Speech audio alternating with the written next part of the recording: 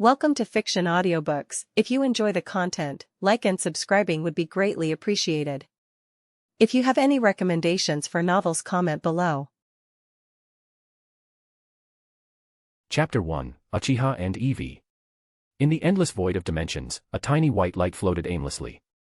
Suddenly, a chaotic space-time storm swept through, and a shadowy figure emerged from the turbulence, shattering the light into 36 fragments that scattered in all directions.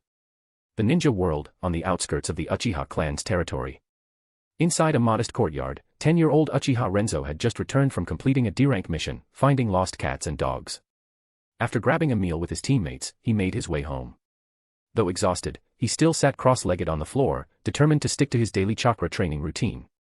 But suddenly, his consciousness wavered. The next thing he knew, he found himself inside a strange tunnel.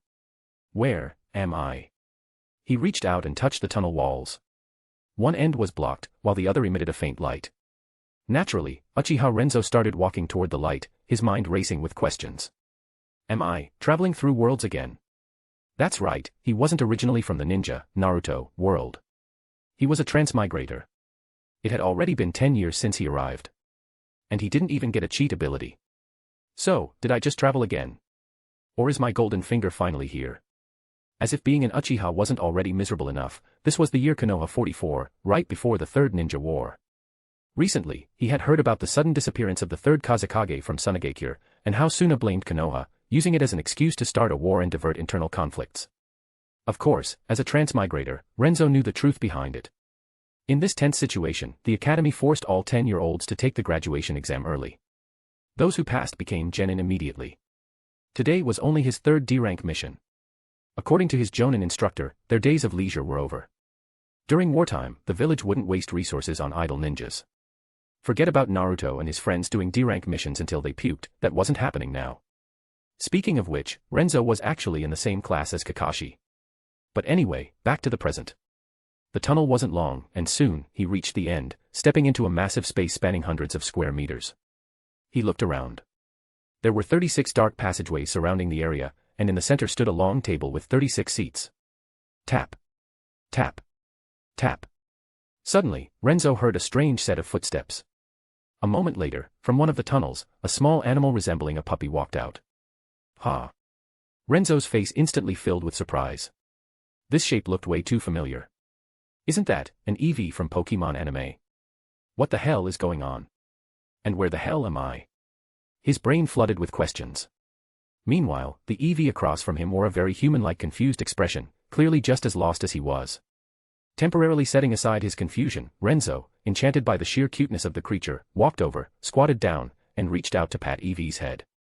In his previous life, he had loved Pokemon, and Eevee was one of his favorites. No particular reason, just because it was cute. But before he could touch it, the Eevee suddenly dodged back and snapped, "Can you not touch me? Who said you could pet my head?" Its voice was fierce. Renzo froze. Eh? You can talk. Eevee can talk. Immediately, he thought of Team Rocket's Meowth and couldn't help but speculate, wait, are you one of those special Pokemon that learned human speech like Meowth? Eevee Renzo, face with steam from nose. The Eevee turned its head away, clearly refusing to entertain this conversation. The next second, Renzo smirked and, taking advantage of the moment, quickly reached out, grabbed Eevee, and rubbed its head roughly. Fluffy. One word, amazing. Bye. As Eevee let out a sharp cry, both of them suddenly froze. The scream stopped abruptly. At that moment, they both felt a flood of new memories entering their minds. And the memories came from each other. Then, completely dumbfounded, they stared at each other. Wait, so that's how it is? You're also Renzo? Eevee guessed, so, did we both get sent to two different worlds at the same time? No. Renzo glanced at the dark tunnels surrounding them, quickly counted them, and said, it should be 36 of us. We each came out of a different tunnel, so that means the other tunnels must lead to other versions of us. Now that you mention it, that makes sense, Eevee murmured as it processed Renzo's memories. Hey! Quit petting me. Realizing that Renzo was still rubbing its head like a cat, Eevee snapped. Furious, it chomped down on Renzo's hand. Ow! Renzo yelped and instinctively let go. Eevee quickly took the chance to escape his grasp, jumping onto the central table and sitting smugly, looking down at him as he nursed his hand. Well, aren't you lucky? Eevee sneered. You actually got reincarnated into the Naruto world as an Uchiha. And it just so happens to be the start of the Third Great War. Damn. I think you're doomed, smirking face. Have you thought about how you'll deal with tragic orphan boy Uchiha Itachi and suicidal idiot Shisui? Or how you'll survive the war, not to mention threats from Danzo and even the third Hokage? The ninja world was no joke. Especially during wartime. And Renzo was born into the Uchiha clan. The future looked bleak. Even worse, Eevee Renzo had just reviewed Uchiha Renzo's memories and realized that his talent was average at best, not the worst, but far from exceptional. Right now, he was just an elite genin. And that was after 10 years of relentless training. Most of his time had been spent on self-improvement. Clearly, this version of himself was desperately trying to survive. Well, Uchiha Renzo shrugged. It's not like I had a say in which world I ended up in. Just like you probably never expected to be reincarnated as an Eevee, huh? Then he smirked. Puffed. I mean, how are you gonna find a girlfriend now? You gonna date another Eevee or something? Renzo crossed his arms, looking at Eevee Renzo with a mischievous glint in his eyes. If life is a competition of misery, then as long as you're worse off than me, I'm fine. Smirking face. Chapter 2, Eevee's Painful Past. Shut up. Eevee Renzo snapped, slamming its hind legs against the table and launching itself at Uchiha Renzo with claws outstretched, aiming to scratch his face. Too bad he dodged effortlessly. Seeing Eevee ready to attack again, Renzo quickly waved his hands to stop it. Hey, cut it out. Don't just focus on me. You should be thinking about how to survive instead. The Pokemon world might not seem that dangerous, but that's only from a human's perspective. As an Eevee, you're far from safe. Eevee froze in place, stunned, as memories of the past 3 months flashed through its mind. Tears welled up in its eyes, loudly crying face. It was truly a time best forgotten. To this day, it still had no idea where it was, only that it was stuck in a forest. Being weak, it didn't dare to stray too far. On top of that, its parents had vanished 2 months ago on a trip outside. And the month that followed? Only Arceus knew how a baby Eevee like itself had managed to survive. Thankfully, some Pokemon in the forest were kind enough to help it. Otherwise, it would have been done for. It suspected its parents had either been killed by other Pokemon or captured by trainers, or worse, Pokemon hunters. Now that it had outgrown infancy, it could at least fight, but its skill set was abysmal: tackle, tail whip, growl, helping hand, and an inherited move, wish. Most of these were practically useless in a real battle. The only saving grace was its hidden ability, anticipation, which had saved its life dozens of times. So, what do you think I should do? Pokemon can't just shapeshift into humans. Am I supposed to find myself an owner? A trainer? Just the thought of being someone's Pokemon, forced to train under the whip and rod, treated as nothing but a pawn, made Eevee Renzo shudder. If it found a good trainer, maybe life wouldn't be too bad. But what if it ended up with a cruel one? That would be the end of its freedom. Besides, even though it was an Eevee now, deep down, it still saw itself as human. What kind of human willingly finds themselves a master? Wait, now that I think about it, didn't that happen quite a lot in my past life? Eevee's thoughts took a sudden turn. No. It shook its head vigorously before lifting its little chin with a stubborn huff. No way. I'm not getting myself an owner. Humph. Don't be so quick to dismiss it. Uchiha Renzo rested his chin on his hand, smirking. A bad trainer would suck, sure, but you know the original storyline. You could seek out a strong, reliable trainer from the main series, like Cynthia, Lorelei, Tuko, or Dawn. Eevee squinted. Why are all the names you listed female? Unamused face. Uchiha Renzo smirked. Come on, we used to be the same person. Who are you trying to fool? Would you honestly prefer a male trainer? Smirking face. Stop pretending. Eevee scratched its head sheepishly. Fine, you got me. But let's be real, male trainers are usually rough, dirty, and irresponsible. Female trainers tend to cherish their Pokemon more. Smiling face with smiling eyes. Heh. Uchiha Renzo smirked.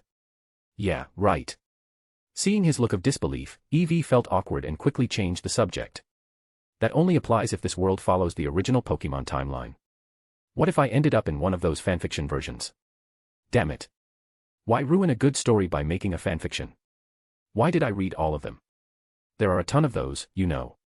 And many of them were absolute nightmares. Why don't you just check and find out? Renzo shrugged. Did this really need explaining? Did turning into an Eevee really drop his IQ? Seeing Renzo's judging stare, Eevee flared up. Stop looking at me like that. You think I don't want to check? I'm just too weak. It's too dangerous for me to move around. I'll wait until I train myself up first. On this, they were the same. Why did Uchiha Renzo train so hard for 10 years? Because he was terrified of dying. You sure? Uchiha Renzo scoffed. Before your cheat ability unlocked, sure, you were weak as hell. But now, you fused with all my strength. Even though I was just a low-level chunin, I wasn't weak. With my skills and your Eevee abilities, you're more than capable of scouting the area carefully. You should at least figure out where you are. His strength alone wasn't weak, and Eevee's powers only added to it. The sum of their abilities was greater than the parts. Oh. Eevee's ears perked up as it realized, you're right. No kidding. Renzo rolled his eyes. Had he really fallen this far? His intelligence was completely out of sync now. How had he not figured out something so basic? Humph. Eevee huffed, hopping back onto the table. It cast a smug glance at Renzo and smirked. Don't just focus on me. Let's talk about you instead. You're getting sent to the battlefield tomorrow, aren't you? Have you figured out how to keep yourself alive? Don't laugh at others when you're in the same boat. Ah. Renzo dragged out the sound. For now, I'll just take things as they come. Your power should help me too. Together, I think I'm at least Chunin level now, right? As long as I'm careful, I should be fine. They wouldn't send fresh genin straight to the front lines anyway. Then he looked at Eevee with expectation. By the way, have you decided which evolution you want? Eevee's unstable genes gave it the most evolution options of any Pokemon. The anime had already revealed 8 forms, but there were 18 types in total, so who knew if more existed? Not really. It's still early for that, isn't it? Any suggestions? Eevee tilted its head. It was only level 5, far from evolving. I suggest Espeon. Renzo said immediately. It has psychic abilities, meaning you'd be able to talk through telepathy, teleport, and even use moves like Heal Pulse. How awesome would that be? Chapter 3, Awakening the Sharingan. Uchiha Renzo couldn't deny it, he was seriously craving those psychic abilities and all the cool moves that came with them. Especially teleportation. In some ways, it was even more powerful than the 4th Hokage's Flying Thunder God technique. Having a move like that would mean an insane survival advantage when it really mattered. Leaving teleportation aside for now, are you sure Espeon can learn Heal Pulse? I swear I remember it couldn't. Eevee tilted its head, doubtful. Is that really the point? Uchiha Renzo rolled his eyes. It's a psychic-type move, and you've already merged with my mental energy. In the future, you'll probably be able to integrate even more of your own psychic power. Learning it isn't impossible, right? You're not just a regular Eevee, you are a human. Don't lower our standards, man. You got a point there. Eevee grinned sheepishly before seriously considering, Espeon really does seem like a great choice. But Eevee suddenly shot a sharp glare at Renzo and scoffed, you're forgetting something important, Espeon evolves through strong bonds with its trainer. And guess what? I don't have a trainer. So how am I supposed to evolve? Renzo pointed at himself. How about me? Eevee, do I look stupid to you? Unamused face. Ahaha. Yeah, fair enough. Renzo laughed awkwardly before suggesting, then you'll have to figure out where we are and find a strong, reliable trainer as soon as possible. Got it. Eevee waved a paw dismissively. Let's call it a day for now. I'm heading out, I don't even know what's happening with my actual body while we're in this space. With that, Eevee focused its thoughts and vanished from the mysterious dimension. That's right, this was just a special mental space. Neither of them knew why their consciousnesses could fully manifest here, but whether it was Eevee or Renzo, they both understood this wasn't reality. Yeah, I should head back too. Realizing Eevee had a point, Renzo willed himself out of the space as well. The moment he returned to reality, a powerful energy surged through his body. It spread gently, fusing into his mind and physique. Instantly, he felt his mental strength skyrocket. His chakra reserves also exploded in volume, jumping from the level of a regular genin to that of a chunin. At the same time, new knowledge flooded his mind, his newly acquired skills, tackle, tail whip, growl, helping hand, and the inherited move wish. Plus, his hidden ability, anticipation. After stretching and moving around in the courtyard, Renzo realized his nerve reflexes and balance had improved drastically. Even his recovery speed had probably increased, though he'd need intense training to confirm it. Returning to the living room, he reviewed the skills in his mind and couldn't help but complain, most of these are pretty lame, except for helping hand and wish. What am I supposed to do with the others? Tackle. He wasn't about to go headbutting enemies like an idiot. Tail whip. Yeah, right. He didn't even have a tail. And even if he did, he sure as hell wouldn't wag it like some kind of fool. Growl. Even dumber. Looks like I'll have to modify these into something actually useful. Resting his chin on his hand, Renzo started brainstorming. Tackle could be integrated into my taijutsu strikes or swordplay. Tail whip. Could I replicate it using my arms or sword feints? Wait, wasn't that exactly what that eternal genin, Kosuka used in Konoha-style kenjutsu, Willow? That might actually work. Worth a try. As for growl, it's a sound-based attack, right? The more he thought about it, the more he realized these moves weren't completely useless after all. Helping Hand and Wish, though. One boosted the next attack's power by 50%, and the other healed injuries. Both were incredibly useful. But more importantly, this. Renzo stepped in front of his bedroom mirror, closed his eyes, then snapped them open. A pair of blood-red irises stared back at him, each eye holding 2 jet-black tomo. That's right, after merging with Eevee's psychic power, his Sharingan had awakened naturally. And not just a single tomo, it jumped straight to 2. Interesting, seems like as long as my mental energy is strong enough, unlocking the Sharingan isn't actually that hard. This connection is definitely worth investigating further. He reached up, touching his eye socket thoughtfully. Everything around him looked sharper than ever before. Even the dust particles floating in the sunbeams were crystal clear. Opening and closing his Sharingan felt like shifting between 2 completely different worlds. After testing out his vision and adjusting to the abilities, Renzo finally deactivated it. Half an hour of use drained about 1/20th of my chakra. Not bad. Estimating his chakra reserves, he nodded in satisfaction. Of course, that was just the basic visual perception mode. Using Genjutsu or the copying abilities might have different energy requirements. He'd need real combat testing to figure that out. Shortly after, Renzo left the house and headed toward a secluded training ground at the village's edge. There, he began his physical training, familiarizing himself with his newly enhanced strength. Then, he moved on to modifying his skills. Thankfully, Eevee had already trained with these moves for 3 months, making them fairly advanced in proficiency. That meant Renzo inherited them at a high level too, making the adaptation process much easier. Let's try that. Boom. Channeling the energy of tackle into his fist, Renzo punched forward, generating a shockwave of force. It felt as though the very air was splitting apart in front of his fist, sending dirt and dust flying. At the same time, he noticed a small but noticeable drop in stamina. It actually worked. Excitement flashed across his face, his theory was right. If he could apply this principle to all his moves, he could essentially craft his own set of Pokemon ninjutsu hybrid techniques. And that was just using regular stamina. What would happen if he infused it with chakra? His mind buzzed with possibilities. Chapter 4, A Normal Day. Let's try again. Once he had an idea, Uchiha Renzo acted on it immediately. Closing his eyes, he recalled the sensation of using the move before. This time, he tried replacing his stamina with chakra, channeling it through the meridians in his arm. Then, he threw a punch at a tree in front of him, without even touching it. Impact punch. Boom. A shockwave blasted from his fist, tearing through the air with a deep roar. The impact rushed forward, colliding with a thick tree half a meter away. Crack. A deep pit, more than 10 centimeters wide, was punched into the tree trunk. The tree groaned, its branches shaking violently as several snapped and fell to the ground. Renzo retracted his fist, staring at the damage with a sharp inhale. Damn, that's way too strong. It reminded him of Tsunade's legendary strength. Actually, it was really similar.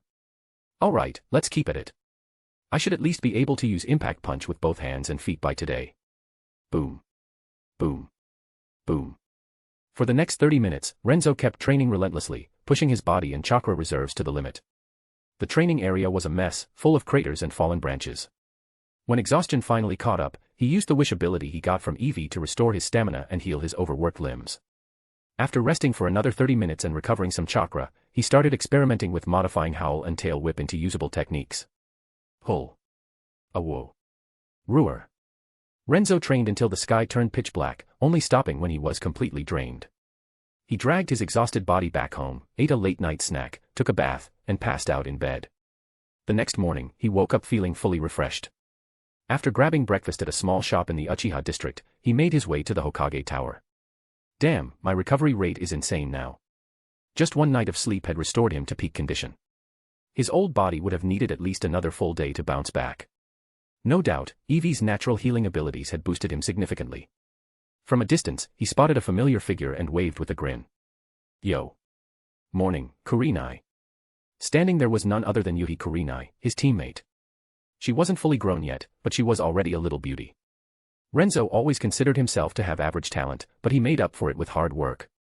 His broad knowledge helped him develop a personal training system, allowing him to outshine most of his peers. After Kakashi graduated early, he had taken the #1 spot in the class. There was no way he could have beaten Kakashi before that. That guy was a real genius. Because of his top ranking, it was natural that he and Kurenai were put on the same team. More importantly, unlike most Uchihas, Renzo wasn't arrogant.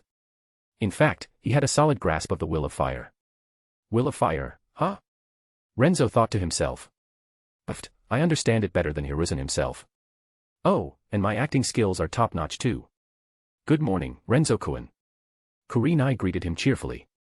Unlike most Uchihas, Renzo was not only kind and approachable but also insanely handsome. Even in the Uchiha clan, full of beautiful men and women, he stood out. And since he was talented and strong, it was only natural that Kurenai liked him. This is the Naruto world, after all. Boys and girls mature early. Of course, it was just innocent admiration at this point. Hey! Are you two seriously ignoring me? Just as Renzo and Kurenai were chatting, a certain someone nearby couldn't hold back anymore. Sarutobi Asuma, who had been standing there the whole time, was fuming. His face turned red as he finally exploded in anger. He had always liked Kurenai, but now she was laughing and chatting with Renzo like he didn't even exist. Huh. Renzo finally turned to him, acting as if he had just noticed Asuma for the first time. Oh, Asuma. You're here too. Morning. Morning, my ass. Asuma yelled. I've been standing here forever. How invisible do you think I am? Then, as if something snapped inside him, he pointed at Renzo and growled, You only care about Kurenai, don't you? Well, listen up. Kurenai is mine. You better back off. He turned to Kurenai, shooting her the most desperate puppy dog eyes ever. She, however, only looked disgusted. Renzo glanced behind Asuma, then suddenly grinned and gave him a big thumbs up. Man, I respect your bravery. Huh? What the hell are you? Before Asuma could finish, he felt it. The air around him darkened. A shadow loomed over him. And then, a deep, familiar voice rumbled from behind him. Brat. Who did you just say was yours? Killing intent. Cold sweat drenched Asuma's back. Ha. Slowly, he turned his head and saw a face that nearly made him cry. It was Yuhi Shinku, Kurenai's father and their squad leader. A veteran elite jonin. Asuma forced a shaky smile. Gee, good morning, sensei. You must have misheard me. I didn't say anything. Really? I swear. Inside, he was panicking. Crap. I just got caught flirting with his precious daughter. What do I do? Help. Somebody. A giant metaphorical danger sign flashed above his head. If I hear you say that again, I'll break your legs. Shinku growled. Like any overprotective father, he was pissed. Even if Asuma was the Hokage's son, that didn't mean shit. Sensei, what's our mission today? Renzo asked, smoothly changing the subject. A subtle way of saving Asuma's life. Of course, Asuma wasn't grateful at all. To him, Renzo was just a love rival. A side note, yes, Kurenai's father was their squad leader. Shinku was an experienced elite jonin, which showed how much Hiruzen valued this team. Though, let's be real, it was probably mainly because Asuma was on it. Renzo and Kurenai being on the team was just a bonus. After all, Renzo wasn't just a talented Uchiha, he also didn't act like a typical Uchiha. That made him the perfect recruit for Hiruzen's long-term strategy. Hiruzen and Danzo had always followed this tactic, recruit Uchiha prodigies to weaken the clan's unity. They did it with Shisui. They did it with Renzo. And later, they try the same thing with Itachi. Renzo understood their little games perfectly. But for now, it wasn't time to deal with that. His priority was getting stronger. Once he reached the point where no one could control him, then he'd settle all accounts. Chapter 5, Brainless Asuma. Come on, sensei. We're not doing another one of those D-rank missions like finding lost cats and dogs, are we? Hearing the word mission, Asuma perked up, immediately voicing his complaint. He wanted something more challenging, something that would push his limits. More importantly, he wanted to prove his strength and talent to his father, the third Hokage. He also wanted to show the people of the village that he, Sarutobi Asuma, wasn't just riding on the coattails of his Hokage father. He was a genius in his own right, and he worked just as hard as anyone else. Renzo saw all of this clearly and understood Asuma's rebellious mindset all too well. Growing up in the shadow of a powerful father, it was natural to develop this kind of resistance. A desire to prove oneself without relying on their family name, that was a common struggle. Asuma was like this, and in the future, Konohamaru would be the same. In his past life, Renzo had seen this kind of thing countless times. Relax. There's no way you're getting a D-rank mission today. This time, it's a C-rank mission, Bandit extermination. The goal is to let you guys see some real combat. Follow me. With that, Yuhi Shinku led the three of them to the Hokage's office, where they met the third Hokage, Sarutobi Hiruzen. This time, their mission would be assigned personally by the third Hokage. Lord Hokage, we've come to receive our mission. As soon as they entered, Shinku bowed slightly and spoke with respect. Ah, it's you all. This is your mission for today. The third Hokage smiled, nodding at the group. His gaze lingered on Asuma for a second longer before he retrieved a mission scroll from his drawer and handed it to Shinku. Then, he added, Shinku, I'm counting on you to guide Asuma and the others. Of course, you don't have to coddle them. What they must experience, they cannot avoid. I just hope they can grow as quickly as possible. The real war isn't far off now, and we don't have much time left for them to train. Lately, the third Hokage had been swamped with work. Trouble was brewing on all fronts, and bad news kept pouring in. The war with Tsunagakure had already begun. Orochimaru had led thousands of shinobi to the front lines. Meanwhile, Iwagakure and Kimogakure were restless, and the constant stream of bad news was giving him a massive headache. If not for this, they wouldn't have pushed Asuma and Renzo's group to graduate early. Understood. You can trust me, Lord Hokage. I'll protect them with my life if I have to. Shinka's expression was serious as he made his vow. Hearing this, the team felt a sense of warmth. Even Asuma, despite his complicated feelings towards his father, was touched for a brief moment. However, that emotion quickly faded. His resentment toward his father had been building up for years, becoming an obsession, a prejudice, something that wouldn't disappear so easily. The third Hokage saw all of this and could only sigh internally. In the end, it was his own fault. He had been too busy and had neglected to properly guide Asuma. It was an unfortunate reality of being Hokage. 2 hours later, Shinku led Renzo and the others out of Konoha, heading west toward their mission target. As they leaped from tree to tree, Shinku addressed them with a serious tone. You heard what the Hokage said earlier. I won't hide the truth from you. Konoha is already at war with Tsunagakure, and the other nations are waiting for the right moment to strike. Your time to grow in safety is running out. Soon, I may not even have time to lead you on missions. Another Jonin might take over your training. And who knows? You might be sent straight to the front lines at any moment. So, cherish the time you have now. I don't want to hear about you dying on the battlefield in the future. Understood. Shinku's concern was evident in his voice. Feeling the weight of his words, the three of them nodded seriously. Yes. We understand, Sensei. Is the situation really that bad? Asuma asked, still a bit naive. Isn't Konoha the strongest of all the villages? Why would we be in such danger? Why, indeed. Shinku sighed, looking at Asuma with a hint of frustration. In his eyes, the third Hokage's youngest son was too naive, too immature. Most of the time, he was busy rebelling against his father rather than training seriously. When he wasn't doing that, he was caught up in trivial romantic distractions. Compared to his teammate, Uchiha Renzo, the difference was night and day. As their sensei, Shinku had observed them carefully and knew how hard Renzo worked. By comparison, Asuma was lacking. Exactly.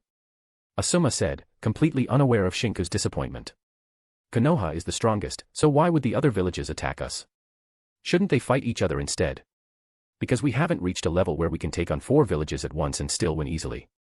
Tsunagakure is already at war with us. It won't be long before Iwagakure, Kimogakure, and even Kirigakure join in. Renzo answered before Shinku could respond. After all, wasn't that how the previous 2 shinobi world wars had played out? Huh. Asuma frowned. Why does Tsunagakure fighting us automatically mean the other villages will attack too? Can't they just fight each other instead? Konoha is the strongest, isn't it? After all, bullies always pick on the weak, right?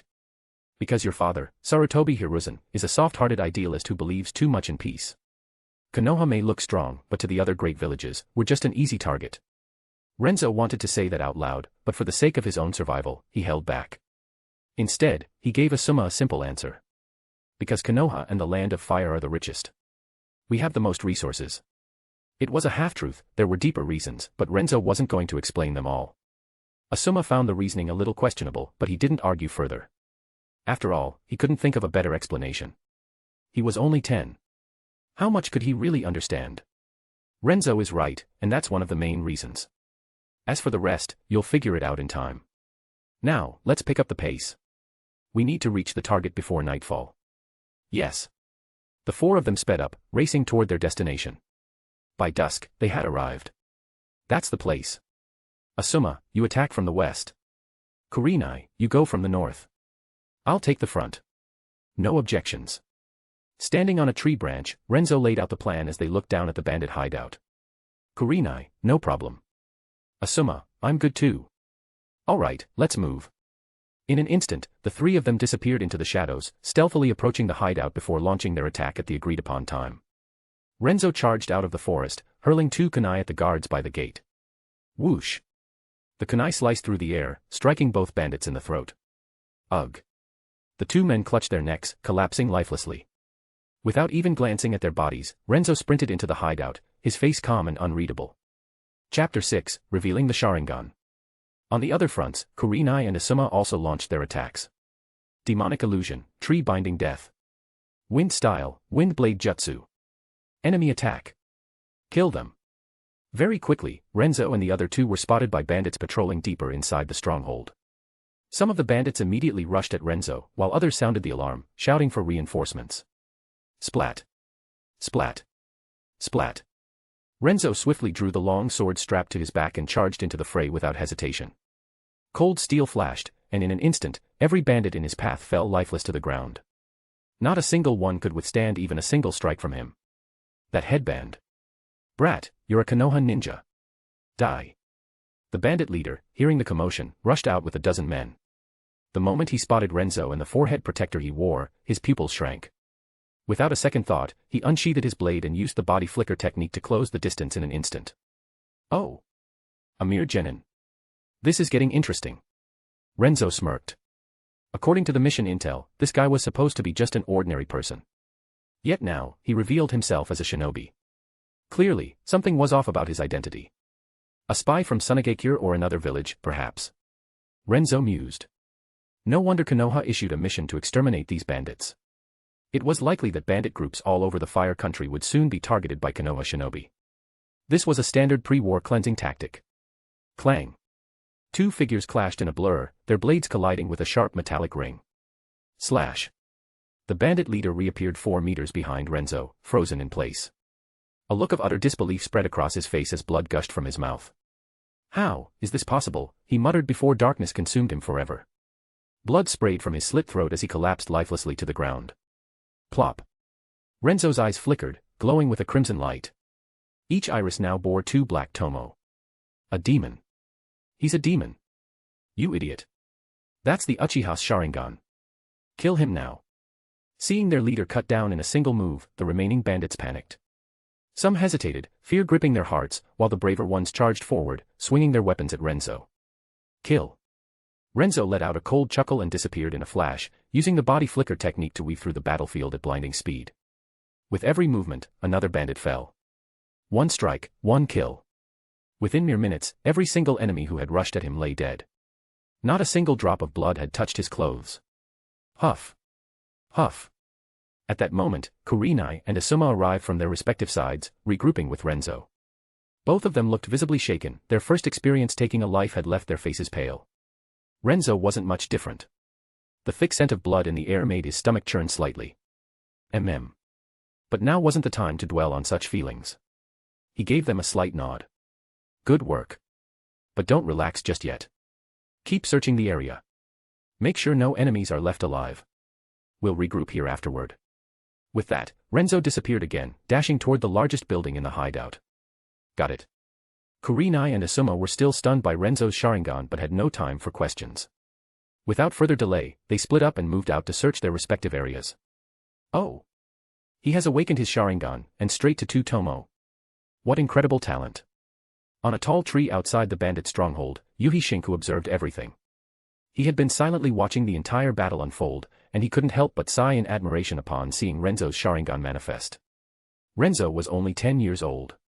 He was already among the strongest of his peers, and now, with his Sharingan awakened, at the 2 tomo level no less, his strength was bound to skyrocket in the near future. Uchiha were always like this. Before awakening their Sharingan, they were one thing. After awakening it, they were on a whole different level. Even the third Hokage might take notice of this. Yuhi Shinku mused to himself. As Renzo's teacher, he was genuinely pleased with his students' progress, especially in these turbulent times. With war looming, Renzo's rapid growth wasn't just good for him, it also meant a greater level of security for Kurenai and Asuma, his teammates. That alone was enough to put Yuhi Shinku's mind at ease. Moreover, he was well aware of his daughter Kurenai's feelings for Renzo. Although he wasn't entirely thrilled about it, at least Renzo was a far better choice than Asuma. The bandit hideout had already been largely wiped out, but Renzo and the others meticulously combed through it, eliminating any remaining threats. They also rescued a few innocent civilians and looted the stronghold for valuables before regrouping at the center. Ah. I'm exhausted. Asuma collapsed onto the ground, panting heavily. We should be done now, right? Kurenai, her face still slightly pale, glanced at Asuma and Renzo as she caught her breath. Yeah. Renzo nodded calmly. We've checked everything. Now we just need to deal with the bodies before we leave. What? We still have to move the corpses. Have some mercy on me. Asuma groaned in protest. He had zero energy left, and honestly, he didn't even want to touch those gruesome bodies. What, you want Kurenai and me to do it all by herself? Renzo smirked, emphasizing the words, all by herself. No way. Asuma immediately sprang up, extending a hand in defiance. Kurenai is a delicate girl. How can we let her do something like this? You and I will handle it. Delicate. Me. Asuma, are you looking down on me? Kurenai frowned, crossing her arms as she stared at him. Seeing her reaction, Asuma panicked and quickly waved his hands. No, no, no. That's not what I meant. I just... The more he spoke, the more flustered he became. Finally, he sighed in defeat. Ugh. You know that's not what I meant, Kurenai. Puffed. Kurenai suddenly chuckled, shaking her head. All right, enough. I was just messing with you. Let's get to work. We're teammates, no one gets special treatment. I don't want to fall behind. She immediately got to work, determined not to lag behind Renzo. Heh, so that's what it is. Asuma scratched his head awkwardly, finding this side of Kurenai kind of cute. Idiot. Renzo shook his head and started gathering the bodies. Hey, what did you just call me? Nothing. Get to work. Unless you plan on slacking off. You. Arg, fine. The three of them worked quickly, finishing the task in just over 10 minutes. Chapter 7, Why Revealing the Sharingan. Fire Style, Great Fireball Jutsu. With a swift series of hand seals, Renzo unleashed a massive fireball. The flames expanded rapidly, growing to a diameter of 6 or 7 meters, completely engulfing the pile of corpses and setting them ablaze. Maintaining the jutsu for over 10 seconds, Renzo ensured the bodies were reduced to ashes before cutting off his chakra supply. As the fire gradually faded, all that remained was a deep crater, 6 or 7 meters wide. Despite its reputation in the original series for often missing its target, the Great Fireball Jutsu was undeniably powerful. Damn. Asuma inhaled sharply, his face full of disbelief as he looked back and forth between Renzo and the crater. Did you get stronger again? Just a few days ago, your fireball wasn't this big or this intense. Even from several meters away, he had felt the overwhelming heatwave wash over him. It was obvious, the fireball's temperature was far more intense than before. Yeah, you have improved a lot. Kurenai nodded seriously, feeling a growing sense of urgency. Not only his Sharingan but even his ninjutsu has improved so much. I need to work harder, she thought to herself. Damn it. Renzo's progress is way too fast. No way, I need to train even harder. Asuma clenched his fists, making a silent vow in his heart. Just then, Yuhi Shinku appeared before them in a flash, his eyes scanning the group before he smiled in approval. Not bad. For your first combat mission, you handled it cleanly and efficiently. You deserve praise. He. You're too kind, sensei. Asuma scratched the back of his head, grinning smugly. He was proud of his performance today. But Shinku's face immediately darkened. Don't get cocky. You need to push yourselves even harder. You don't have much time to grow, missions will only get more dangerous from here. Understood. This kid was already getting carried away after a single compliment. No way, he needed to set him straight. Yes. Asuma immediately straightened up, his expression turning serious, which made Renzo and Kurenai chuckle. All right. Once we escort these villagers back home, we'll return to the village. Understood. With that, Renzo and his team set off once more, escorting the rescued villagers to a nearby settlement. Shinku then handled the mission payment with the village chief. It's already late. We'll stay here for the night and head back in the morning. Looking up at the dark sky, Shinku made the decision. Renzo and the others had no objections. After dinner, Kurenai and Asuma approached Renzo. Renzo, did you awaken your Sharingan today? Although they had already seen it, they wanted confirmation. Yeah. When I killed that bandit leader, it just activated somehow. Renzo gave a reasonable excuse, nodding in explanation. He had planned on revealing his Sharingan for a while now. With the third great ninja war beginning, showcasing some of his talent would ensure that the third Hokage and the Uchiha clan took him more seriously, investing more resources into his development. Hiding everything wasn't a good strategy. Not only would it slow his growth, but if he was ever exposed, people might label him as overly secretive and scheming, which could hinder his future prospects. After careful consideration, and with his golden finger ability already in effect, Renzo had decided that showing some of his potential wasn't a big deal. As long as he kept a few trump cards hidden, he would be fine.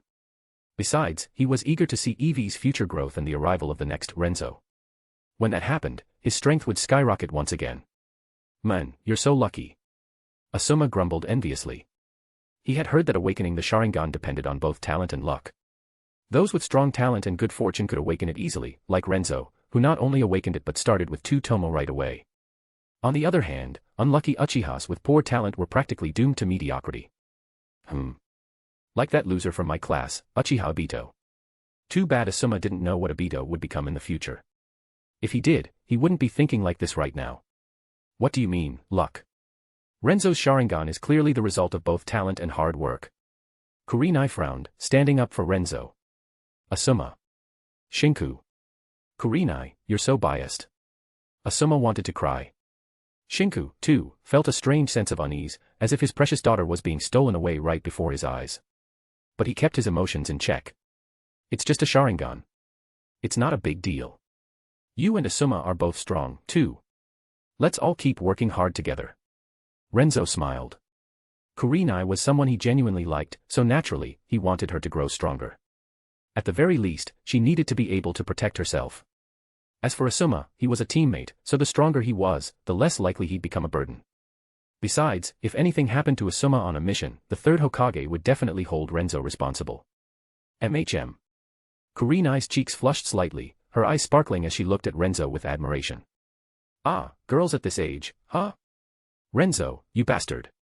Seeing Kurenai's reaction, Asuma felt an unexpected mix of emotions. He had just started feeling touched by Renzo's words, but now that feeling was gone, thrown straight into the land of water. Renzo. I challenge you to a duel. Huh? You sure? This. Ha ha ha. Asuma, you're embarrassing yourself. The night passed peacefully. The next morning, Renzo and his team set out once again, heading back to Konoha. It took them most of the day to return to the village. While Shinku went to report their mission, Renzo and the others waited outside the Hokage's office. After all, Shinku had promised to treat them to barbecue today, to celebrate their successful first combat mission. Meanwhile, inside the Hokage's office, the third Hokage read through Shinku's mission report while listening to his verbal summary, nodding occasionally. When Shinku described Renzo's tactical awareness during battle, the third Hokage looked pleased. This kid has a good grasp of the bigger picture. Upon hearing that Renzo had awakened his Sharingan mid-battle, and that it was already at 2 tomo, the third Hokage's eyes widened in surprise. Are you certain? He really awakened the Sharingan. Yes, I confirmed it multiple times. Renzo himself also acknowledged it. The kid has great potential. Shinku nodded firmly. Chapter 8, The Third Hokage's Thoughts. The third Hokage puffed on his pipe, nodding slightly. That kid is only 10, right? He's got talent. He's worth focusing on and nurturing. There's no issue with the mission report. You're dismissed, Shinku. Understood. Once Yuhi Shinku left the Hokage's office, Hiruzen walked over to the window. From there, he could see Renzo, Kurenai, and Asuma standing together below. Watching them interact harmoniously and seeing Renzo's calm, clean smile, the third Hokage also smiled slightly. A genius, huh? Not bad. Looks like it's time to have Fugaku come over for a chat. This Uchiha prodigy was someone he wanted under his wing. He couldn't let the Uchiha clan have him entirely. Before long, Anbu arrived at Uchiha Fugaku's residence with a summons from the Hokage. The Hokage wants to see me. Do you know why? Fugaku asked curiously, trying to extract some information, but the ANBU remained silent. With no other choice, he sighed and nodded. All right, let's go. Soon after, Fugaku stepped into the Hokage's office. Greetings, Lord Hokage. May I ask what this is about? Fugaku said respectfully, giving a slight bow. Clan leader Fugaku, welcome. Have a seat. The third Hokage stood up with a friendly smile, gesturing for Fugaku to sit on the nearby couch. Once they were seated, Hiruzen took a puff from his pipe before speaking. It's nothing serious, really. I just wanted to talk about Uchiha Renzo. Oh. Fugaku was taken aback. He knew Renzo, after all, the boy was quite well known within the Uchiha clan. He had been the top student in his class, with excellent grades and solid strength. Fugaku had even met him a couple of times and provided some clan resources to support him. The fire style and lightning style jutsu Renzo knew, along with the Uchiha Shuriken techniques, had all come from those resources. Furthermore, Fugaku was aware that Renzo was in the same squad as the Hokage's son, Asuma. The boy had good character, lacked the typical Uchiha arrogance, and was someone Fugaku had a favorable impression of. But now, for the Hokage to mention him and personally summon him for a discussion. That was suspicious. Did something happen to Renzo that I don't know about? Looks like I'll need to have a talk with him later, Fugaku thought to himself. Facing the Hokage, he asked directly, did Renzo cause some trouble? If so, please be forgiving, Lord Hokage. The Uchiha clan is willing to take responsibility. Fugaku's tone was cautious. He immediately considered the possibility of past instances where the Hokage and Danzo had targeted Uchiha geniuses.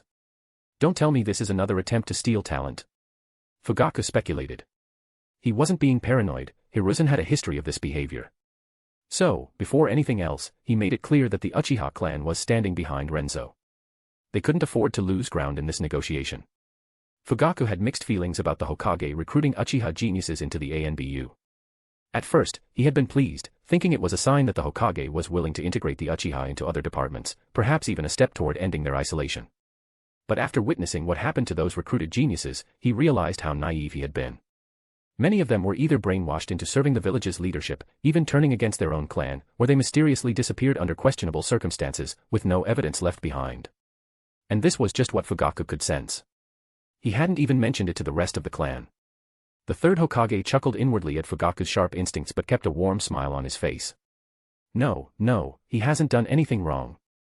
On the contrary, I see great potential in him and would like to invite him to join my ANBU. I hope you'll agree. Damn it. He really is trying to steal him. Fugaku cursed in his mind. At this point, how could he not see the pattern? This was far too familiar. Of course, he wasn't about to agree. He immediately responded, well, Renzo is still very young, and his strength isn't quite there yet. Perhaps it would be best to wait a few more years. Also, shouldn't we ask for his opinion on the matter? Fugaku had already made up his mind, he would delay the decision for a few years while ensuring that Renzo received as much clan support as possible. By strengthening the boy's ties to the Uchiha, they could make it harder for the Hokage to take him away. If, in a few years, the Hokage still insisted, then perhaps Renzo could be sent in as an insider, a spy within ANBU. That makes sense. Hiruzen wasn't entirely sure what Fugaku was thinking, but he acknowledged that his argument was reasonable. He wasn't in a hurry, so he nodded in agreement. Very well. We'll leave it at that for now. Thank you for coming, clan leader Fugaku. Seeing that the Hokage was dismissing him, Fugaku didn't linger. He bid farewell and left. Heh. No rush. The third Hokage smirked as he watched Fugaku leave with a tense expression. I'll continue giving Renzo resources and make sure he grows closer to Asuma. Maybe in the future, he'll be to Asuma what Kagami was to me. As he puffed on his pipe, he reflected on Fugaku's reaction. As a seasoned schemer, he knew exactly what the Uchiha leader was trying to do. But he wasn't worried. Summoning Fugaku had simply been a way to establish dominance and set the stage. Now, it was time to lure Renzo further in. Additionally, he had high hopes for Asuma, he envisioned his son as the Hokage, even if he couldn't be the fourth. He just needed to find Asuma the right allies for the right time. Bring Uchiha Renzo to me immediately, he ordered. Yes, sir. A hidden ANBU agent obeyed instantly and disappeared in a flash. Before long, the ANBU arrived at the barbecue restaurant where Renzo was. Uchiha Renzo, the third Hokage has summoned you. Ah. The Hokage wants to see me. Renzo feigned surprise, though he already had a good guess about why. It's probably about my Sharingan and my talent. He wants to place more bets on me. It was clear he was still just a piece on the board in their eyes, but Renzo didn't mind. Weakness was a sin. The weak were destined to be pawns. One day, when he surpassed them all, he would no longer be a piece, he would be the player moving the pieces. All right, I'll go. The ANBU nodded. Come with me. Yuhi Shinku grinned. It's probably good news. Go quickly, don't keep the Hokage waiting. Got it. You guys keep eating. I'll be back soon. Renzo waved to his team before leaving. Come back soon. Kurenai called out. Watching him leave, she muttered, I wonder what the Hokage wants with him. Father, do you know? Asuma also turned to his teacher curiously. Not sure, but it should be something good. Let's eat while we wait. All right. Chapter 9, Multiple Shadow Clone Jutsu. Meanwhile, Uchiha Renzo arrived at the Hokage's office under the escort of an Umbu member. With a swift movement, the Umbu disappeared. Greetings, Lord Hokage. May I ask why you've summoned me? Renzo asked politely, bowing slightly. Haha. The third Hokage chuckled kindly. He stood up warmly and gestured for Renzo to take a seat on the large sofa beside him. With a gentle tone, he spoke, Your teacher reported your performance during the mission, and I also heard about your Sharingan awakening. Congratulations. Among the Uchiha I've seen, your talent is among the best. Hearing this, Renzo straightened his back, feeling both shy and proud. You're too kind, Lord Hokage. I still have a long way to go.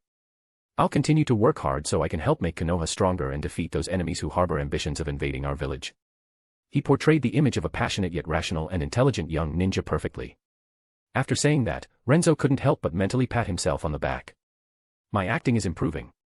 Sure enough, upon hearing Renzo's words and seeing his sincerity, the third Hokage smiled warmly, his expression growing even kinder. He nodded slightly and said, You're a humble child. That's both a strength and a weakness. But your ambition is admirable. Keep up the effort. By the way, I already spoke to your clan leader, Fugaku, about you. I criticized him for neglecting your potential in the past and got him to agree to provide you with more resources. When you return to the clan, he'll probably discuss this with you. Just remember, don't mention that I told you this, it might upset him. Ha ha ha. The third Hokage truly lived up to his reputation as a cunning old fox. Not only did he subtly undermine Fugaku, aiming to weaken any efforts to win Renzo over, but he also attempted to take credit for the resources Renzo was already receiving from the clan. If Fugaku heard this, he'd probably be furious. Renzo, however, saw right through the Hokage's tactics. In reality, Fugaku had never mistreated him. Neither had the Uchiha clan. Since showing talent, he had received a steady supply of resources. As he continued to excel, the clan had only increased its support. Fugaku had even met with him personally twice. Their sincerity was undeniable. So, Renzo held no resentment toward his clan, only mild annoyance at a few ignorant individuals within it. In the Uchiha clan, when you're talented enough, you realize that most of the clan members are actually good people who treat you well. That's just the reality. Got it. I'll keep it in mind. Of course, while Renzo understood everything, he had to continue playing along. So, he nodded obediently and expressed his gratitude. Thank you, Lord Hokage, for looking out for me. Haha. The third Hokage smiled in satisfaction, stroking his beard before continuing, You don't need to call me Lord Hokage. Just call me Uncle. You and Asuma are teammates, but that kid is a bit rebellious and hard to handle. Of course, a large part of that is my fault, I've been too busy and haven't given him enough attention or guidance. So, I hope you can look after him for me. This is a personal request from your Hokage uncle. Can I count on you? What a masterstroke of emotional manipulation. Renzo was almost moved to tears. Of course. He nodded repeatedly, answering eagerly, Don't worry, I'll take good care of Asuma. He's actually very hardworking. He performed really well on this mission. We've even promised each other that we'll continue to improve together. I believe that, in time, he'll come to understand your struggles. After all, no father doesn't love his own child. Even though my own parents left me early, I know they always loved me. As he said this, Renzo's eyes turned slightly red, not because he was activating his Sharingan, but because he was genuinely impressed by his own acting skills. I see. The third Hokage, clearly moved, seemed to relate to Renzo's words. He truly believed that Uchiha Renzo was an emotional, loyal young man. And such a person was perfect to be molded into a loyal tool. Oh, right. The third Hokage suddenly continued, Even though I've already arranged for your clan to provide you with additional resources, I personally want to give you something extra on behalf of the village. Here, I have a list of jutsu, pick one as my personal gift to you. With that, he handed Renzo a scroll. Oh. Renzo accepted it with a hint of surprise and thanked him. Thank you, Uncle Hokage. Then, he carefully examined the list. It contained 5 jutsu. Multiple shadow clone jutsu. Genjutsu, bringer of darkness. Lightning release, Chidori. Fire release, ash pile burning. Lightning release, ground shock. All of them were well-known techniques. Interestingly, the list focused on fire and lightning jutsu. Clearly, the third Hokage knew about Renzo's dual affinities. Even Kakashi's Chidori is on here. So, he must have officially submitted it to the village. I wonder if that was voluntary or forced, and whether he got proper compensation for it. Renzo pondered this briefly. All the techniques were valuable, but he was most interested in the first 3. However, since he could only choose one, he ultimately decided on multiple shadow clone jutsu. With his chakra, stamina, and spiritual energy growing stronger by the day, this technique would be incredibly useful in the future. It was basically an overpowered cheat code. Multiple shadow clone jutsu. Good choice. The third Hokage nodded approvingly. He retrieved a large scroll from a nearby shelf and unrolled it, revealing the full instructions for the jutsu. You have 1 hour to memorize the training method. But remember, this is a forbidden jutsu. It places a heavy burden on chakra and mental strength. Do not create too many clones at once, or you'll risk your life. The third Hokage warned him seriously. Renzo nodded repeatedly in response. With his enhanced memory, it only took a few minutes for him to memorize everything, including the notes and warnings. Got it. Thank you, Uncle Hokage. Renzo respectfully returned the scroll and bowed in gratitude. Oh. That's some impressive memory. No need to thank me. That's all for today, your teacher and teammates are still waiting for you. Go on, now. The third Hokage was slightly surprised by Renzo's quick memorization, but he didn't dwell on it. After all, good memory alone wasn't too unusual. Yes, I'll take my leave now. With that, Renzo exited the Hokage's office and quickly made his way back to the barbecue restaurant, rejoining his team within minutes. Chapter 10, Meeting Minato and his squad. Finally. Took you long enough. We've already finished a whole round of food. Asuma couldn't help but tease as he saw Renzo return. Then, acting all casual, he threw in a question, so, what did my old man want with you? Kurenai also looked curious. Haha, nothing major, Renzo replied with a smile, sitting down beside Asuma. He grabbed a piece of grilled meat, tossed it into his mouth, and said while chewing, the Hokage just praised my amazing talent and rewarded me with a new jutsu. Wow. Renzo-kun, you're amazing. Kurenai immediately cheered, eyes sparkling as she looked at Renzo in admiration. Asuma, on the other hand, felt like he'd just swallowed a fly. Damn you. We all know you're talented, but do you have to brag like that? He had a sneaking suspicion that Renzo was rubbing it in on purpose. Also, he was seriously annoyed at his old man. He had done pretty well on their last mission too. Where was his reward? Ha ha ha ha. The group burst into laughter, and even Asuma, caught up in the mood, couldn't help but chuckle.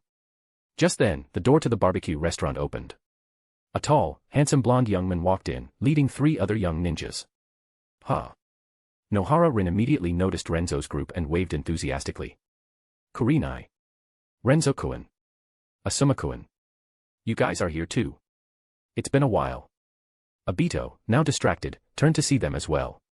The moment he spotted Renzo, his expression soured, and he scoffed, "TCH. Why are you everywhere? You're just as annoying as Kakashi." Kakashi? What the hell? Obito, are you looking for a fight? Angry face. Kakashi shot a sharp glare at Obito, sending a chill down his spine. Obito. Rin huffed, puffing up her cheeks in frustration. How can you say that about Renzo-kun? We're all classmates, and you two are even from the same clan. Then, she quickly bowed and apologized to Renzo. I'm sorry about that, Renzo-kun. Please don't mind him. Meh, no big deal. I'm used to it, Renzo waved it off nonchalantly. Don't worry, Rin. This guy is always like this. I get it, he's just jealous of my looks and talent. I totally understand. Renzo put on an exaggeratedly understanding expression, which made Obito clench his fists, veins popping on his forehead as he growled, "Damn you. You're still as unbearable as ever." He had never gotten along with Renzo. Think about it, Renzo was the top student in their class, excellent in every way, and to make things worse, he was way better looking than Obito. Plus, they were from the same Uchiha clan, making the comparisons even more brutal. Back in the academy, people constantly compared the two. And every single time, Obito got completely crushed. Over time, he developed a mix of resentment, jealousy, and frustration toward Renzo. And to top it all off, Rin seemed to like Renzo quite a bit. That was something Obito just couldn't accept. He was Uchiha Obito. The guy who would one day be willing to destroy the world for Rin. There was no way he could let Renzo take the spotlight. If he had any chance of winning a fight against Renzo, he would have thrown a punch already. Heh.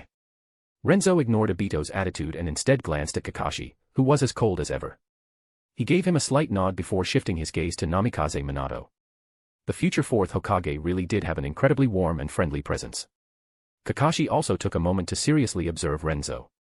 He had always been curious about this particular classmate of his, the one who was considered the strongest among their peers after he himself graduated early. Shinku-senpai. You're here too. Minato greeted Kurenai's father, Yuhi Shinku, with a warm smile. Then, turning to Renzo and the others, he beamed. You must be Rin and Obito's classmates. You all seem very promising. If Obito was rude, I hope you won't take it to heart. You're too kind, Minato-senpai. It's just friendly teasing among classmates, Renzo replied with a respectful nod, along with Asuma and Kurenai. Yuhi Shinku chuckled at Minato. Minato, just got back from a mission with your squad. Yeah, Minato scratched the back of his head with a smile. Kakashi, Rin, and Obito just formed a team, so I'm helping them get used to working together. Seems like you're doing the same. Anyway, we won't disturb you guys, we'll just grab our own table. He was about to lead his team to a separate area when Shinku raised a hand to stop him. Hey, why not just join us? We can exchange pointers on leading a squad, and the kids can catch up. Would that be alright? Minato asked, pleasantly surprised. He enjoyed interacting with younger ninjas, and he genuinely wanted to learn more about squad leadership from Shinku. After all, this was his first time leading a team. Of course. Shinku grinned. Minato was a rising star, Jiraiya's student, one of Konoha's top prodigies, and an extremely talented ninja. Making connections with him was definitely a good move. Then, I'll take you up on that. Minato said, giving a polite bow before calling Kakashi and the others to join them. They pushed their tables together and continued their meal while chatting about their experiences since graduating. At some point in the conversation, Obito found out that Renzo had already awakened his Sharingan. What? You awakened your Sharingan already? Damn it. Why do you have such ridiculous luck? This isn't fair. Rin sighed and gave Obito a look. Obito. This isn't luck. It's called talent. Obito. That only made him feel worse. I swear, Rin changes whenever she's around Renzo. Ugh, I really can't stand you. Obito shot Renzo a glare. Heh. Renzo smirked, unfazed. At that moment, Kakashi, who had been silent for a while, spoke up. Want to spar sometime? His voice was calm, but there was a serious look in his eyes. Sure. I've been curious to see the strength of our generation's most talented ninja, Renzo grinned, accepting the challenge. After all, Kakashi was already a seasoned chunin, and Renzo was interested in testing his skills against him. Plus, he was very interested in Kakashi's Chidori technique. Although he hadn't chosen it from the third Hokage's list, that didn't mean he didn't want it. Actually, he quite liked the jutsu. If he could get closer to Kakashi, he might just find a way to learn it later. There weren't many powerful lightning release jutsu out there. Konoha wasn't like the hidden cloud village, Kumo, where lightning release was abundant. If Renzo wanted more, he had to find a way himself. Meanwhile, in the Pokemon world, Eevee snapped out of its subconscious state, just like Uchiha Renzo. It immediately noticed the massive boost to its physical and mental strength. In fact, because Eevee's base stats were initially lower than Renzo's, the power-up felt even more significant to it. Is this chakra? At the same time, Eevee sensed a strange new energy flowing into its abdomen, separate from the normal type energy it naturally possessed. Chapter 11, Wrong Password. Ugh. Before Eevee could even start sensing and testing its chakra, it suddenly felt its eyes swell and itch. This is... Eevee was momentarily confused before a thought struck. It immediately recalled Uchiha Renzo. A spark of excitement ignited in its mind. Could it be, my Sharingan is awakening? I should have the Uchiha bloodline after I and Uchiha Renzo had shared abilities. Oh ho ho ho. I really am a genius. Looks like I'm going to awaken the Sharingan before Uchiha Renzo himself. Wahahaha. Thinking this, Eevee could feel the transformation in its eyes coming to an end. It blinked, and instantly, the world around it became so much clearer. Its vision had increased by at least tenfold. Eager to confirm, Eevee dashed to a nearby river and gazed at its reflection in the water. Sure enough, its eyes had turned red, marked with a single tomo. Heh. With this Sharingan, my perception and vision range have skyrocketed. This will make my next plans even more secure. Feeling smug, Eevee left the riverside and returned to its dwelling, beginning to test and familiarize itself with its newfound power. Half an hour later. I can't use ninjutsu. Eevee furrowed its brows, completely baffled. I can use chakra to climb trees and walk on water just fine. I can even enhance my body, boosting my speed and jump height. So why can't I perform jutsu? This was a major letdown. Eevee had been hoping to use the transformation jutsu to disguise itself as a human, leave the forest, and explore human cities. Maybe even make its life a little more luxurious. Now, that dream was shattered. Eevee had no choice but to stick to the original plan. The difficulty had definitely increased. No way. I have to keep trying. There has to be a reason. I refuse to accept this. Determined, Eevee continued experimenting. After an entire day of trial and error, it finally figured out the cause. The fundamental issue lay in the differences between worlds.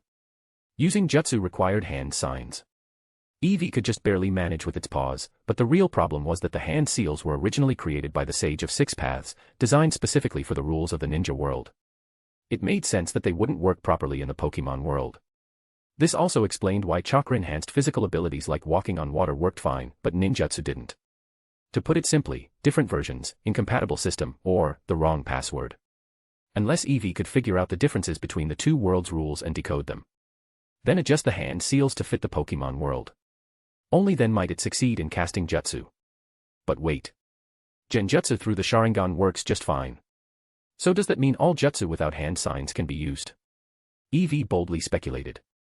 After all, jutsu that didn't require hand seals didn't rely on the world's rules to simplify chakra transformation. Instead, they were purely dependent on the user's ability to control chakra's nature and form through sheer force of will. Looks like I need to have a serious discussion with Uchiha Renzo next time. Also, he should really start learning more jutsu that don't require hand seals. Eevee made a mental note. Additionally, once Uchiha Renzo's chakra mastery reached a high enough level, he'd be able to simplify or even completely eliminate the need for hand seals while casting jutsu. At that point, Eevee Renzo would also be able to perform all jutsu effortlessly. After all, the Sage of Six Paths never needed hand seals. Neither did his son, Indra. Even the first Hokage could just clap his hands and use whatever jutsu he wanted. There were plenty of real-world examples. Eevee then attempted to enhance Pokemon moves with chakra. It tested moves like Tackle, Tail Whip, Howl, and even Helping Hand. Tackle, Tail Whip, and Howl all succeeded. In fact, their power increased significantly. However, Helping Hand and Wish both failed. Apparently, chakra couldn't replace normal-type energy for those moves. Maybe I'm just not using the right method yet. But Eevee wasn't discouraged. Seeing that it was getting late and feeling exhausted, it ate some of the berries it had gathered earlier and went to sleep peacefully. The next morning. After munching on 2 berries for breakfast, Eevee set out again. From asking friendly Pokemon nearby, it had already learned some information about the world beyond the forest. According to what it gathered, heading west for about 22 kilometers would lead to the forest's edge, where a human town was located. That town was Eevee's next destination. It needed to confirm its surroundings and figure out exactly where it was in this world. With Uchiha Renzo's physical enhancements, chakra augmentation, and the occasional activation of its Sharingan, along with its natural danger sensibility, Eevee managed to exit the forest within half a day. Using bushes and tall grass for cover, it then ran another kilometer before spotting a human town in the distance. Not a single human had noticed it along the way. This architecture. It's not like the buildings from my past life. Looks more like something out of the Pokemon anime. Guess I lucked out. Hee hee. Eevee chuckled to itself. At the very least, this didn't seem like some bizarre fanfic world. Next, it circled the town, scouting for an opportunity to sneak in. After some searching, it finally found the perfect entry point and slipped inside undetected. The chakra-enhanced tree climbing ability proved invaluable here, allowing Eevee to scale steep walls as if walking on solid ground, making infiltration much easier. Oh. This place is called Celestic Town. That means I'm in Sinnoh. And wait, Cynthia was born here, wasn't she? This is amazing. This was a huge surprise, everything was working out perfectly. Eevee wasted no time and immediately started gathering information on Cynthia. It didn't take long to confirm that Cynthia was indeed still in Celestic Town. She was only 10 years old, just about the right age to begin her journey. Oh ho ho. Cynthia, here I come. With this revelation, Eevee couldn't sit still any longer. It quickly made its way toward the estate of Professor Carolina, Cynthia's grandmother. Just as it arrived at the estate's entrance, luck seemed to be on its side. Because stepping out of the mansion was none other than a golden-haired girl, Cynthia herself. Ah. Where did this Eevee come from? Maybe luck really was on Eevee's side today. Just as it reached the gate, Cynthia happened to walk out and immediately noticed it. She let out a small gasp of surprise. Then, completely captivated by Eevee's cuteness, she beamed and took out a pokeball. Eevee. Want to have a battle? If I win, you'll become my Pokemon. As she spoke, she released her first Pokemon, Gible. Chapter 12, Eevee vs. Gible. Was young Cynthia always this competitive? And why is her starter Pokemon a Gible? That's way too extravagant. Eevee, Renzo thought, feeling a bit dazed by the situation. Oh. An Eevee. You don't see those around here very often. This one looks really well developed. You should try capturing it, Cynthia. Professor Carolina said with a warm smile. As a Pokemon professor, her judgment was rarely wrong. This Eevee was clearly in much better condition than the average one. Really? I knew I had a good eye. Cynthia beamed at her grandmother's words and turned back to Eevee. So, do you want to battle? Eevee. Bring it on. Eevee let out an adorable cry, brimming with fighting spirit as it locked eyes with Gible. Today, I'm going to take down a pseudo-legendary. Let's see who's boss. Eevee thought confidently. After all, if it wanted to be Cynthia's main Pokemon, it had to prove itself first. This Gible is probably the one that will evolve into her future ace, Garchomp. Heh, let's see how it handles defeat.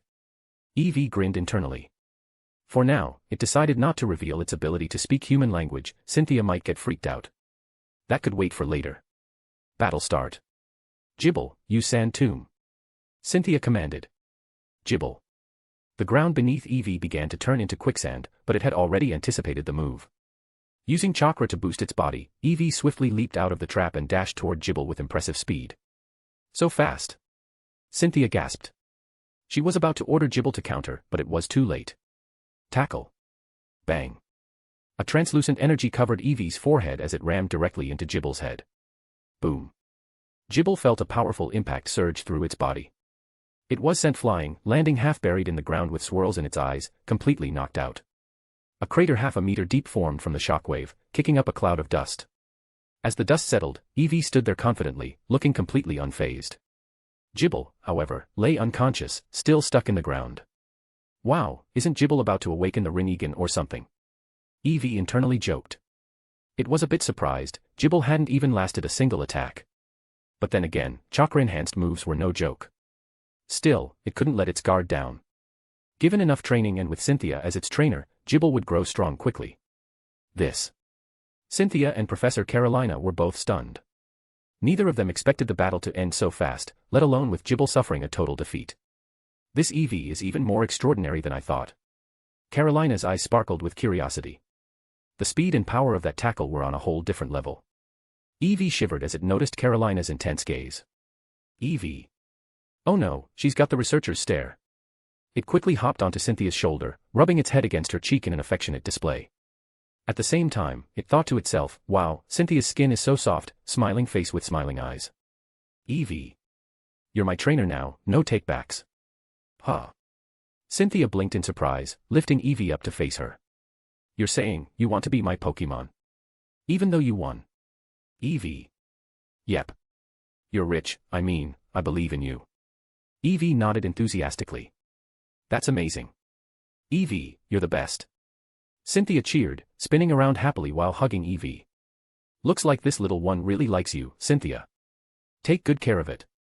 Carolina smiled, then added, it has incredible potential, and maybe even a few secrets. How about letting me study it a bit? Eevee. Are you a demon? Eevee's fur bristled immediately. Eevee. Eevee. It leaped away from Carolina's outstretched hand, landing back on Cynthia's shoulder while frantically waving its tiny paws, clearly rejecting the idea. Ah. Cynthia gave an awkward laugh. Looks like Eevee doesn't like that idea, Grandma. I think it hates you now. Ahaha. Carolina froze for a moment, then chuckled awkwardly. I suppose so. This little one is pretty sensitive. All right, I won't research it. Eevee finally relaxed a little. But just to be safe, it jumped down, tapped one of Cynthia's empty Ultra Balls, and voluntarily entered it. Carolina. She was officially rejected. This was a first for her, a Pokemon actively avoiding her research. Wow. Eevee just willingly let me catch it. Grandma, did you see that? Cynthia beamed. She immediately pressed the button, releasing Eevee again and hugging it tight like a plush toy. Congratulations, Cynthia. Carolina smiled, then turned to Eevee with an apologetic look. Sorry, Eevee. I was too eager. I promise I won't study you without your permission. Are we good now? Eevee. Fine. I forgive you, for now.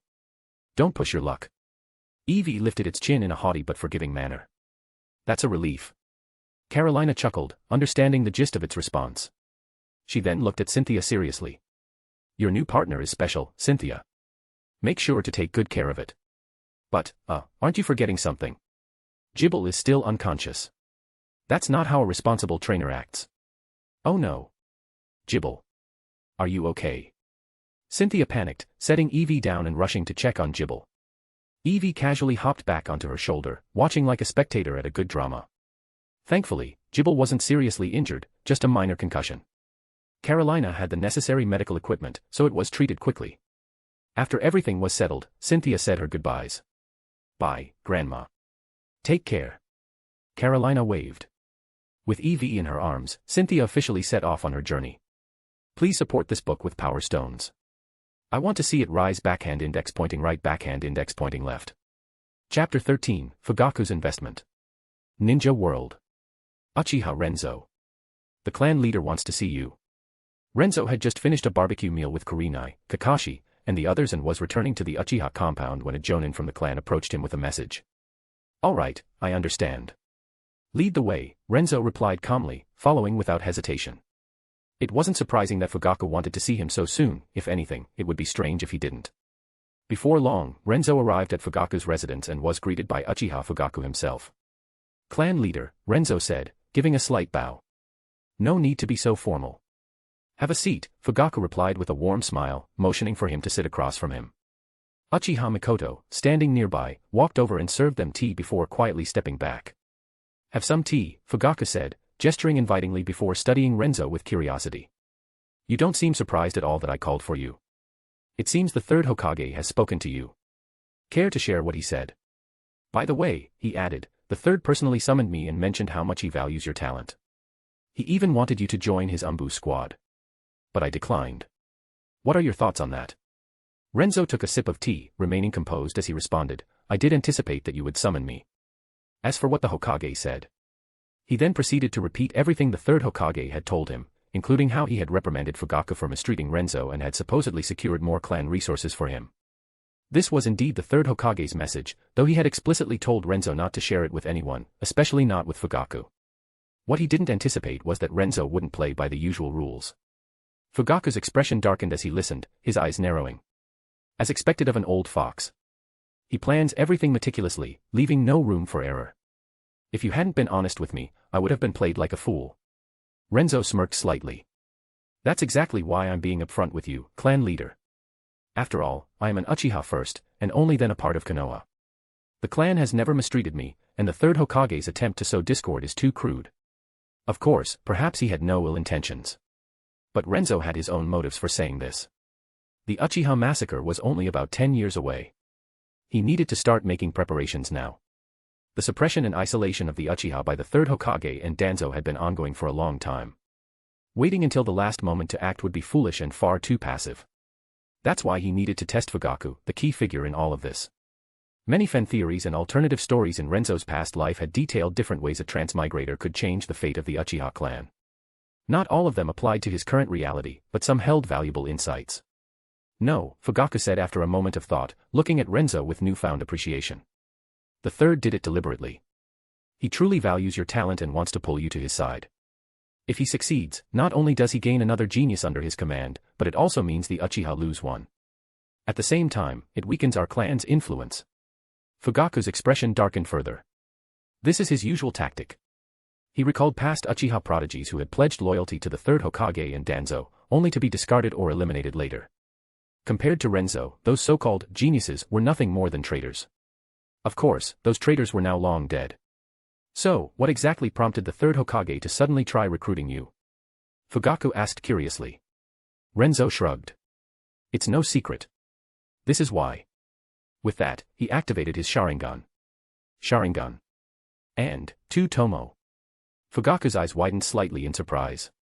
You awakened it recently. To be precise, last night, while eliminating bandits, Renzo replied. My squad leader must have reported it. That's probably why the third is taking such an interest in me. And as for offering me a position in Umbu, it's more of a way to gauge your reaction, clan leader. Oh, and he also rewarded me with the multi-shadow clone jutsu. Ah, now it all makes sense. Fugaku's face showed a look of realization. You're only 10 years old, right? Awakening the Sharingan at 10 is already impressive, but to awaken it straight to 2 Tomo. That's on an entirely different level. You were already recognized as a genius before, but now, you're beyond extraordinary. No wonder the third wants to pull you in. Then, with a sneer, he added, but the third is really stingy, huh? Only giving you 1 jutsu. Shaking his head in disdain, he turned to Renzo and said, all right, here's what we'll do. I'll issue an order granting you access to all ninjutsu below S rank. Additionally, you can pick 2 S-rank jutsu of your choice. Train well. Don't disappoint me. But remember, don't be greedy, learning too much at once won't do you any good. Fugaku was clearly willing to invest in Renzo, not just because of his talent but because of his attitude toward the clan and Konoha. Unlike those who had betrayed the Uchiha before, Renzo saw things clearly. Fugaku wasn't an extremist like some of the more radical Uchiha members.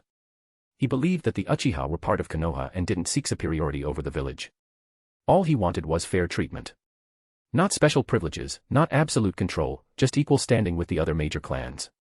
But Konoha had never truly allowed that. After years of suppression and discrimination, it was only natural for resentment to fester within the Uchiha. Fugaku had worked tirelessly to keep the clan integrated with Konoha, striving for recognition and fair treatment, yet the village continued to push them aside. Thank you, clan leader, Renzo said sincerely, accepting the offer without hesitation. He needed all the resources he could get to grow stronger. No need to be so formal, Fugaku said with a wave of his hand. The clan values its geniuses, and nurturing you is the least we can do. Of course, I expect you to give back to the clan in the future. It should be a mutually beneficial relationship. Renzo nodded firmly. I understand. Without the Uchiha, I have no place here. The Uchiha come first, and only then does Konoha matter. If the Uchiha fall, I have nowhere to belong. That much is clear to me. If the clan was wiped out, even if he managed to escape, he would have no home in Konoha, or anywhere in the ninja world. Living as a fugitive was not the future he wanted. Chapter 14, The Renzo's Second Meeting. You really are different from the rest. I'm looking forward to seeing you grow, Fugaku said, looking at Renzo with appreciation. He was pleased with his attitude. You should head back for now. That's all for today. And from now on, just call me Uncle Fugaku. Also, keep what we talked about to yourself. Even within the clan, don't mention it to anyone. Do you understand? The more Fugaku valued Renzo, the less he wanted the third Hokage to label him as a radical Uchiha. Things were fine as they were. As long as Renzo kept a clear mind and understood the delicate relationship between the Uchiha and the village, that was enough. Who knows? Maybe in the future, Renzo could become a valuable piece inside the Hokage's inner circle. I understand. I'll be going now. Goodbye, Uncle Fugaku.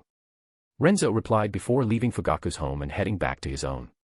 Once Renzo left, Mikoto emerged from the inner room and sat down beside Fugaku. Dear, you seem to really value this Uchiha Renzo kid, she said with curiosity. Yes, I do. Fugaku nodded with a smile before explaining everything that had transpired. After listening, Mikoto's eyes lit up. It sounds like Renzo is truly special. Maybe one day, he could even help you. I hope so. I just wish he grows up quickly and stays true to himself. Sigh. Fugaku sighed heavily, feeling the weight of his responsibilities as the Uchiha clan leader. Just then, a baby's cry echoed from the inner room. Oh! Itachi-chan is awake. Mikoto immediately got up, her attention now fully on her child. She rushed inside, gently picking up little Itachi and rocking him until his cries stopped. More than a month passed in the blink of an eye.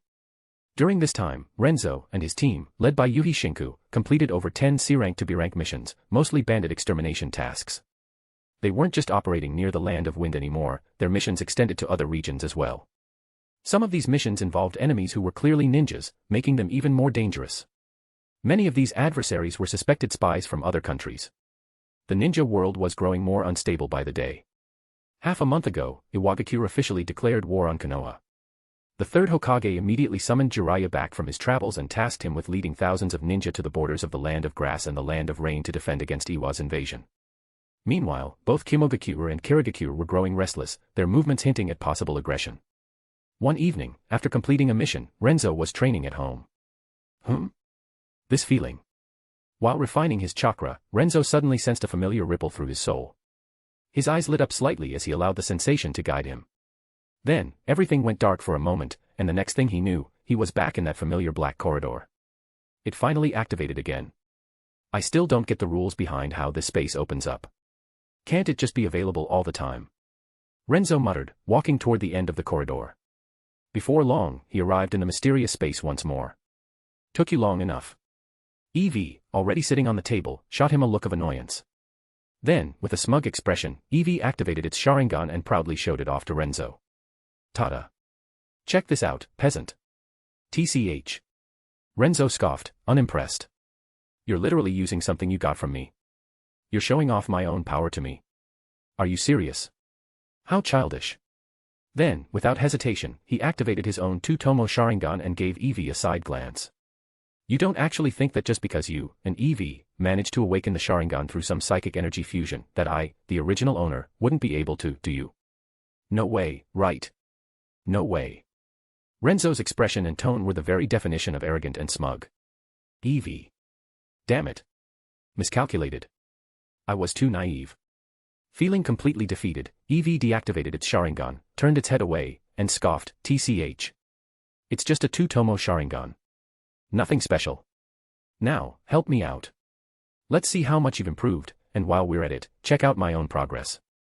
Over the past month, Eevee had traveled with Cynthia, battling across various cities and taking on countless challenges in the wild.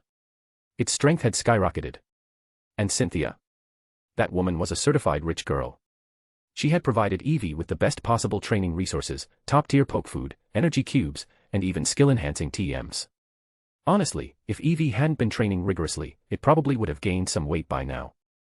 Alright, sounds good. I haven't been slacking either. I've learned quite a few new jutsu this month. Renzo then ignored Eevee's outstretched paw and, instead, reached out and ruffled its head vigorously. You bastard. Eevee, completely enraged, quickly jumped away. Then, it sat down and began processing Uchiha Renzo's memories. Uchiha Renzo did the same. After a while, they both finished absorbing the new information. Renzo looked at Eevee in surprise. So, ninjutsu that requires hand seals can't be used in the Pokemon world. Well, it makes sense, but I didn't expect it. Tell me about it. Eevee threw its front paws up in frustration.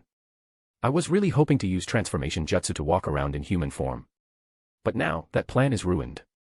And honestly, most of your ninjutsu are completely useless to me. Again. Why do you keep learning so many fire and lightning jutsu? What's the point? The only things I can actually use are the illusion techniques that work through the Sharingan. Next time, focus on learning more jutsu that don't require hand seals. Or, better yet, simplify those that do. That's not too much to ask, right? Renzo rolled his eyes. Not too much to ask. You think I'm the first Hokage? Or the Sage of Six Paths? Humph. Eevee turned its head away. I don't care. Just make it happen. Learn more jutsu like Rasengan, Wind Style, Rasen Shuriken, anything I can use. I'm not picky. I'll try. Renzo sighed, then changed the topic. By the way, you should be about ready to evolve, right? Make sure to evolve into an Espeon and learn teleport as soon as possible. Konoha is already at war with Suna and IWA, and both Kumo and Kiri are getting restless. I need a good escape technique. Based on what he had seen, Eevee was already at level 31. There was no need to delay evolution any longer. Chapter 15, A New Renzo. Got it. I'll evolve as soon as I get back. Eevee waved its tiny paw impatiently and added, just so you know, I did some research on Cynthia's computer recently. Turns out, Espeon can't learn teleport just by leveling up. If I want to master it, I'll need to find a psychic-type Pokemon or a human with psychic abilities to teach me. Huh. Uchiha Renzo was taken aback. Seriously. He had always assumed Espeon would just naturally learn teleport at a certain level. What did you expect? Eevee rolled its eyes. But don't worry, I'll figure something out. By the next time we meet, I should be close to mastering it. That said, you'd better be careful. The war in the ninja world is no joke. If you die, that would be such a waste. Neither of them knew what would happen if one of them perished. Would they get reincarnated? Or would their shared power simply vanish? Too many uncertainties. So, best not to die. If one of them died, they'd be down a cheat ability. Relax, I value my life quite a lot. Uchiha Renzo shot Eevee a glare in return. Are you guys done talking? A hesitant voice interrupted them. Both Uchiha Renzo and Eevee turned their heads in surprise. A well-dressed boy, around 10 years old, was peeking out from a corridor, gripping the edge of the wall cautiously as he observed them. A newcomer? A powerhouse? Or just dead weight? Uchiha Renzo and Eevee's eyes lit up in unison. The boy looked completely bewildered. What do you mean by dead weight? And powerhouse? Also, where the heck am I? And who are you two? No time for questions. Come over here and give us a hand. Once you do, everything will make sense. Without waiting for a response, Uchiha Renzo and Eevee Renzo rushed toward him. Wait. Don't come any closer. Before the boy could finish his sentence, he was already being dragged out of the corridor by the duo. The moment they made contact, everything became clear to him. He froze in shock. So, that's how it is.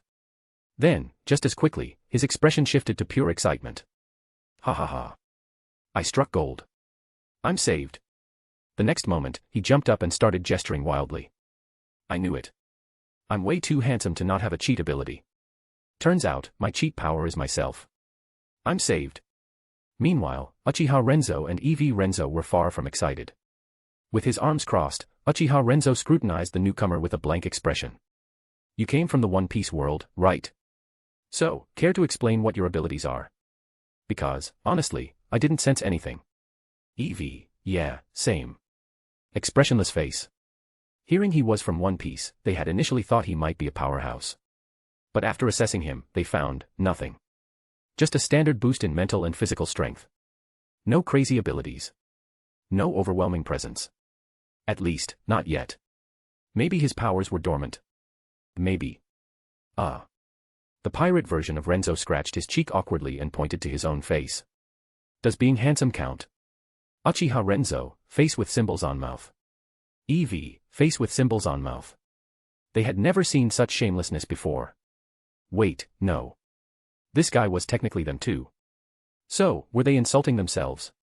As the two continued to stare at him in silence, the pirate Renzo grew even more awkward. No. It doesn't count. I mean, I think being handsome is a talent. If I weren't so good-looking, with a perfect physique, I would have been executed the moment I got captured by pirates. Instead, even though I'm locked up, I'm being treated pretty well. As long as they don't sell me off to slave traders, this is basically a dream setup. I mean, think about it. Food, shelter, no responsibilities. What more could you ask for? As the pirate Renzo shamelessly boasted, Uchiha Renzo and Eevee Renzo exchanged glances. Uchiha Renzo, this guy is ruining our name. Should we just wipe him out? Eevee, great idea.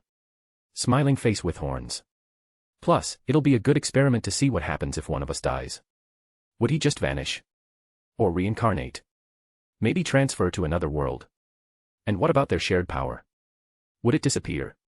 As these thoughts filled their heads, Uchiha Renzo and Eevee Renzo's expressions twisted into mad scientist grins. Pirate Renzo. Whoa, WHOA. Hold up. That's not funny. What if we all die together? Seeing their clearly malicious expressions, Pirate Renzo immediately stopped joking around and frantically tried to dissuade them. Judging by their insane grins, they might actually go through with it. You're seriously useless. We thought you'd bring something exciting, but nope. Nothing. What a disappointment. Eevee snorted, looking at Pirate Renzo as if he were trash. The worst part? The guy seemed way too smug. Eevee absolutely refused to admit that this was just a reflection of its own personality. No way. This was clearly his issue. Trust me. Not all Renzos are like that, face without mouth. What do you want me to do? Pirate Renzo sighed and plopped down on the ground. Unlike you two, I didn't start from birth. When I arrived, I was already captured by pirates. What could I possibly do? It's only been about 10 days since I got here. If I hadn't picked up information from other captives and eavesdropped on the pirates, I wouldn't even know what world I was in. Honestly, just figuring out my location, timeline, and situation is already a miracle. Hearing this, Uchiha Renzo and Eevee exchanged glances. Uchiha Renzo, fair point, actually. Compared to them, Pirate Renzo really had drawn the short end of the stick. I thought all versions of us started from birth, but I guess you're proof that we can just randomly body hop too. Uchiha Renzo rubbed his chin in thought. Body hop? What body hop? This is my real face, alright. Pirate Renzo huffed indignantly. Yo. If you're enjoying this fanfic, please drop your stones here as it'll help me. Also, I hope you'll join the Discord server. You'll get notified the moment I post or update anything, and I also do giveaways there. Hope to see you there.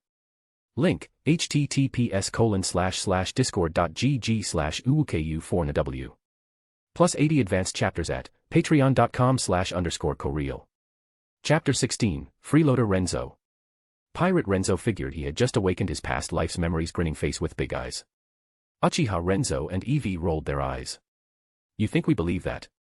Besides, when it comes to looks, do you really think you're better looking than me? Uchiha Renzo smugly lifted his chin. He wasn't exaggerating. Among the Uchiha, a clan full of good-looking people, his face and physique were top tier. In the future, the title of most handsome in the ninja world was his for the taking, smirking face. Eevee scoffed, I swear, you guys are all completely shameless face with symbols on mouth. Jealousy was tearing him apart. Eevee raged internally, so what if you're good-looking? If I had reincarnated as a human, I'd be 100 times better than you too. Even as an Eevee, I'm still the most handsome Pokemon. No, scratch that, I'm the flashiest of them all, face with steam from nose.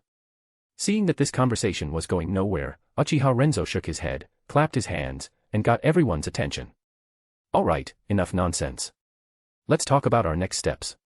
Our goal is to survive, grow stronger, and live better lives. Wasting time on pointless chatter won't help. If just being handsome was enough, he wouldn't have to work so hard. He could just coast through life instead of pushing himself like this. Pirate Renzo nodded in agreement. You've got a point. Besides being good-looking, I just want more freedom. You two already have your plans, right? Help me figure mine out. After all, after seeing their memories, Pirate Renzo thought their paths were solid, just keep growing stronger. And if the two of them kept grinding power-ups, wasn't that perfect for him? You don't even have to ask. We were thinking the same thing.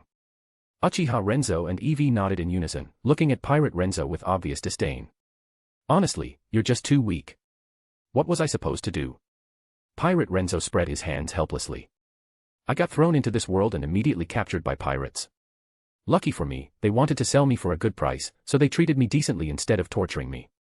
Otherwise, I would have wanted to die. Anyway, the pirate ship is about to reach Logue Town. I overheard them saying they'll be making a deal with actual slave traders there. Pirate Renzo looked at Uchiha Renzo and Eevee Renzo with pleading eyes. Guys, I have to say, your timing couldn't be better. Tell me, what should I do? Uchiha and Eevee both sighed in exasperation. Eevee sneered, unbelievable. You've got our powers now, you should be able to escape easily. Just be careful, and after that, start training properly, you lazy bum. Uchiha Renzo nodded vigorously. Exactly. The two of them made their disdain for freeloaders very clear. They had thought they were getting another powerhouse on their team, but instead, they got dead weight. The only upside was that they could at least absorb Pirate Renzo's physical constitution and mental energy, which wasn't bad. Besides, the pirate world had immense potential, there were endless possibilities for growth. You're right. Pirate Renzo rubbed his chin thoughtfully. The pirates who captured me aren't that strong. I mean, we are in the weakest sea, the East Blue. Of course, weak was relative. Without Uchiha Renzo and Eevee's powers, 10 of him combined wouldn't stand a chance against this pirate crew. Since Logue Town is close, you might as well escape and grab Sandai Katetsu and Yubashiri while you're there. That's an opportunity just waiting for you. For now, you should focus on swordsmanship and physical training. Uchiha Renzo's suggestion had a purpose. The pirate world had an abundance of powerful beasts, fish, and sea kings, all of which were great for physical training. If Pirate Renzo improved his physique and sword skills quickly, it would free up Uchiha Renzo to focus more on developing ninjutsu instead of spending time on taijutsu. A person's energy was limited. Trying to master everything at once would slow down progress. He wasn't a natural prodigy or a cheat-level talent. Well, maybe after merging with Pirate Renzo's mental energy and physique, he'd finally qualify as a genius. Talent wasn't fixed, after all. And besides, Renzo himself was basically cheating. Eevee nodded. I agree. I don't care much about swordsmanship, I can't use it anyway, but if you can train your body to Kaido, Big Mom, or Garp's level, then maybe I can punch out a legendary Pokemon with just my physical strength. He could already picture himself one-shotting Groudon. Now that was a cool image, smiling face with smiling eyes. Ah. Uchiha Renzo and Pirate Renzo looked at him blankly. You're thinking too much. That's a legendary Pokemon. Just because they look weak in the anime doesn't mean they actually are. If you underestimate them, you'll get yourself killed. Believing in plot armor was a great way to die. Eevee. Can't a guy dream? Killjoy's unamused face. Forget it. What do you think? Uchiha Renzo turned to Pirate Renzo. No problem. Pirate Renzo shrugged. I was already planning to train in swordsmanship and physical combat. I want to head to Shimatsuki village to learn from Koshiro at the Ishin dojo, but getting Sandai Katetsu and Yubashiri is out of the question. Where would I get the money? Even Sandai Katetsu costs 50,000 berries. I'm broke. And by the way, it's only the year 1509 in the One Piece timeline. I don't even know if that shop exists yet, let alone if Katetsu is still there. It's 11 years before the main story starts, too much time for things to change. With that big of a time gap, relying on canon events was a long shot. That weapon shop might not even be open. Uchiha Renzo scratched his head awkwardly. Fair point. Eevee rolled his eyes. It's still worth checking out. Worst case, you wasted a trip. Now, what about the pirates who kidnapped you? Do they have a bounty? If all else fails, you can always rob other pirate ships in Logue Town. Or just loot the town itself. If you had enough strength, money wasn't a problem. Pirate Renzo suddenly had a realization. Oh, actually, yeah. The captain said his name was Blood-Handed Auric, and he has a bounty of 6.6 million berries. Oh. Uchiha Renzo raised an eyebrow. That should be enough to buy Yubashiri as well, right? Of course, assuming you have the sword talent to back it up. Right now, that's questionable. But you can always return for the swords later once you've trained. With your current merged powers, you should be able to handle Auric. But test your abilities first. Eevee found out he couldn't use ninjutsu directly, the rules of this world are different. Think of it like needing to crack a different Wi-Fi password. Nobody want to mess up and get killed because of a miscalculation. Chapter 17, Free Gains, No Pains. When you're not strong enough, survival should always come first. Otherwise, if Pirate Renzo dies, it's not a big deal, but missing out on the vast potential of the pirate world. Now, that would be a real shame, winking face. Good thing Pirate Renzo didn't know what Uchiha Renzo was thinking, or they'd probably end up fighting. Pirate Renzo nodded in understanding. Got it. I'll test things out first. Also, after dealing with this pirate crew and checking out the swords, I'll take a ship to Shimatsuki village and train in swordsmanship at Ishin dojo while also working on my physical skills. Uchiha Renzo and Eevee responded, no objections here. Oh, and remember, don't eat a devil fruit. Uchiha Renzo warned at the end. That stuff's a trap. The weakness is way too obvious. Besides, with their future looking limitless and 33 different versions of themselves waiting to sync up, there was no need to rush for power-ups. At least with enough time, they were only going to get stronger. No need to be short-sighted. However, if someday they found a scientist who could fully analyze devil fruits and remove their flaws, then they wouldn't mind picking a powerful one to eat. Yeah, I know. Pirate Renzo rolled his eyes. Did he look that dumb? Enough about me, let's talk about you too. He turned to Uchiha Renzo and Eevee. Uchiha Renzo, once you go back, try to collect as many sword techniques as possible. Kakashi's family has some good ones, and the Land of Iron seems to have plenty too. Honestly, I just wish a sword master would join us already. Then I could keep freeloading off them. After all, nothing beats free gains. Grinding endlessly was nowhere near as satisfying as getting free power-ups. With a face like his, wasting it on non-stop training would be a crime. There were so many girls in this world waiting to be saved by him, like Kuina, Nami, Kaya, and more. He was duty-bound to help them. You think I don't want that too? Uchiha Renzo grumbled. But we don't have one yet, so suck it up and train. If you don't show enough progress next time, you're out of the group. If power-ups were that easy to get, who wouldn't want them? After more banter and planning, the three parted ways and left their shared space. Back in the pirate world. On a pirate ship sailing just over 100 nautical miles from Logue Town. The ship's sails bore a skull with two crossed, blood-stained hands, the insignia of the Bloodhand pirates. Phew. Pirate Renzo's consciousness returned, and instantly, he felt power surging into his body. Every second, he was growing stronger. The feeling was absolutely amazing. Crackle. He clenched his fists, threw a few punches, stretched his body, and instantly fell in love with this newfound strength. Alright, time to test if I can use ninjutsu and Eevee's skills here. First, something quiet to avoid alerting the pirates, transformation jutsu. After a quick test. Damn. Just as I thought, it doesn't work. He had the same issue as Eevee, compatibility problems. Next, he tried climbing the wall with chakra. Since he was locked in a cabin, there were no trees around, but walls would do just fine. Focusing chakra into his foot, he stepped onto the wall, then lifted his other foot, standing completely parallel to the floor. It was mind-blowing. So that works. It really is a compatibility issue, just like with Eevee. Looks like there's a lot of research to do. Or maybe I should just leave it to Eevee. Perfect plan. Since the Pokemon world had different rules than the ninja world, once Eevee figured out the key differences and cracked the system, he could just apply those insights to himself, making the process way easier. It was like having a decoder. He'd still have to reconfigure things for his world, but the difficulty would be way lower. Next up, let's test Eevee's abilities, starting with Impact Punch. Raising a fist, Renzo attempted to use the move developed by Uchiha Renzo. Buzz. In the next moment, his fist and forearm were enveloped in chakra and generic Pokemon energy, radiating power. Ha ha ha. It works. Now then. Renzo grinned wickedly. Despite telling Uchiha Renzo and Eevee that the pirates had treated him well, his true feelings were the exact opposite. He absolutely loathed them. Hey, brat. What's so funny? Don't think I won't smack you just because you're valuable. Behave yourself. A pirate stationed as a guard, hearing Renzo's creepy laugh, barked a warning from a distance. Boom. The next second, a massive explosion rocked the prison area, shaking the entire lower deck. Even the upper floors felt the impact. What the hell? The guard jumped in shock, staring toward the source of the explosion. Dust filled the air, obscuring his vision, but the sheer pressure coming from that direction sent chills down his spine. Step, step, step. Suddenly, slow and steady footsteps echoed through the room. Who's there? Is that you, Renzo? What the hell just happened? Answer me. The guard's grip tightened around his blade as he anxiously shouted toward the approaching figure, unconsciously stepping backward. He was inching toward the exit, likely to call for reinforcements. Soon, Renzo emerged from the dust cloud, his figure becoming clear. He raised a hand and flashed a sinister grin at the pirate. Yo.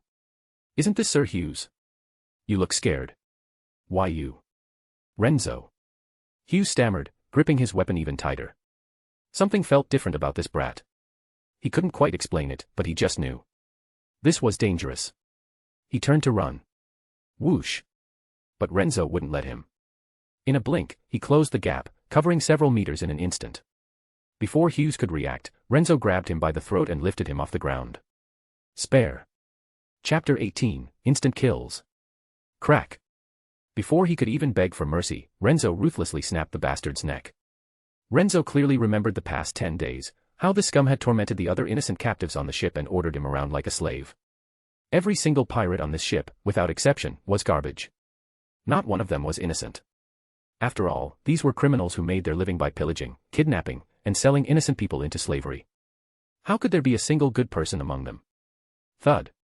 Casually tossing Hughes' lifeless body to the floor, Renzo heard the voices coming from the prison cells behind him. Is that really Brother Renzo? No way. You must be joking. When did he get this strong?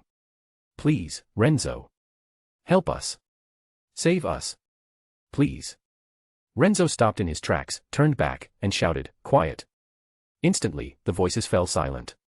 Before they could say anything more, Renzo continued in a firm tone, "I'm going to take down these pirates first and then come back to free you. If I fail, at least you won't be dragged down with me. Got it?" Hearing that, those who were initially upset by his sharp tone quickly understood his reasoning. Renzo had a point. Sure, he had easily killed Hughes, but that guy was just a low-ranking grunt. There were still plenty of stronger pirates on the ship. If Renzo lost, he might still have a chance to escape, but they, once freed, would be sitting ducks. If things went badly, they wouldn't even have the chance to become slaves, they'd be killed on the spot. Alright, be careful, Brother Renzo. Yeah. You have to win. Good luck. Stay safe. No one insisted on being freed immediately. Instead, they cheered him on. I'm off. Renzo didn't care much about their reactions. After he eliminated the pirates and freed them, he'd have no further connection with these people. It wasn't worth getting worked up over small-minded people. Human nature was complicated, self-preservation was instinctual. Being a good person didn't always mean you'd be rewarded for it. Renzo had long since come to terms with this reality. What's going on down in the cabin? Vice Captain, I'll go check it out. Hurry up. Make sure nothing happens to the slaves. If this shipment goes wrong, we could piss off the Don Quixote family. That would be a real disaster. Understood. Vice Captain Shabi, along with 2 crew members, made his way toward the cabin entrance. Bang. Just as they were 3 meters away from the entrance, the reinforced door was suddenly kicked open from inside. A single foot stepped out first, followed by a full figure appearing in their view. Renzo. Shabi couldn't believe his eyes. The way Renzo had just burst out was way too flashy. A single kick to destroy a specially reinforced door. Forget about the weak, powerless Renzo they had captured, this was something only the high-ranking officers of the Bloodhand pirates could do. Yo. Renzo grinned at them, stretching his greeting out lazily as he raised a hand in mock friendliness. Then, his expression turned cold, his eyes glinting dangerously as he spoke. You guys have really taken good care of me these past few days. To repay your kindness, and to avenge Uncle Johnny and Aunt Nada, could I trouble you all to die for me? Renzo remembered clearly, when he had first arrived in this world, he had been stranded on an island, starving. A kind couple had taken him in and saved him. But during their voyage, these pirates had slaughtered them for no reason at all. Why? There was no why. They were ruthless criminals. Did you really expect them to need a reason? Huh? You. Shabi froze for a moment, not because of Renzo's words, but because of his overwhelming presence. You brat. How dare you talk to Vice Captain Shabi like that? Tired of living, are you? The 2 crew members beside Shabi couldn't hold back their anger. Cursing, they stepped forward, ready to beat Renzo and lock him up again. After all, they all knew how valuable Renzo was. Even the captain had said he was a once-in-decades high-class product. Renzo's expression turned icy. Whoosh.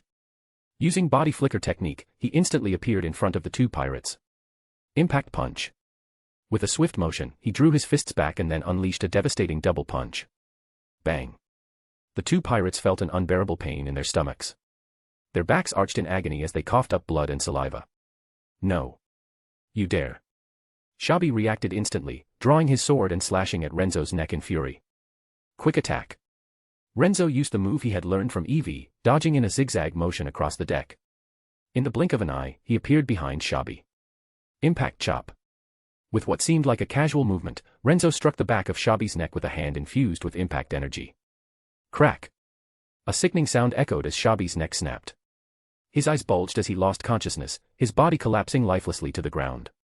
The pirates watching from around the deck froze. What the hell had just happened? The vice captain, the second strongest fighter after the captain, had just been instantly killed by that pretty boy.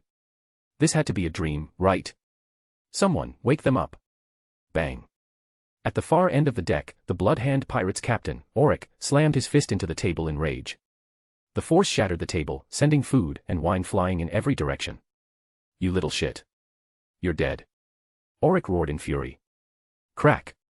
He stomped on the deck, shattering the wood beneath him as he propelled himself into the air. His massive frame turned into a blur as he shot toward Renzo, his ironclad fists raised high, ready to crush him. This was the same attack that had once pulverized a millstone-sized rock. If it hit Renzo, even with his new strength, he'd be seriously injured, or worse. That is, if he just stood there and took it. Body flicker technique. Without hesitation, Renzo used his high-speed movement technique to evade the attack. Chapter 19, Bloodhand Auric. Boom. Crack, crack, crack. Bloodhand Auric crashed down from midair, slamming into the deck with such force that it nearly shattered completely. If not for the reinforced layers, he might have broken right through. Even so, the impact left the deck in ruins. The area within a 2 to 3 meter radius around his landing spot was cracked and splintered. Down in the prison hold, the captives felt the tremor and gasped in shock. The fight started. That was loud. Is Renzo okay? Can he win? I hope so. Be careful, Renzo. A wave of anxious murmurs spread among the prisoners. Many whispered prayers and words of encouragement. If Renzo lost, their fate was sealed, they would be sold into slavery, a future too bleak to imagine. You think you can run? Above deck, Auric, enraged by his missed attack, became even more furious. His veins bulged with anger as he stomped on the already broken deck, using the recoil to propel himself forward like a raging bull. With his right fist raised, he charged straight at Renzo, aiming to smash his face in. At this point, he didn't care about keeping Renzo intact as valuable merchandise. That kid had dared to kill his right-hand man. He had to die. Money could always be made later, but rules had to be upheld. Otherwise, how could he maintain authority? Seeing Auric charge in like a reckless brute, Renzo sighed internally. Seriously? No skill, no technique, just brute force. This guy was just a meathead. Fine. Bring it on. Full power impact punch. This time, Renzo didn't dodge. It was the perfect chance to test his strength. Planting his feet, he shifted into a stance, his body coiling like a drawn bow. His right fist pulled back, gathering all the strength he could muster. The power of his Pokemon abilities and chakra surged through his arm, pushing it to its limit. Then, boom. Fists collided head-on. The moment their fists met, Auric's expression twisted in shock. A terrifying impact force traveled through his arm. Crack. Crack. Crack. His metal gauntlet shattered instantly, and the bones and flesh inside followed. His entire right arm broke apart, hanging limply at his side. No way. The pain was unbearable, but what terrified Auric more was the sheer disbelief. How could a scrawny kid be this strong? Wasn't this brat supposed to be weak? Just a pretty-faced trophy. Body flicker. Rising impact punch. Renzo didn't give Auric time to recover. In a flash, he appeared right in front of him, his fist glowing with impact energy. He struck Auric's chin with an uppercut. Crack. Crack. Crack. Bones shattered. Auric's entire jaw caved in as his body shot into the air, rising 4 to 5 meters before stopping. Blood streamed from his face. His nose, mouth, and ears all oozed crimson. His eyes rolled back as he lost consciousness. A brutal, one-hit knockout. His limp body began to fall, but was the fight over? Not a chance. Renzo knew better than to leave a job unfinished. A half-dead enemy was still dangerous. Pushing off the deck, he soared up to meet Auric midair. Normal fall kick. With a mid-air flip, he brought his foot down onto Auric's chest, aiming straight for the heart. Auric's chest caved in on impact. Gwa. The pain jolted Auric awake just in time for him to feel his heart practically explode inside his ribcage. Pinkish-red blood spewed from his mouth. Bang. His body crashed into the deck like a lifeless doll, leaving a deep indentation. Gasping for breath, his consciousness flickered on the edge of oblivion. Even in his final moments, he couldn't comprehend how he had lost so quickly. Damn, the sun, it's so bright. That was his last thought before everything went dark. Auric, dead. Silence hung over the deck. The captain lost. No way. That kid, how is he so strong? Wake up, Captain. You can't lose to some pretty boy brat. Screw this.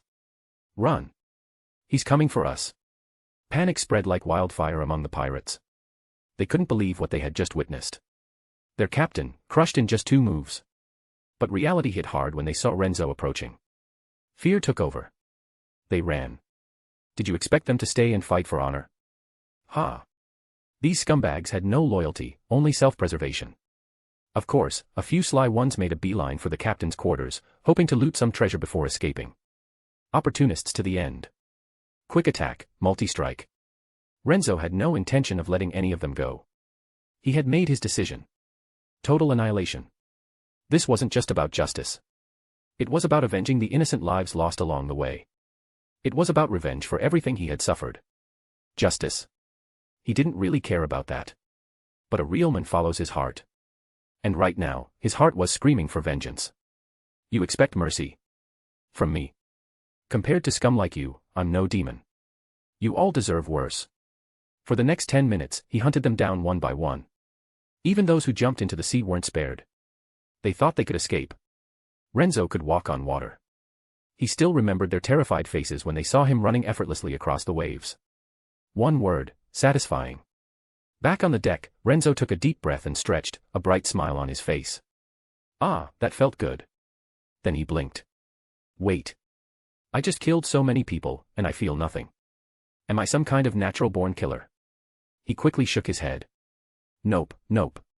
That's slander. I only feel nothing because of Uchiha Renzo's memories. This is all his fault. He nodded to himself. Yep, that makes sense. A handsome, kind-hearted guy like me is obviously the embodiment of justice. If anything's to blame, it's Uchiha Renzo. Or better yet, this messed up world. The pirate world, if I had consciousness, I'd send a damn lightning bolt down on you, making sure to kill this shameless scum. Chapter 20, All Kinds of People. Before anything else, Renzo didn't rush to free the captured civilians. Instead, he looted the entire pirate ship first, collecting nearly 8 million berries along with a couple of pouches filled with gold and jewels.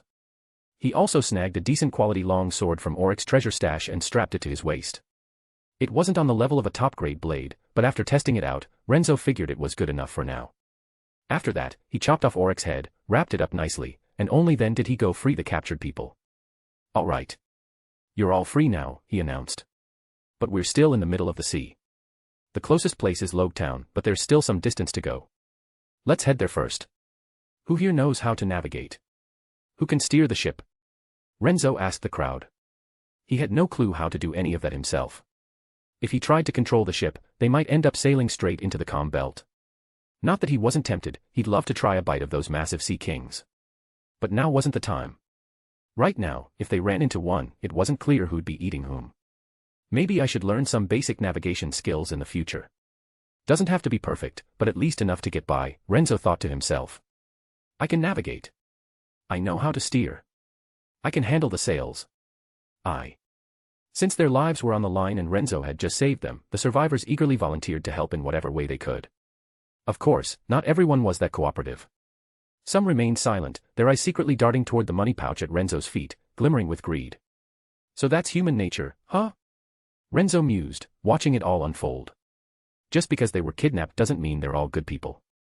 He neither overestimated human nobility nor underestimated human greed. Across countless worlds, beings of all kinds came with different morals and complexities. He made a mental note of the greedy ones but didn't act on it for now. Instead, he had the navigators chart their course, the helmsman take the wheel, and the sail handlers adjust the sails. As for the rest, he put them to work cleaning up the corpses.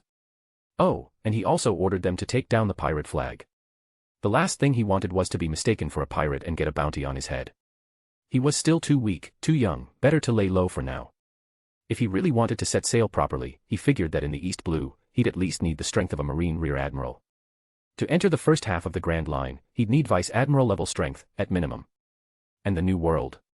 He figured Admiral level power, along with mastery of all 3 types of hockey, would be the bare minimum. What's that? You say Conqueror's hockey is purely about talent, and he might not have it. What kind of joke is that? Who is he?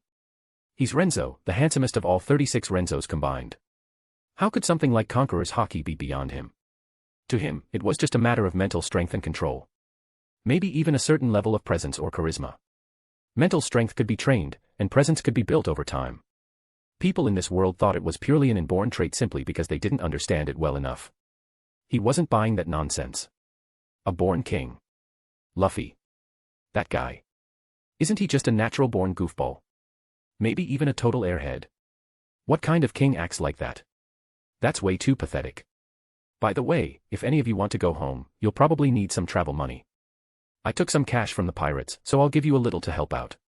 As he spoke, Renzo untied the money pouch and pulled out 300,000 berries, distributing a portion to each person. It wasn't a huge amount, but it was enough for travel expenses. He figured that was more than fair. Unfortunately, some people, seeing how kind Renzo was, got greedy. One of them piped up, "Hey, Renzo. Our homes were looted too. You got so much money from the pirates, why not give us more? Some of that money probably came from us in the first place, right?" Yeah. Come on, kid, you're so generous. What's a little extra? Don't be stingy. That's right. Exactly. One person started it, and soon, the greedy ones were all jumping in, trying to pressure Renzo into handing over more money. Haha. Renzo couldn't help but laugh out loud, not from joy, but from sheer irritation. Luckily, for every ungrateful person, there were also those who knew how to be thankful. Before Renzo could respond, someone stood up and shouted, "How dare you? Renzo saved our lives. Is this how you repay him?" Exactly. This is too much. He already gave us travel money. And you're still not satisfied. Did your conscience get eaten by dogs? Yeah. He risked his life to get this money. Why should he give it to you? You ungrateful bastard.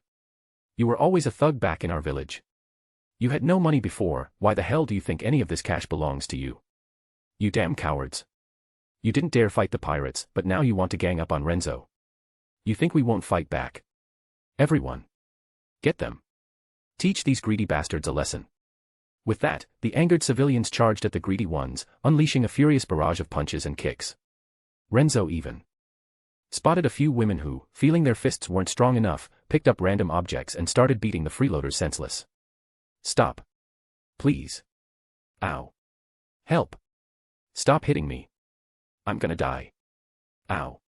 Who the hell just? The greedy ones were screaming in agony, begging for mercy. But the enraged crowd wasn't stopping anytime soon. Renzo's hands even started itching. Should he jump in and get a hit or two in himself? Everyone, go easy on them. Just avoid the vital spots so we can keep this going longer. I've suffered so much on this pirate ship, I need to let out some steam, a tough-looking woman shouted, hands on her hips. For a moment, everyone paused. Renzo nearly burst out laughing and gave her a thumbs up. Big sis, that's a solid plan. See. The woman grinned triumphantly. Even Renzo agrees. What are you waiting for? These bastards are still breathing. Keep going. You're a damn demon, one of the beaten men shouted in despair. Haha. She's got a point. Yeah. Look at them. They still have the strength to complain, they clearly haven't had enough. And with that, the beatdown continued. No. The greedy ones fell into utter despair. Meanwhile, Renzo laughed heartily. Everything he had done so far hadn't been in vain. Sure, there were scumbags in the world. But there were also good people, kind, grateful, and worth saving. Originally, he had planned to personally teach those ungrateful bastards a lesson. But now, seeing this unfold, he figured he'd just sit back and enjoy the show. After all, he wouldn't want to steal the fun from the others. Yo. If you like the story, drop your power stones here. For every 100 stones, I'll post a bonus chapter. And while you're at it, leave a review for this book, I want to see a rating for it. Also to know, I always have 2 free advanced chapters available on my Patreon, patreon.com/_koreal. Last thing, you can join my Discord to get notifications when I post new chapters or just to chat. Discord link, https://discord.gg/uuku4nw. Chapter 21, Joining Ishin Dojo. Half a day later. At one of Lobetown's ports, the ship that once belonged to the Bloodhand pirates was now docked. Big bro, big sis. Uncles, aunties. Goodbye. Standing at the bow of the ship, Renzo waved enthusiastically, bidding farewell to the people he had rescued. You too, Renzo. Take care. Thank you, Renzo. If you ever get the chance, come visit us on Sibro Island. I promise to treat you well. Yeah. And don't forget Nashi Island. We've got the best roast lamb you'll ever taste. Aye. One by one, the rescued civilians waved reluctantly, extending heartfelt invitations to Renzo. Of course, those ungrateful scumbags, who had been captives just like the others but showed no gratitude, had already run off the moment they reached shore. They wouldn't dare stick around, let alone try to cause trouble for Renzo. After all, they had seen firsthand that he was no saint. Especially when they were forced to carry the corpses of the pirates, the sheer brutality of the scene left an unforgettable impression on them. We actually dared to threaten a demon like him. Our courage is something to be admired. Even we have to respect our own suicidal tendencies. That was the shared thought in their minds at the time. Meanwhile, the commotion at the port had drawn quite a bit of attention, including that of the local Marines. What's going on over there? Why is it so lively? Wait. What? The infamous Bloodhand pirates were wiped out by a single kid. No way. You're joking, right? It didn't take long for the Marines to get a grasp of the situation. When they learned that a lone teenager had taken down the Bloodhand pirates and saved an entire ship full of kidnapped civilians, Lobetown's commanding officer, Captain Grace, personally came to meet Renzo. He even invited Renzo to join the Marines. I appreciate the offer, Captain, but I'm still young. I plan to return to my teacher and continue my training for now. Renzo politely declined before adding, oh, by the way, I kept Bloodhand Oryx's head. I should be able to claim his bounty, right? Also, I have no use for this pirate ship. Would you be able to help me get rid of it? He knew he'd be staying in the East Blue for quite some time, and he'd need a lot of money. Might as well get as much as he could. I see. That's unfortunate, but I won't press the issue. Captain Grace was a little disappointed at Renzo's refusal, but since the young man said he was returning to his teacher for training, there was no reason to stop him. Listen, kid, my invitation stands. When you finish your training, if you're ever interested in joining the Marines, I'd be happy to recommend you to the elite training camp at Marine headquarters. As for Oryx's bounty, He turned to his adjutant and ordered, "Verify the bounty and make sure Renzo receives the reward. Also, see to it that the pirate ship is dealt with. Someone will want to buy it." "Yes, sir." In the end, Renzo received a bounty payout of 6.6 million berries.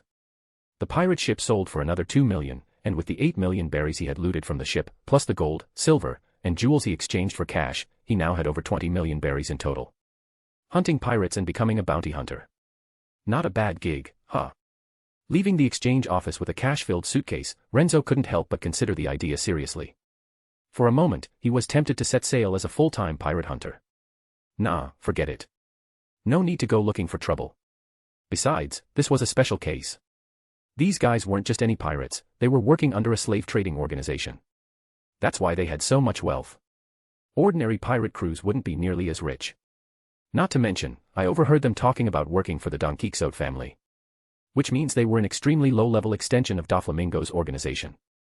Even though the connection is weak, getting on their radar wouldn't be good. At this point, Renzo knew he wasn't strong enough to go up against Doflamingo and his forces. But once he became powerful enough, maybe he'd go looking for trouble himself. Not wanting to linger in Town, Renzo quickly exchanged his money, tried but failed to find a certain weapons shop, then bought a ticket for a passing cruise ship and left. To be extra cautious, he even took a roundabout route, changing ships multiple times between cruises and merchant vessels. After more than 10 days, he finally reached his destination, Shimatsuki Village. Inside the guest hall of the Ishin Dojo in Shimatsuki Village. "You wish to become my disciple?" Koshiro looked at the young man sitting across from him, his face calm yet curious. He could tell that Renzo wasn't an ordinary youth. At least, not compared to others his age. "Yes, Master Koshiro." Renzo nodded solemnly.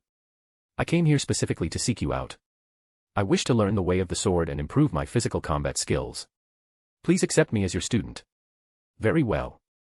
Koshiro studied Renzo's eyes and saw nothing but clarity and determination. Without hesitation, he agreed. Huh. Renzo was caught off guard. That was too easy.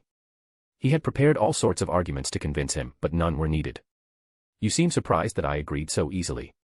Koshiro chuckled, easily seeing through Renzo's thoughts. Yeah, a little. I thought becoming a disciple was a serious matter that required passing multiple tests." Renzo scratched his head awkwardly. Wasn't that how it always worked in novels? Didn't Koshiro only accept students he knew well, or chosen ones like Zoro? Had he overthought things? Ha ha ha. Koshiro laughed heartily. "You're not wrong. Learning secret techniques is indeed a serious matter, and I do require students to undergo rigorous testing before I teach them those."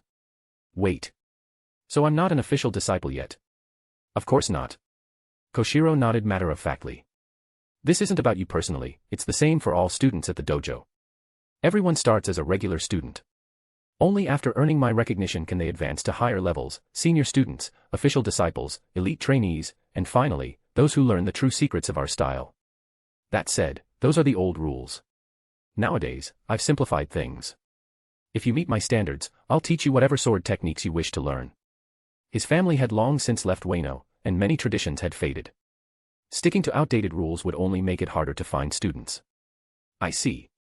That makes sense. I'll take any tests whenever you see fit." Renzo understood and gave his earnest commitment. "Good. From today onward, you're a member of Ishin Dojo." After that, Renzo paid a full year's tuition. Rather than buying a house in the village, he chose to live at the dojo, even paying extra for room and board. Koshiro accepted everything with a smile. He could tell Renzo was wealthy and not ordinary. But he'd wait and observe before making any judgments. Chapter 22, Evolving into Espeon. In the Pokemon world. In an outdoor courtyard of the Pokemon Center in Verdanturf Town, Cynthia stood watching her Eevee basking in the sunlight. "Eevee, are you sure you want to evolve now? You really don't need an evolution stone," she asked. "Eevee. Of course. You already looked it up, right? I want to evolve into Espeon." Eevee nodded seriously. At this point in time, the only well-documented Eevee evolutions were Jolteon, Flareon, and Vaporeon. Other evolutions like Espeon, Umbreon, Glaceon, Leafeon, and Sylveon were either incredibly rare or had only been achieved by accident, with no officially recognized method of evolution. When Cynthia had previously asked Eevee about its preferred evolution, it had explained its choice to her. And when sounds failed, it simply used Cynthia's computer to pull up information about Espeon. Cynthia had been quite surprised by Eevee's ability to operate a computer so skillfully. Though, at this point, nothing really surprised her anymore. In the past month, Eevee had shown her countless extraordinary abilities, far stronger than a typical Eevee, strange ocular powers, unconventional moves using mysterious energy, and even the ability to run on water. From that moment on, Cynthia knew she had something special. She had truly hit the jackpot. Even in terms of intelligence, her Eevee far surpassed the standard. Now, as Eevee met her gaze, sensing her emotions, it instinctively began its evolution. A pure white light enveloped its body. Oh! Is it really evolving? Not far away, Professor Carolina was capturing the moment on camera. She had flown in from Celestic Town at Cynthia's invitation just to witness this event. When Cynthia had first mentioned Eevee knowing exactly how to evolve into the elusive Espeon, she had found it hard to believe. An Eevee that instinctively knew its evolution process. That sounded like a fairy tale. But given all the unusual things Cynthia had told her about this Eevee, she had decided to see it for herself. Of course, for Cynthia's safety, and to protect Eevee's secret, Professor Carolina had no intention of sharing these details with anyone. It was precisely because of her reputation and trustworthiness that Eevee had agreed to reveal so much to her and Cynthia. Eevee understood that as long as it remained with Cynthia, its uniqueness couldn't be hidden forever. Rather than waiting to be analyzed, it was better to control how much it revealed. Whooshashag. The glow intensified, completely obscuring Eevee's form. Even Cynthia couldn't see what was happening anymore. After several minutes, the light finally faded, revealing a sleek, lilac-colored Pokémon standing at about 1 meter tall. Eevee. Cynthia hesitantly called out to the unfamiliar figure. Then, a soft but serious voice echoed in her mind, "It's me, Cynthia. I can finally talk to you directly." Huh. Cynthia was startled by the sudden voice in her head. This is telepathy. So you really evolved into Espeon, a psychic type. What's going on? Professor Carolina had been watching Cynthia talk to herself and hurried over. Grandma, Eevee evolved into Espeon. And it can use telepathy. It was just speaking to me in my mind. How amazing is that? Cynthia excitedly hugged her grandmother's arm, unable to contain her joy. Professor Carolina, hello. Just then, Espeon's voice echoed in Carolina's mind as well. Oh. It really can communicate. Professor Carolina was astonished. She knelt down and reached out to pat Espeon's head, only for it to gracefully leap back. Don't touch my head. It'll stunt my growth. Espeon complained through telepathy. Ha. Carolina couldn't help but chuckle. Where on earth did you hear that? Humans say it all the time on the internet. Espeon huffed proudly. It couldn't exactly tell them the truth, that in a past life, it had been human. Wait, you browse the internet. Cynthia mentioned that, but I thought she was exaggerating. Looks like you really are incredibly smart. Almost as intelligent as a human. Carolina was genuinely amazed. Then again, psychic-type Pokémon were naturally intelligent. Some were even smarter than humans, like Slowking, known as the Great Sage. Hee hee. Cynthia beamed proudly as her grandmother praised Espeon. I told you, Grandma. My Eevee, Espeon, is super smart. Ha. Carolina ruffled Cynthia's hair before turning back to Espeon. Your mental strength must have been exceptional even before evolving.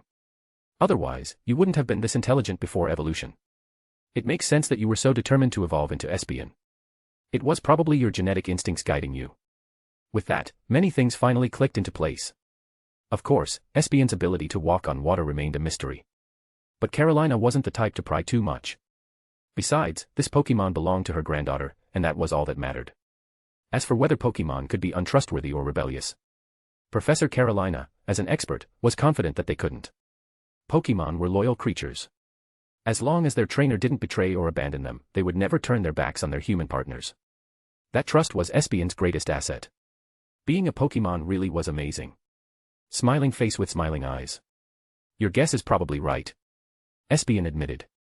Before evolving, I kept feeling this strong instinct telling me it was the right path, so I just followed it. Haha. That explains it. Carolina smiled warmly before holding up her camera. Little one, you've given me quite a surprise today. Between your evolution and everything you shared with Cynthia, we might have just cracked the mystery behind Espeon's evolution. Once I conduct further studies with other Eevee to verify the process, we may be able to officially announce this discovery to the Pokémon League. P.S. Don't forget to drop your stones. Plus 80 advanced chapters, patreon.com/_coreal. Chapter 23, Professor Carolina's Reward. Professor Carolina asked Eevee, besides evolving during the daytime, do you think there's anything else that needs to be considered? Asking a Pokémon for advice felt quite novel and fascinating to her. Maybe I should get myself a psychic-type Pokemon too, she thought. It could keep me company while I do my research and even lend a hand with tasks. Of course, other Pokemon could also help, but none were as intelligent as psychic types, nor did they have telepathy for direct communication. Eevee pretended to think deeply before replying, I believe emotions play a role as well. I only truly evolved when I sensed Cynthia's feelings for me and when our hearts resonated. That emotional bond, or what you humans call a connection, seems to be the key. Additionally, if the same conditions are met at night instead, you might get a surprising result. Eevee had just hinted at the evolution into Umbreon. Oh. Professor Carolina's eyes lit up in excitement. Are you saying that under the same conditions, evolving at night would lead to a different form? Yes. Eevee nodded, speaking through telepathy. That's what I feel. Last night, when I was about to evolve, I sensed a strong resistance, and my instincts told me that evolving at night wouldn't give me what I wanted. That makes perfect sense. Carolina clapped her hands. I'll have to arrange for another group of Eevee to evolve at night.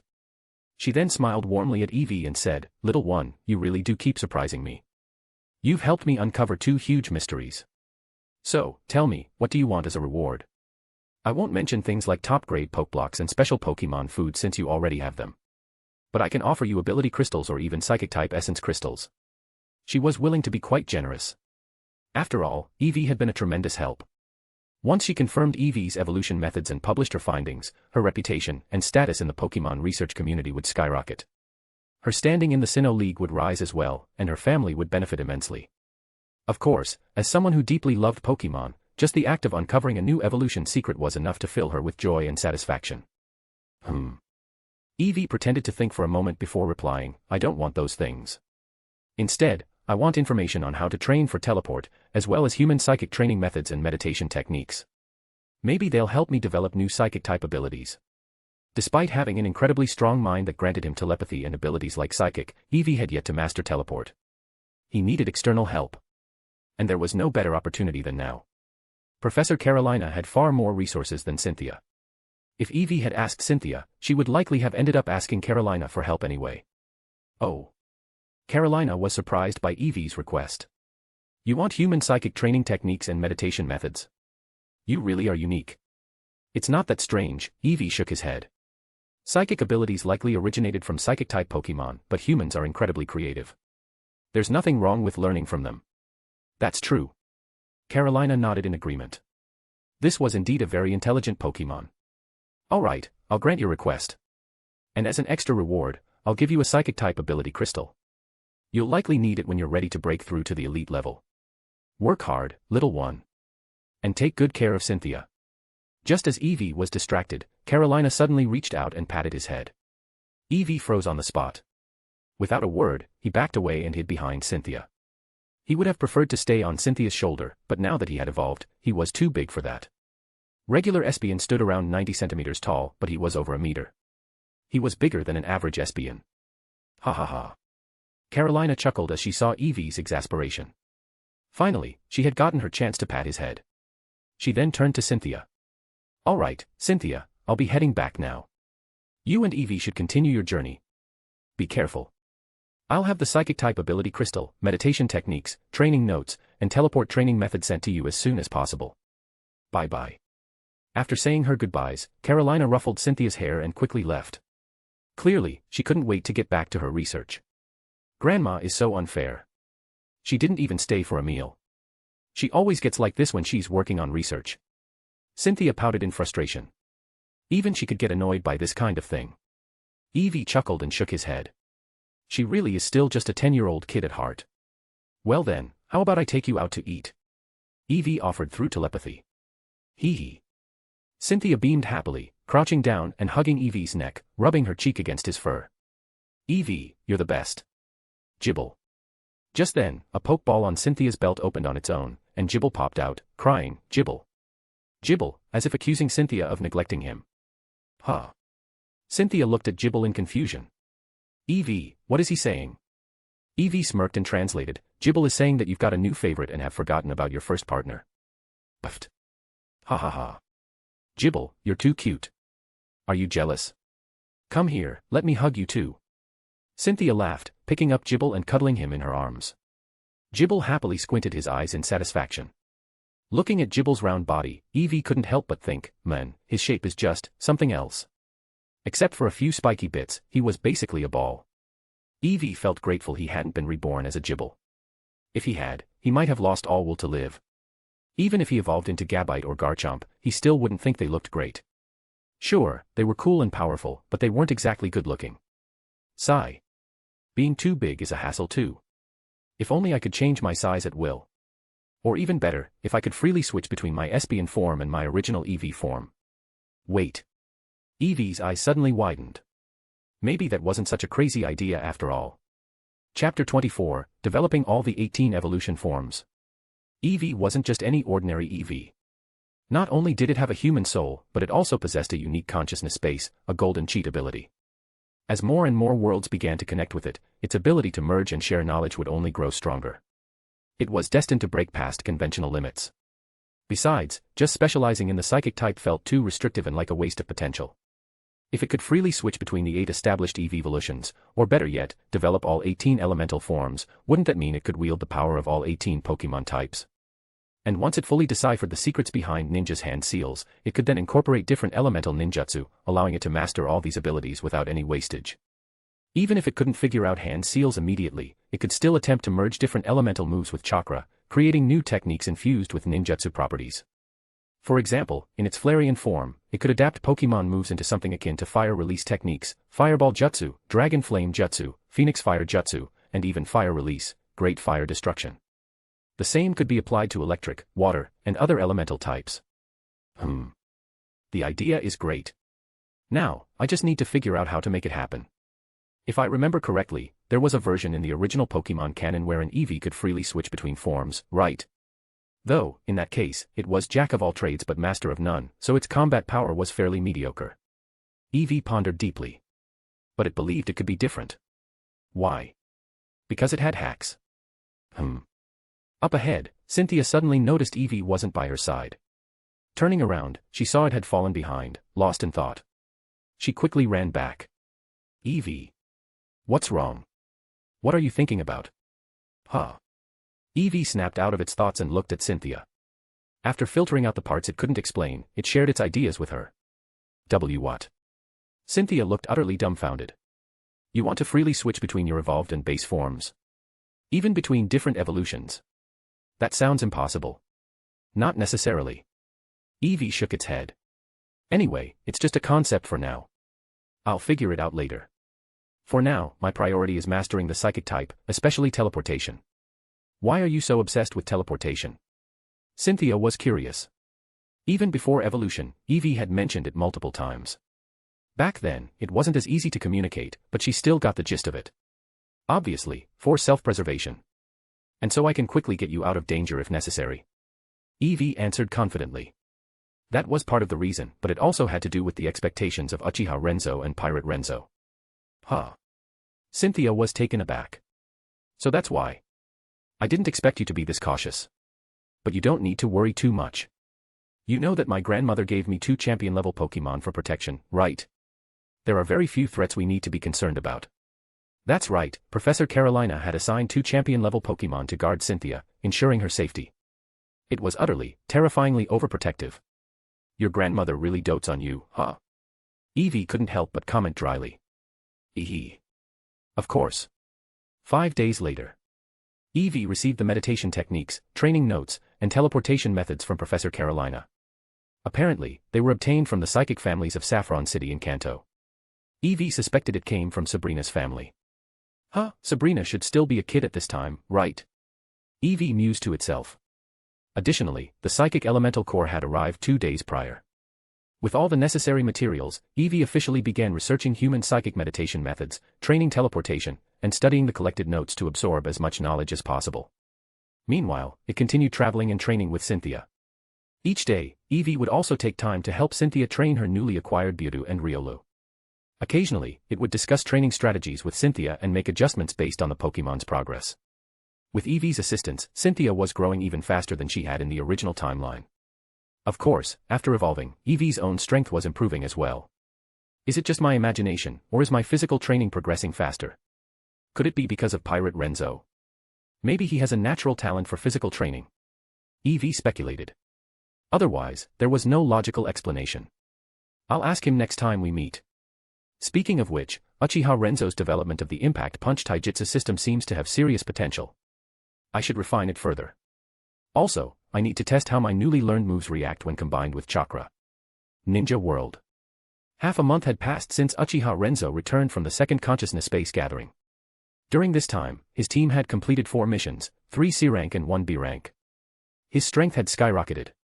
Due to merging with Pirate Renzo's mental strength and physical constitution, his Sharingan had evolved directly to the 3-Tomo stage, and his chakra reserves had surged to Jonin levels. His terrifying growth speed left his teammates, Yuhi Kurenai, Sarutobi Asuma, and even their sensei, Yuhi Shinku, completely stunned. This guy is insane. How is this even possible? Asuma could only shake his head in disbelief every time. Kurenai, on the other hand, was inspired. Renzo is incredible. I need to work even harder. Yuhi Shinku, their sensei, was deep in thought. I've heard that when Uchiha awaken their Sharingan, they experience rapid growth for a while. But for Renzo to go from 2-Tomo to 3-Tomo in just 2 months. That's a bit excessive. The power imbalance in the team was becoming more and more apparent, leaving Shinku somewhat helpless. Despite Renzo's pressure pushing Kurenai and Asuma to grow quickly, they were still at the elite Genin level at best. But Renzo. Shinku suspected that even elite Chunin would struggle against him. And that was with Renzo holding back a lot. On a rare day off with no missions, Renzo decided to train alongside Kurenai and Asuma. My taijutsu and swordsmanship training is advancing much faster than before. So Pirate Renzo really does have a talent for this. Over the past 2 weeks, Uchiha Renzo had noticed a dramatic improvement in his physical training since the last consciousness space gathering. He had a theory. This is good news. It means Pirate Renzo's growth rate will be fast, which will benefit both me and Eevee. Compared to the Naruto, Ninja, World, the One Piece, Pirate, World was much more suited for physical training. If that's the case, I can cut back on taijutsu and sword training a bit and shift more focus to ninjutsu. Also, I can't neglect the new jutsu adaptations I got from Eevee. Chapter 25, Uchiha Madara's Radar. There was no helping it. The results of his modifications were just too amazing. Just the impact punch alone had given Uchiha Renzo so many new techniques to play around with.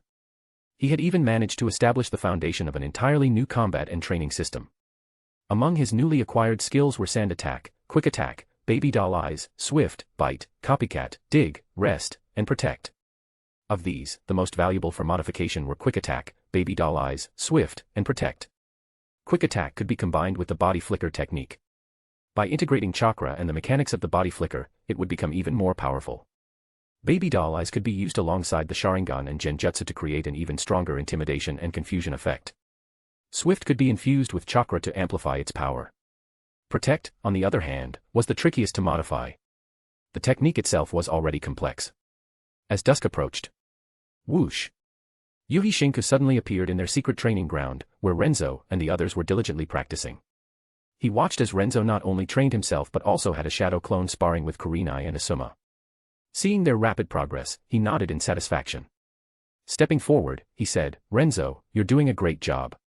Kurenai and Asuma have improved a lot these past few days too." Sensei, X3. The 3 of them quickly stopped and greeted Yuhi Shinku. "Sensei, why are you here today? Is there a new mission?" Renzo asked, a bit puzzled. According to their schedule, today and tomorrow were supposed to be dedicated to training. Yes and no, Yuhi Shinku replied, shaking his head. I have been assigned an important mission. For the next 2 to 3 months, I won't be able to lead your team on any tasks. Huh. Asuma, Renzo, and Kurenai were taken aback. Then what happens to us? Were they just going to be left to their own devices? That's what I'm about to explain, Yuhi Shinku continued. He looked at all 3 of them but ultimately focused on Renzo. Originally, the 3rd Hokage planned to assign a Jonin to temporarily lead your team. However, after I reported your progress, especially Renzo's strength, he decided otherwise. Given that we're now at war with Iwa and Suna, experienced Jonins are in short supply and can't be spared. So, the 3rd Hokage gave you 2 options. The first is for you to join Minato's squad and take on missions under Namikaze Minato's leadership. The second is to operate independently, with Renzo acting as team captain. However, you would only be allowed to take on missions up to B rank, and even then, some of the more dangerous B rank missions would be restricted. After all, their safety was a priority. Especially since Asuma, the Hokage's son, was in the squad, the 3rd Hokage wouldn't risk putting him in grave danger. this. Asuma and Kurenai hesitated, unsure of which option to choose, and turned to Renzo for his opinion. Renzo thought for a moment before asking, "Sensei, is it possible to choose both?" Huh. Yuhi Shinku blinked, momentarily thrown off by Renzo's train of thought. Wasn't this supposed to be an either-or decision? Here's what I mean, Renzo explained. On regular days, we take on missions as a three-man squad. But if Minato's team gets an A rank or higher mission that suits us, we could temporarily join them. What do you think? To be honest, Renzo wasn't eager to stick too close to Minato's squad, it was too risky. What if he got noticed by Madara? Wait, hold on. That's not right. Just thinking about Madara sent a chill down Renzo's spine. I've been standing out a lot lately, what if I'm already on Madara's radar? If that was the case, he was in deep trouble. He wasn't confident he could outmaneuver Madara's schemes and escape unscathed. I really need to master teleportation techniques as soon as possible. I hope Eevee is making progress. Also, I need to push Kurenai and Asuma to get stronger quickly. Renzo sighed internally. Man, I've got the worst luck. Yuhi Shinku stroked his chin, contemplating Renzo's suggestion. Sensei. I think this is a great idea. Just agree to it already. If not, I'll go straight to my old man and make him approve it. Asuma said excitedly. To him, Renzo's proposal was perfect. They'd still have some freedom to train and improve but could also take on higher-level missions when necessary. It was the best of both worlds. Father, I also agree with Renzo's suggestion, Kurenai added. All right then, Yuhi Shinku relented. I'll agree to it, but the final decision is up to the Hokage. I'll go ask him now. With that, he quickly made his way to the Hokage's office and relayed Renzo's idea to the third Hokage. All right, I approve. I'll personally oversee their missions, so their safety won't be an issue, Hiruzen said after taking a couple of puffs from his pipe. He wasn't about to send Asuma into any overly dangerous situations anyway. Thank you, Lord Hokage. Yuhi Shinku said with a relieved nod. Haha. No need to thank me. I have my own reasons for allowing this. You may go. Be careful on your mission, Kirigakure is not to be underestimated. Yes, sir. With that, everything was settled. Yuhi Shinku soon returned and informed Renzo and the others of the Hokage's decision. Before leaving, he gave them one last reminder. Kurenai, Asuma, make sure to listen to Renzo. Let him take the lead, understood? He wasn't too worried about Renzo. His main concern was making sure Kurenai and Asuma didn't do anything reckless. Yes. Got it. Kurenai and Asuma nodded seriously.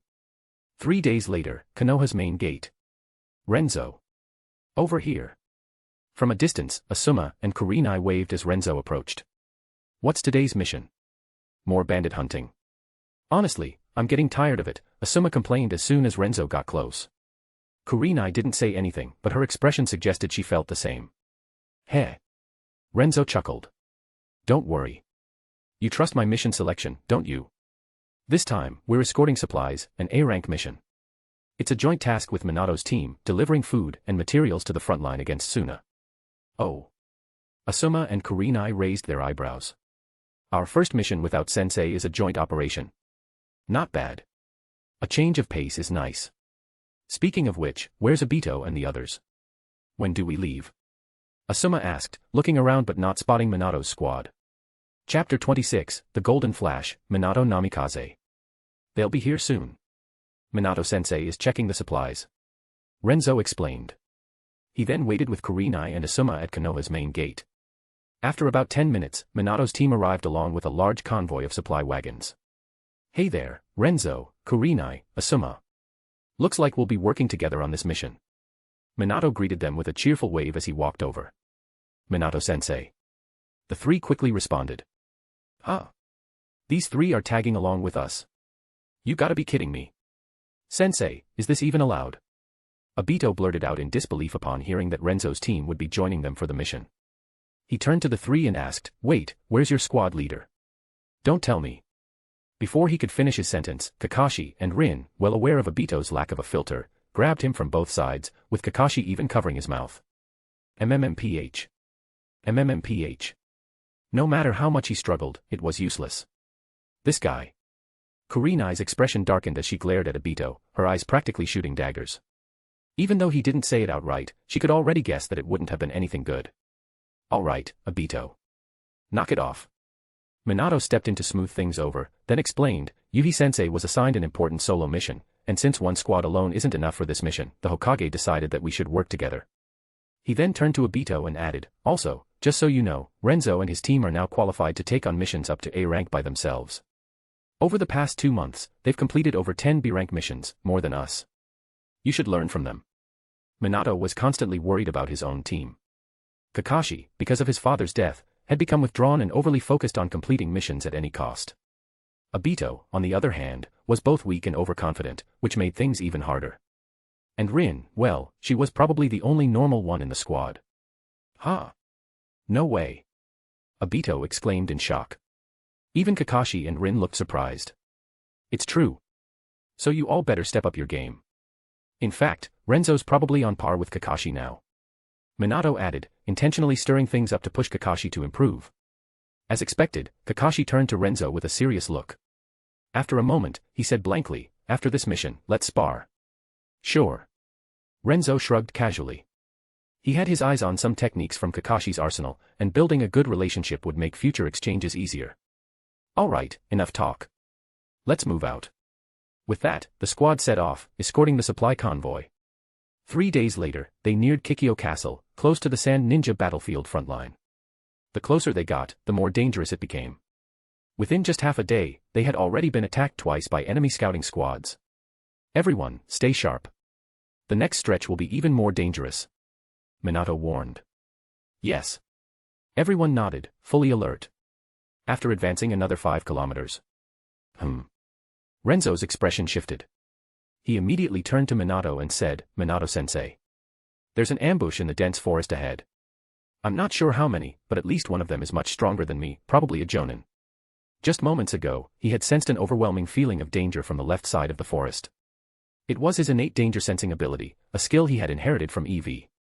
Oh. Minato was surprised at Renzo's sharp perception. He raised a hand and signaled to the others, lowering his voice, everyone, level 1 alert. I'll check it out.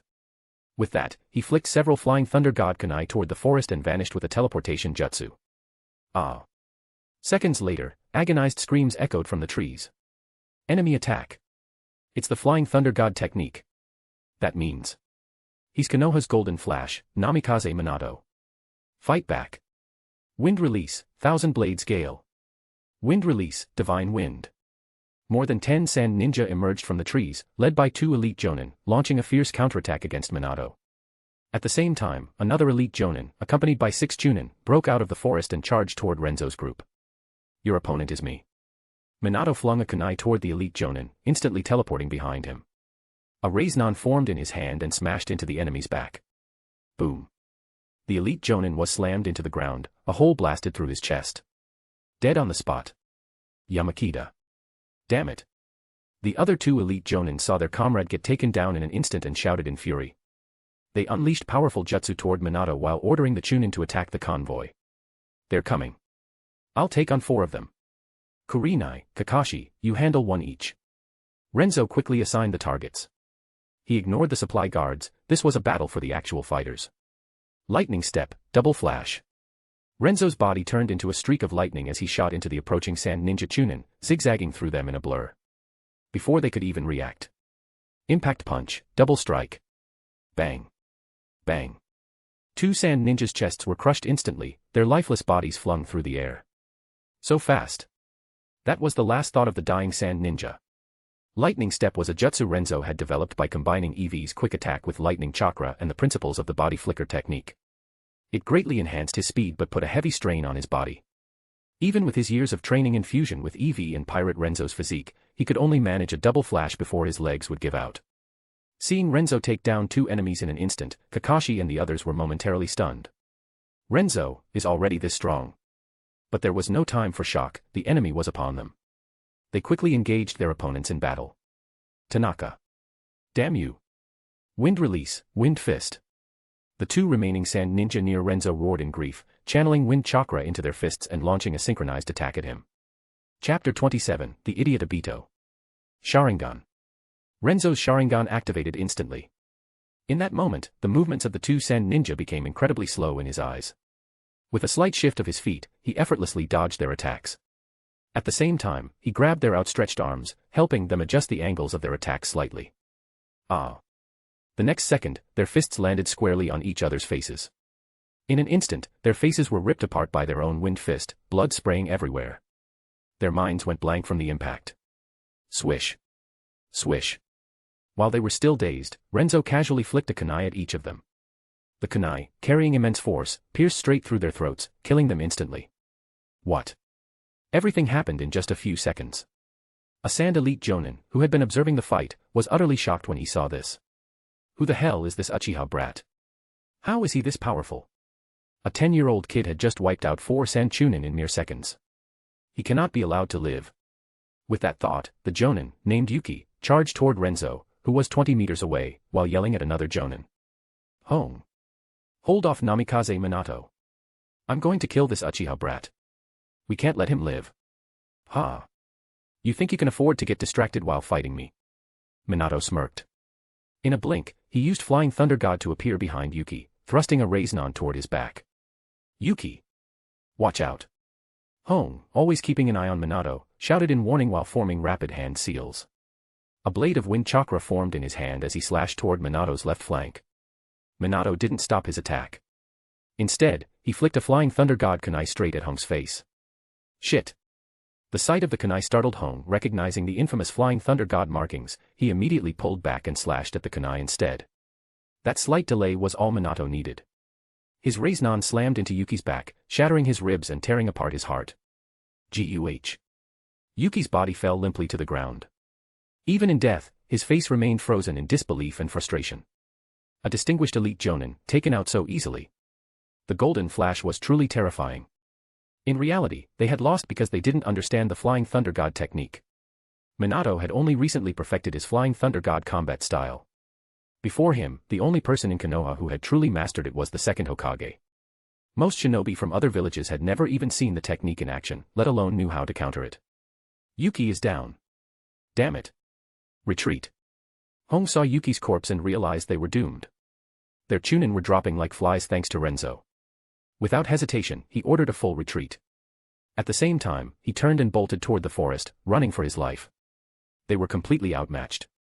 Staying meant certain death. He needed to report back on both Minato and this terrifying Uchiha prodigy. If they didn't deal with these too soon, they would be a disaster for Sunagakure in the future. TCH. What a shame. Minato sighed but didn't chase after him. Instead, he used Body Flicker to rejoin the fight, swiftly eliminating the remaining Chunin who were still being held off by Kakashi and the others. It wasn't that Minato didn't want to pursue him.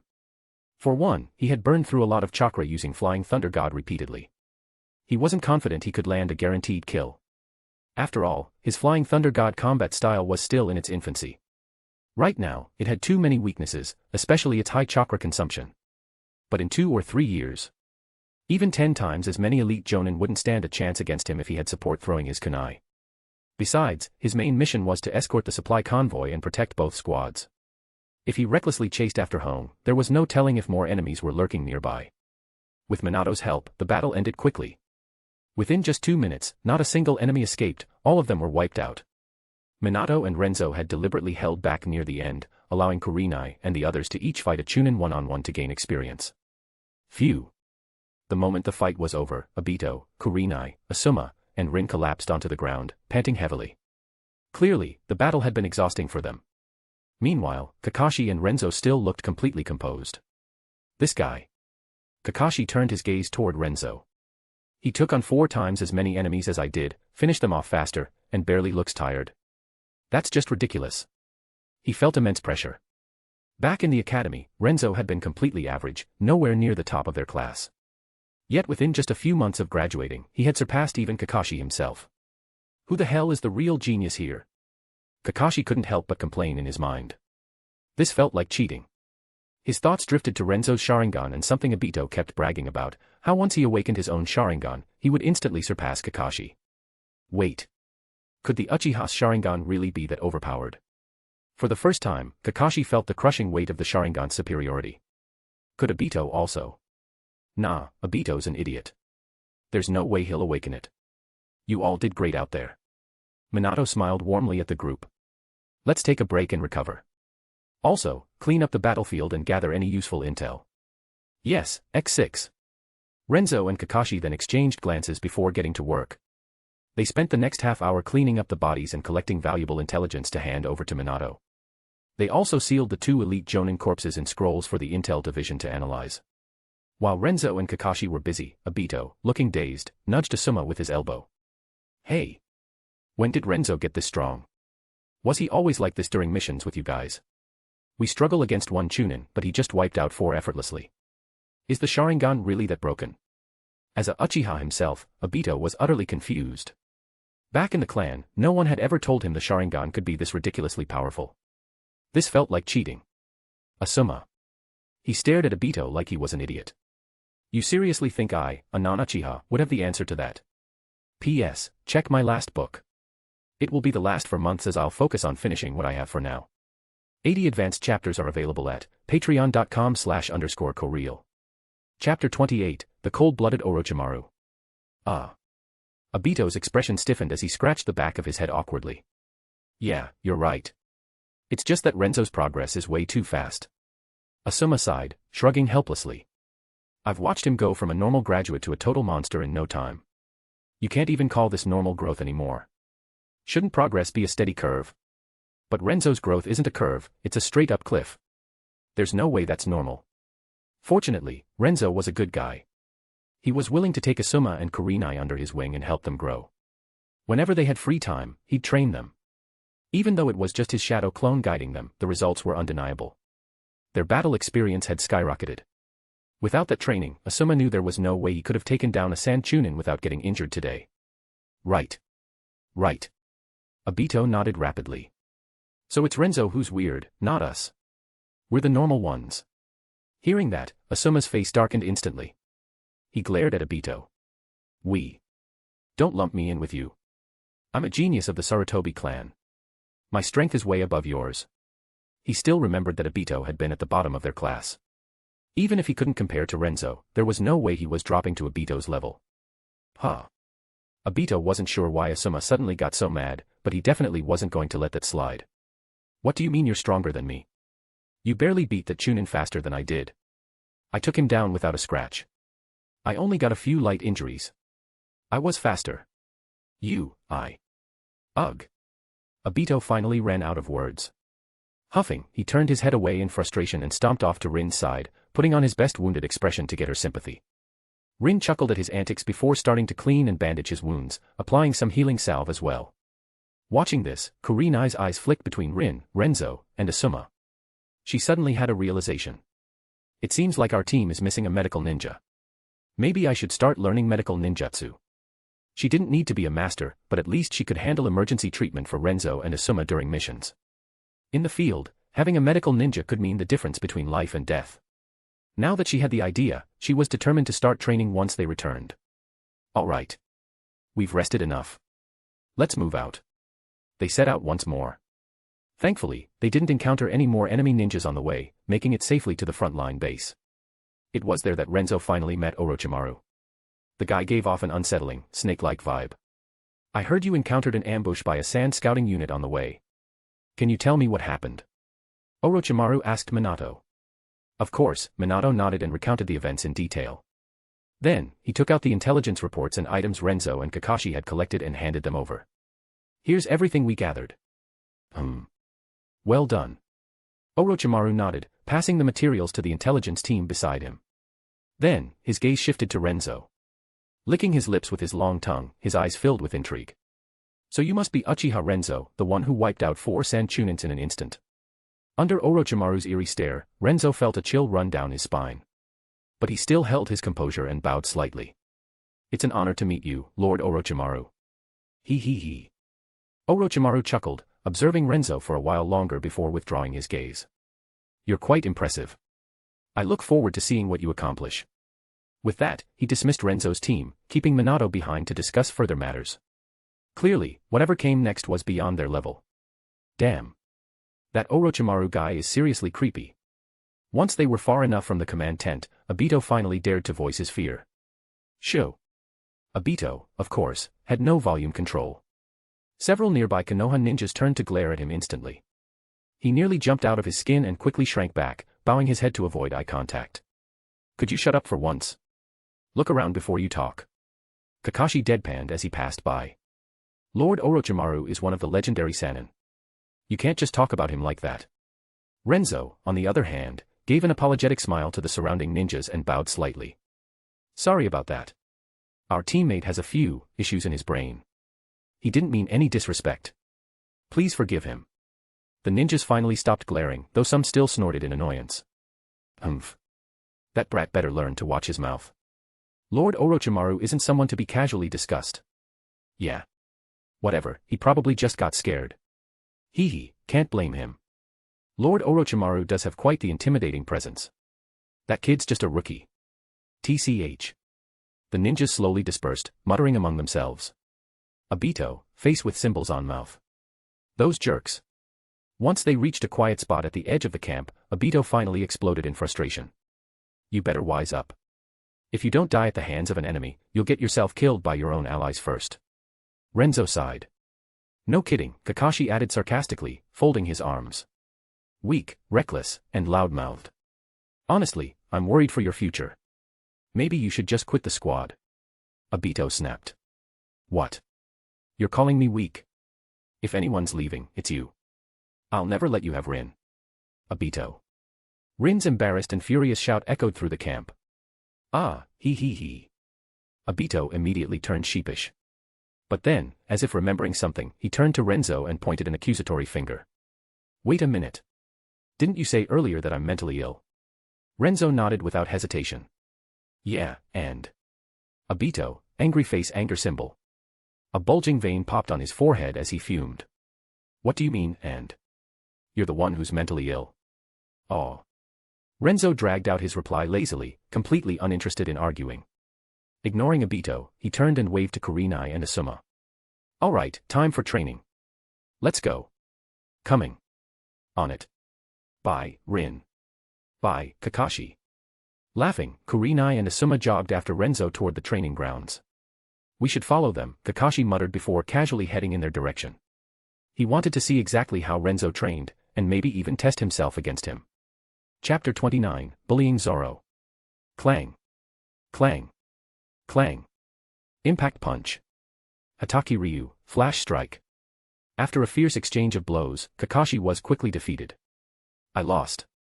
He admitted defeat without hesitation, showing his usual straightforwardness. Looking at Renzo with surprise, he said, I always thought your strength came from your ninjutsu and Sharingan.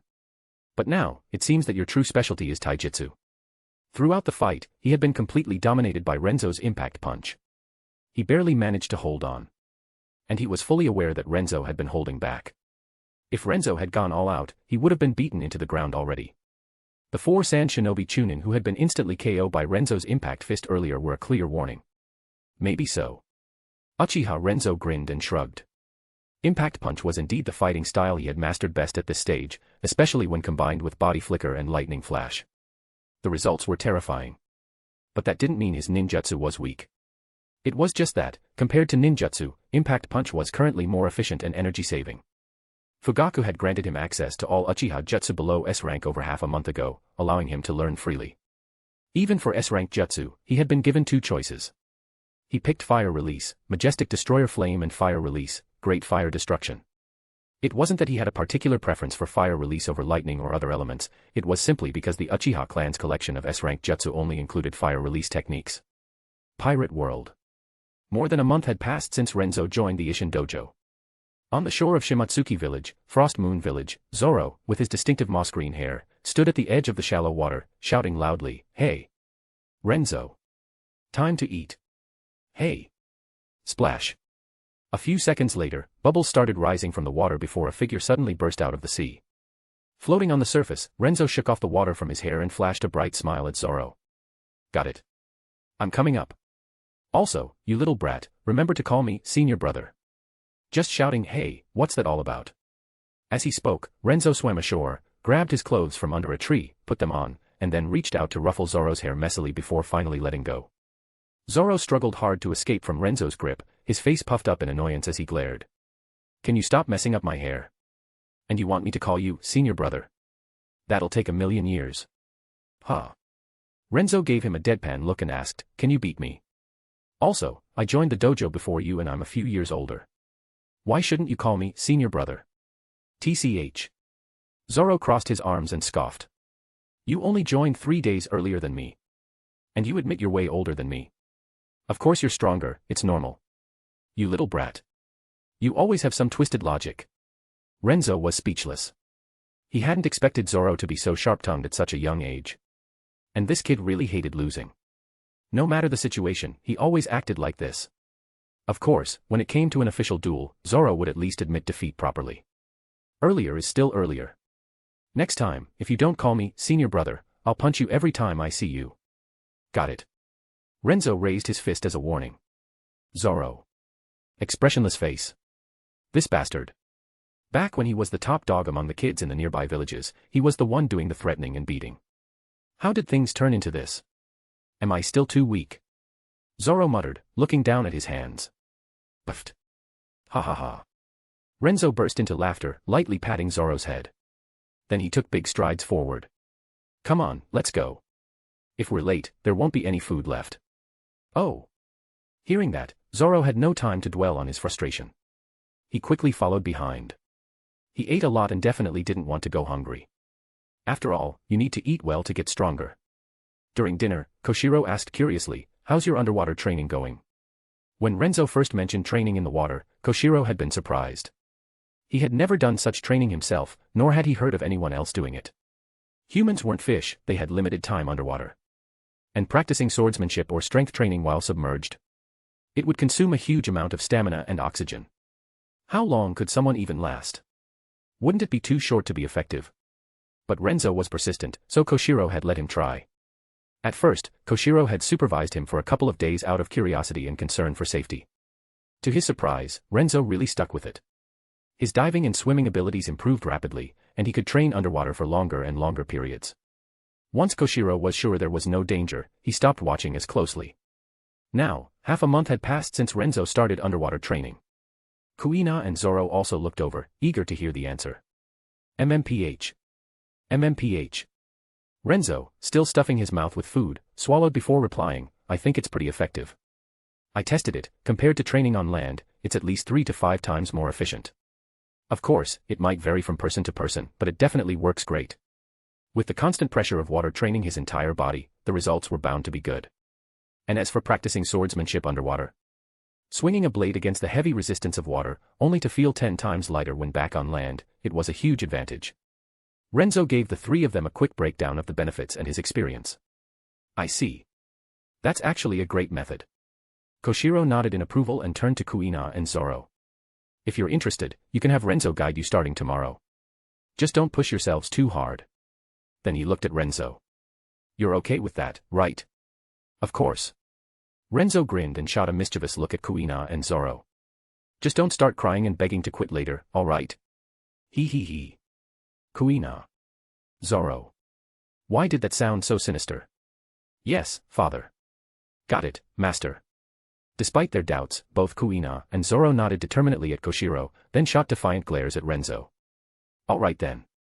Looking forward to tomorrow. Senior brother, please take care of me and junior brother." Kuina intentionally emphasized the words, junior brother, with a teasing glint in her eyes. Zoro, meanwhile, looked annoyed but secretly vowed to surpass both Kuina and Renzo one day. One day, he would be the senior brother everyone respected. Yo. Here's the last bonus schedule. Every 5 reviews equals 1 bonus chapter. Every 100 power stones equals 1 bonus chapter. Chapter 30, the third Renzo's gathering. The next morning, after breakfast, Renzo took Kuina and Zoro to the place where he practiced underwater training every day. "Let's start here. Try diving first and see how long you can hold your breath. No need to rush into underwater training just yet." He chose a spot with a suitable depth and pointed at the water, instructing the two. "Got it." Kuina and Zoro nodded.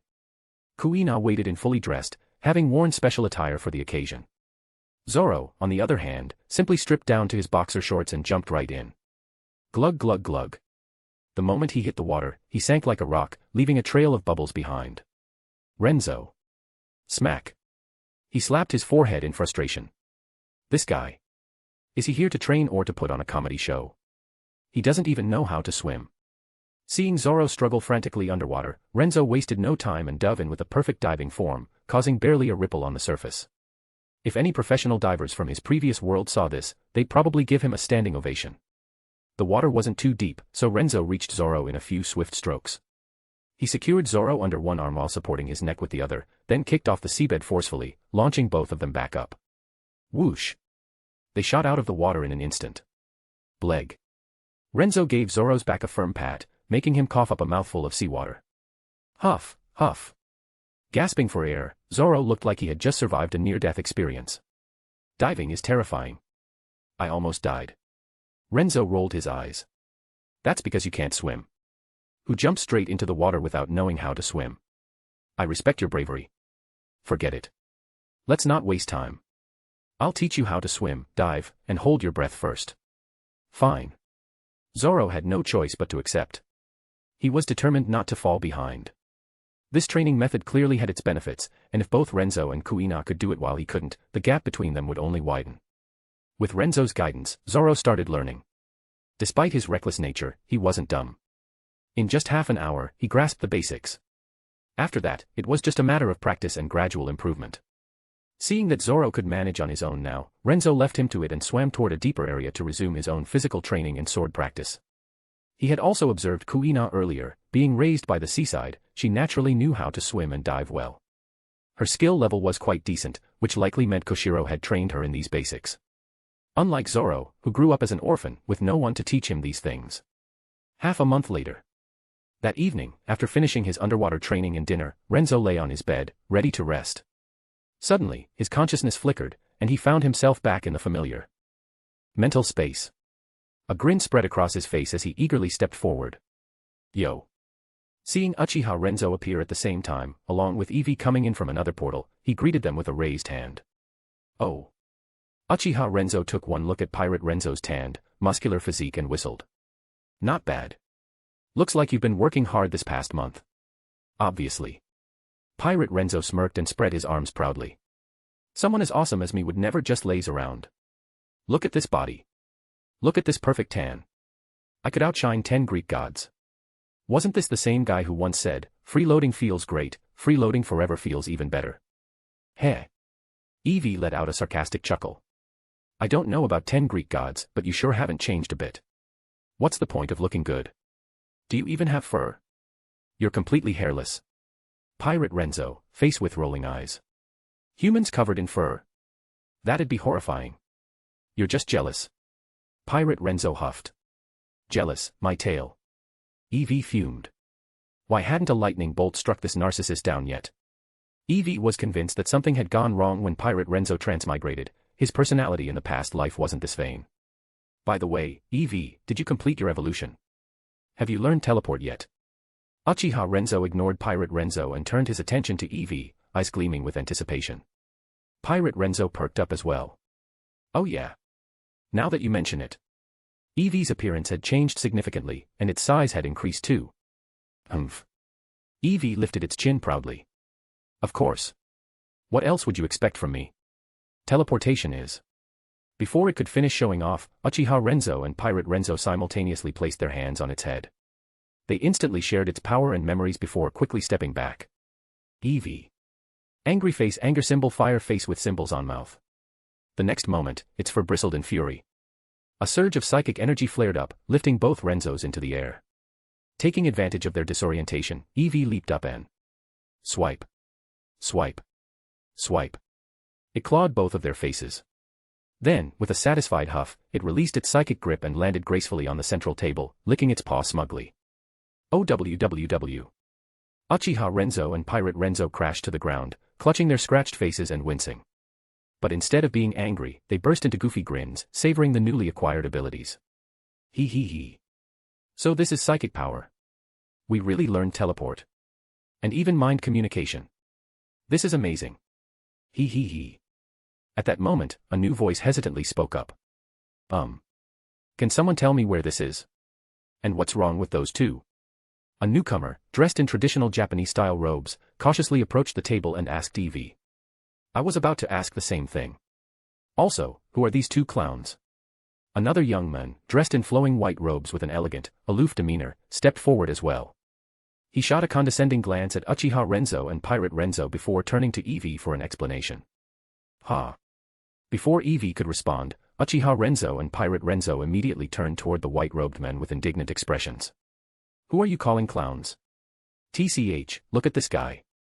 Not as handsome as me, but full of arrogance. So annoying. Who the hell are you? Chapter 31, Demon Slayer Renzo and Swordsman Renzo. Same question. Uchiha Renzo raised his hand as well. The Japanese-style youth was completely clueless about what was happening. On the other hand, Eevee had already started making guesses, knowing this had to be another version of themselves who had crossed into a different world.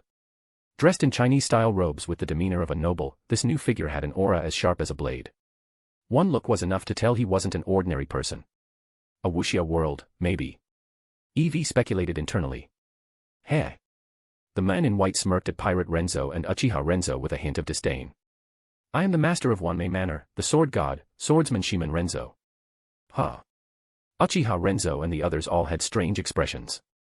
Pirate Renzo glanced at Uchiha Renzo and asked, if I remember correctly, isn't the master of Wanmei Manor and the so-called sword god supposed to be Shiman Chueshue? Swordsman Renzo. What the hell? Yeah, exactly. Uchiha Renzo nodded in confirmation, then turned to Swordsman Renzo and asked, so, you ended up in the world of Lu Xiaofeng. Did you replace Shiman Chueshue directly, or did you become his older or younger brother or something? Huh. Swordsman Renzo's arrogant expression briefly faltered. He narrowed his eyes and scrutinized Uchiha Renzo. You actually know about transmigration? And Lu Xiaofeng's world? Judging by your attire, you're from the Uchiha clan of the Naruto world, aren't you? So, you're also a transmigrant. Now this is getting interesting. He felt like he was close to figuring out the truth. He had indeed transmigrated into Shiman Chueshue. At first, he was called Shiman Chueshue, but he later changed his name to Shiman Renzo. Maybe just call him Swordsman Renzo would do. Another transmigrant. Hearing the term, the Japanese-style youth twitched slightly. He looked at Uchiha Renzo, then at Swordsman Renzo, then at Eevee and Pirate Renzo, and hesitantly asked, wait, don't tell me, we're all transmigrants. Enough guessing. Let's just confirm it right now. Eevee impatiently waved a paw while sitting on the table. Everyone, put your hand in. Japanese-style youth. Swordsman Renzo. Huh. Put a hand, or paw, together. What kind of nonsense was this? Stop overthinking it. Just do it. Uchiha Renzo didn't waste any time and placed his hand on Eevee's paw. Pirate Renzo followed. The Japanese-style youth hesitated for a moment, then did the same. Then. They all went silent, processing the flood of memories that had suddenly appeared in their minds. Ah, so that's how it is, the Japanese-style youth muttered, utterly dumbfounded. He had expected a twist, but the reality was way beyond anything he had imagined. Swordsman Renzo was completely confused. However, seeing everyone staring at him, he reluctantly walked over and placed his hand in as well. And then. His expression turned just as dumbfounded. This. So they were all the same person. Then had he just been acting all superior to himself? Well, this was awkward. He. Pirate Renzo pulled his hand back and grinned mischievously at Swordsman Renzo. So, do you finally realize how dumb you just looked? Calling us idiots, weren't you basically insulting yourself? TCH. Swordsman Renzo clicked his tongue. A normal person might feel awkward in this situation. But who was Swordsman Renzo? A master at maintaining his cool. He quickly composed himself, scoffed at Pirate Renzo, and said, I admit, the truth was a bit surprising, but I don't think we're still the same person. Just look at our personalities, we've clearly become different individuals. Then, he glanced at Pirate Renzo with disdain. At least I don't go around acting shameless like you. 10 Greek gods. The #1 handsome guy. A lifetime defined by handsomeness. Why don't you just claim you're the best-looking guy in all worlds? I've never seen anyone so full of himself. Sure, he liked to act cool, but Pirate Renzo. That wasn't coolness. That was pure shamelessness. An overwhelming level of shamelessness. Pirate Renzo was instantly fired up. And you're any better? You've spent decades doing nothing but acting cool. If anything, you should rename yourself from Sword God to King of Show-Offs. Never seen anyone this obsessed with showing off. While the two of them bickered, Uchiha Renzo and the others had already moved to the side, casually watching the spectacle unfold. These two. One was a show-off king. The other was the self-proclaimed handsomest pirate. Neither was normal. Eevee sighed and turned to Uchiha Renzo. At least you and the new guy from Demon Slayer are still somewhat normal. In fact, Eevee's situation was even worse. He wasn't even human anymore. Heh. Uchiha Renzo and Demon Slayer Renzo chuckled. Seriously though, was this some kind of side effect of transmigration? Uchiha Renzo glanced at Demon Slayer Renzo with amusement. So, you're from Demon Slayer, huh? That world is pretty interesting. Those breathing techniques have a lot of potential. In Demon Slayer, their full potential wasn't fully realized. But if they were used in the One Piece world, they could become god-tier abilities. With all the Sea Kings and powerful beasts of the One Piece world providing high-quality meat, combined with that world's environment, the technique's ability to enhance physical strength, recovery, and internal conditioning would be amplified to an insane degree. At that point, swordsmanship combined with breathing techniques could literally split mountains and seas. Uchiha Renzo saw immense potential in this world's techniques. Demon Slayer Renzo rubbed his chin thoughtfully. Now that you mention it, that does make sense. Maybe my world isn't as weak as I thought. Definitely. Eevee nodded. Too bad I can't use sword techniques, but the breathing techniques sound useful. Not necessarily, Uchiha Renzo said with a smirk. You could just use your claws instead of a sword. Worst case, modify the techniques into claw techniques. It's totally possible. Before, that might have been difficult.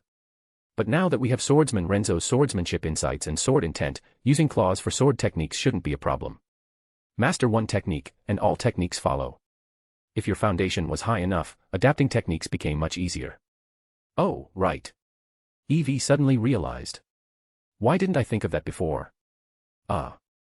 Demon Slayer Renzo glanced at Eevee's expression and secretly used his newly acquired telepathic abilities to message Uchiha Renzo. Eevee doesn't seem very smart, huh? Sho. Uchiha Renzo stiffened and quickly signaled for silence.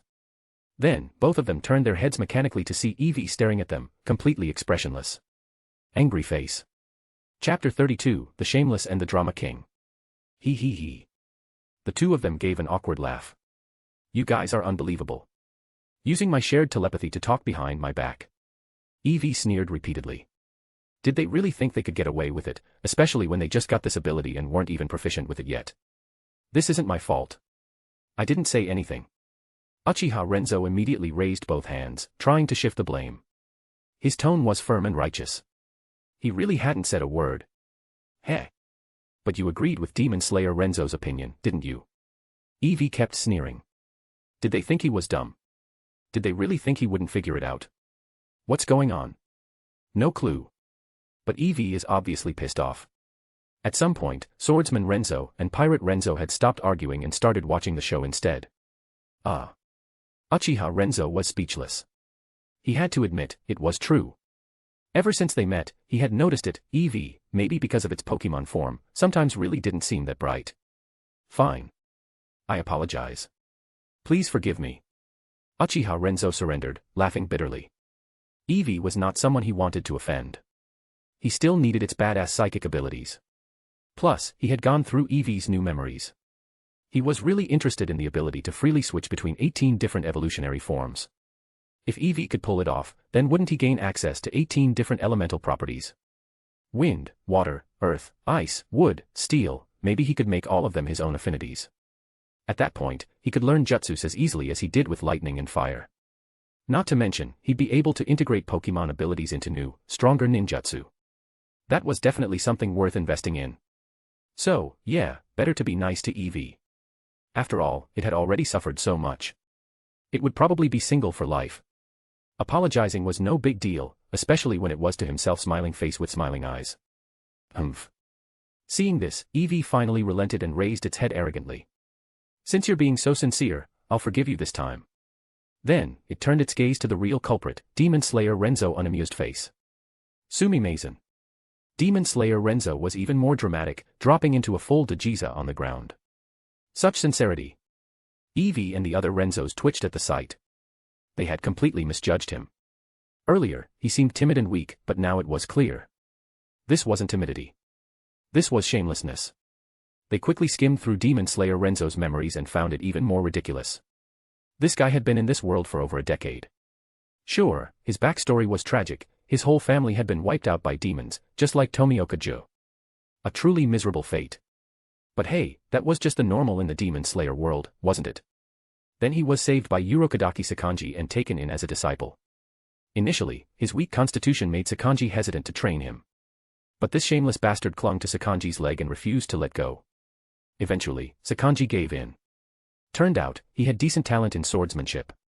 But the moment his true nature was revealed, his time on Mount Sajiri became his personal playground.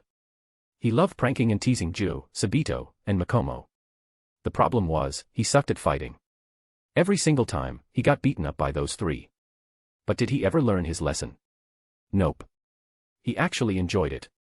Uchiha Renzo, Pirate Renzo, and Swordsman Renzo exchanged glances before turning to Demon Slayer Renzo and throwing him a synchronized, massive eye roll.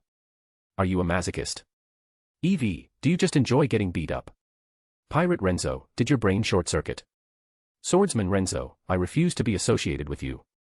Angry face. Uchiha Renzo, you should leave the group chat. We can't afford this level of shame. You could be flashy, you could be shameless, you could even be a little dumb. But you couldn't be a total masochist. That was lowering the Renzo brand way too much. Demon Slayer Renzo was on the verge of tears. This was just unfair. This was all his black history. As a last resort, he threw himself to the ground again and shouted, Sumimasen. Eevee. Pirate Renzo, Swordsman Renzo, just beat him up and drag him away. There's no saving him. Sigh. Uchiha Renzo could only shake his head and sigh. Stand up. There's no saving you. Maybe this isn't even your fault. Huh. The others stared at him in shock, their eyes all asking the same question, are you crazy too? Uchiha Renzo ignored their stares and dramatically sighed again. The real culprit here is this world itself. Eevee stared at him blankly and said, I see it now. You're not normal either. You're a drama king. Just look at your memories. Acting in front of the third Hokage, putting on a show for Fugaku, you're a born performer. Agreed. The other Renzos nodded in unison. Ahem. Uchiha Renzo awkwardly cleared his throat. You flatter me. It's just that my rivals make me look even better. It felt like the Renzo brand had been completely ruined. After absorbing all of each other's memories, their minds were a total mess. Speaking of which, what was their original personality even like? Ahem. Finally, Uchiha Renzo took charge and pulled the conversation back on track before things got too out of hand. He knocked on the table, signaling for everyone to focus. Let's get back to business. First of all, welcome our newcomers, Swordsman Renzo and Demon Slayer Renzo. Clap, clap. Everyone, led by Uchiha Renzo, applauded. Then, Uchiha Renzo raised a hand to quiet them down before continuing, with 2 new members, the Renzo squad has grown again. Forget everything else, just the additional spiritual power and physical enhancements alone will give us a huge boost in strength. Not to mention, both of them are pretty strong already. Especially Swordsman Renzo. Now, let's move on to the usual discussion, planning the future development of our new members. Everyone, feel free to contribute your thoughts. Let's work together to grow and strengthen the Renzo squad. Clap, clap. This time, only Demon Slayer Renzo and Eevee clapped like fools. The other 3 just stared at them blankly. Eevee. Demon Slayer Renzo. Ahem. Uchiha Renzo cleared his throat. Let's start with Demon Slayer Renzo. Hearing his name, Demon Slayer Renzo quickly straightened up like an eager student. Chapter 33, Clearing Names Openly. Swordsman Renzo took the lead and spoke up, I think all masochist Renzo needs to do next is focus on collecting different breathing techniques and sword styles. At the same time, he should figure out the principles behind the transparent world and Demon Slayer marks. As for swordsmanship training, that's up to you. With my talent, any sword technique in my hands is as easy as breathing. I can master it to a profound level in no time. Of course, if you want to put in the effort, that's fine too. After all, freeloaders aren't exactly welcome anywhere. His own swordsmanship talent was already top tier. Otherwise, he wouldn't have been able to comprehend sword intent in a regular wuxia world. Now, after merging with the swordsmanship talents of Demon Slayer Renzo and Pirate Renzo, he felt his talent had undergone yet another transformation. Just how far it had evolved would have to be tested once he returned to his own world. One thing was certain, it had become even more terrifying. Of course, Demon Slayer Renzo and Pirate Renzo would also integrate his and the other swordsmanship talents. In the end, their potential would be roughly the same. That said, talent alone wasn't enough. How much of it could be fully utilized depended on the individual. For example, Uchiha Renzo had a wildly creative mind. When it came to merging and adapting Pokemon moves into the chakra system, he was far more talented than Eevee. He even developed an entire combat system based on impact punch. Logically, the impact move was part of Eevee's innate abilities, so Eevee should have had a better understanding and a greater talent for it. Yet, Uchiha Renzo outperformed him in this area. Before anyone else could speak, Demon Slayer Renzo protested, "Hey, hey, hey. That's way too much. Calling me masochist Renzo. That's slander." Unfortunately for him, swordsman Renzo ignored the outburst and just rolled his eyes before continuing, "Now, let's talk about myself. I will continue focusing primarily on my swordsmanship. However, I will also experiment with integrating chakra to develop new ninja sword techniques. In the future, once Pirate Renzo masters Haki, I can incorporate that into my swordsmanship as well. In short, my primary focus will always be the way of the sword. Everything else will serve as a support system to enhance my swordsmanship. I strongly suggest that each of you establish a core path of your own. That way, you won't lose yourselves and can forge your own unique road to strength." At that moment, swordsman Renzo seemed like a completely different person. He wasn't just showing off anymore, he was serious, reliable, and deeply insightful. His words left Uchiha Renzo and the others genuinely surprised. "Wait a second. Forging our own paths?" Uchiha Renzo raised an eyebrow and said, "It sounds like you're hiding something from us. Until now, we all assumed that one day we'd merge back into a single being. But what you're saying suggests otherwise." The others immediately snapped to attention, staring at swordsman Renzo. Instead of avoiding their gazes, swordsman Renzo met their eyes directly and said, "When we were sharing abilities and memories, I instinctively resisted sharing any memories related to my wife. At that moment, I had a strange feeling. It told me that it was possible to exclude certain memories from being shared." "What?" Uchiha Renzo and the others were utterly shocked, jumping to their feet. "What exactly does that mean?" Pirate Renzo asked with a deep frown. If their shared memories and abilities weren't entirely required, did that mean other conditions could allow for selective sharing? This completely overturned their previous assumption that they would inevitably merge into a single entity in the future. "Calm down," swordsman Renzo said, raising a hand to settle everyone. "The only thing that can be excluded from sharing is this specific type of personal memory. Everything else is still fully shared. I've tested it myself. The rest isn't even about being forced, it's like we're all naturally connected, unable to control or prevent it. So, my theory is that even in the future, we'll still maintain a degree of independence. Honestly, I think that's a good thing. That's why I said earlier that each of us needs to establish a core focus. It's the only way to keep our individual identities intact and continue growing along our own paths. Otherwise, if we keep merging memories and abilities endlessly, we'll eventually lose ourselves and become fully assimilated." At this point, swordsman Renzo's face was serious as he warned them, "Listen up, everyone. Do not completely lose yourselves. We are not identical copies of each other. We are connected but still independent individuals. At the very least, I am just a straightforward and honorable sword god." The group fell silent. Ah. Did he just openly clear his name? "I am not a drama king." Uchiha Renzo protested. "I am not shameless either." Pirate Renzo retorted, smiley face. "And I'm definitely not a masochist." Demon Slayer Renzo huffed. "Hey," face with steam from nose. Finally, swordsman Renzo's gaze fell on Eevee, who didn't say anything. Womb. Before he could even speak, Eevee's eyes glowed red as psychic energy surged around its body. The warning was crystal clear. If swordsman Renzo dared to say that infamous phrase, "Eevee doesn't seem very smart," it would immediately obliterate him. If it had to, it was willing to perish alongside him. Besides, swordsman Renzo had just pointed out that they weren't completely linked. That meant destroying another Renzo might not affect the rest. Ahem. Swordsman Renzo quickly backed down and spared Eevee, choosing not to provoke it any further. Instead, he concluded, "Anyway, that's all I had to say. If anyone has anything else to add, speak freely." The group exchanged glances. Uchiha Renzo was the first to respond. "I think swordsman Renzo makes a good point. We all have different strengths and ways of thinking. Even if our talents are the same, our personalities and thought processes create noticeable differences. Rather than spreading ourselves too thin, we should focus on our strengths. After all, we can always share our abilities. If we aren't good at something, another Renzo can handle it.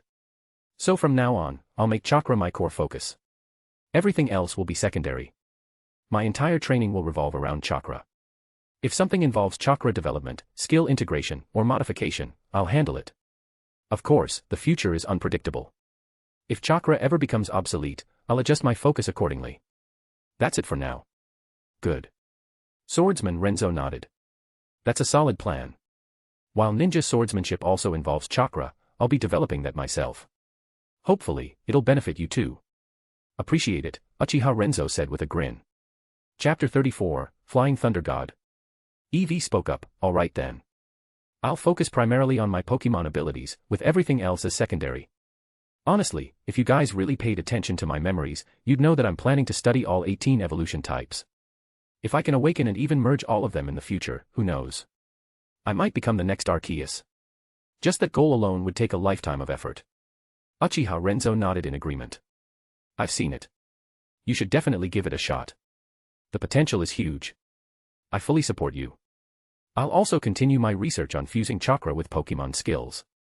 Pirate Renzo chimed in that case, I'll focus mainly on physical techniques and supplement them with swordsmanship. Everything else will be secondary. Once I get my hands on the training methods for the 3 types of Haki, I'll make adjustments accordingly. The pirate world was an amazing place for body training. On top of that, with the breathing techniques from the Demon Slayer world now in his arsenal, Pirate Renzo could already foresee his physical strength improving drastically in the near future. Not taking advantage of this would be a waste. Demon Slayer Renzo, seeing that everyone had spoken, thought for a moment before saying, I'll focus on breathing techniques while also practicing swordsmanship. Everything else can be secondary. I feel like breathing techniques have a lot of untapped potential. I plan to study and merge different styles. Maybe I can even develop a new breathing or some other extraordinary technique. The upper limits of breathing techniques were still unknown, making them worth exploring. Not a bad idea. Swordsman Renzo nodded approvingly. I'll also collect different internal energy and body strengthening techniques from my world. Then, both you and Pirate Renzo can use them as references. By the way, my world isn't just the Lu Xiaofeng universe, it's a mixed martial arts world.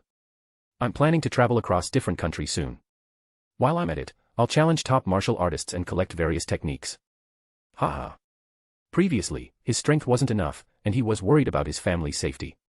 But after this trip back, his power would increase drastically, allowing him to leave some contingencies behind. Pirate Renzo rolled his eyes. Also, I'm just from the pirate, One Piece, world, I'm not actually a pirate. Can you stop giving me weird nicknames? Anyway, if your world is a mixed martial arts universe, does it have the 9 swords of Dogu? Or the elephant dragon art? He was quite interested in body strengthening techniques. And I guess I can't escape the Demon Slayer nickname. A crying face, Demon Slayer Renzo flipped Swordsman Renzo off. Swordsman Renzo ignored him and replied to Pirate Renzo, actually, yeah. There's really a living Dogu Chiobai in my world, according to Lu Xiaofeng. And of course, the elephant dragon art is there too. It's already on my collection list. I'll bring it to you later. Oh ho. Pirate Renzo smirked. Now I get it.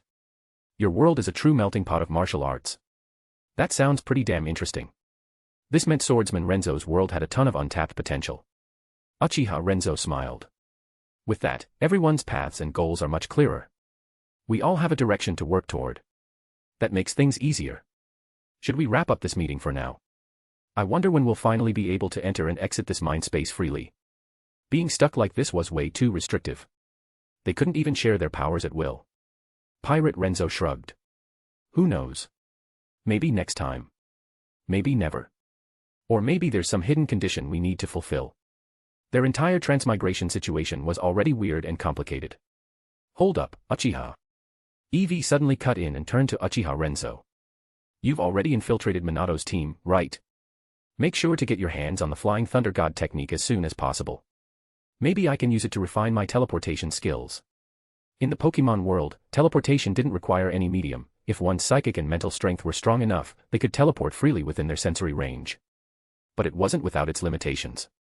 For example, anything beyond their sensory range was impossible to reach. Also, the further the teleportation, the greater the mental energy consumption. Flying Thunder God, on the other hand, didn't have this issue. As long as a marker was placed, the user could teleport there regardless of distance. Or rather, this technique didn't rely on sensory range at all, it was purely based on spatial coordinates. It required a strong spatial awareness talent. Additionally, it seemed to consume chakra based on mass rather than distance. That aspect alone made Eevee excited. Since chakra wasn't its main focus, and it still couldn't use jutsu, its chakra was mostly sitting idle, only being used for water walking, enhancing physical stats, and using the Sharingan. If it could transfer teleportation energy consumption onto chakra instead, that'd be perfect.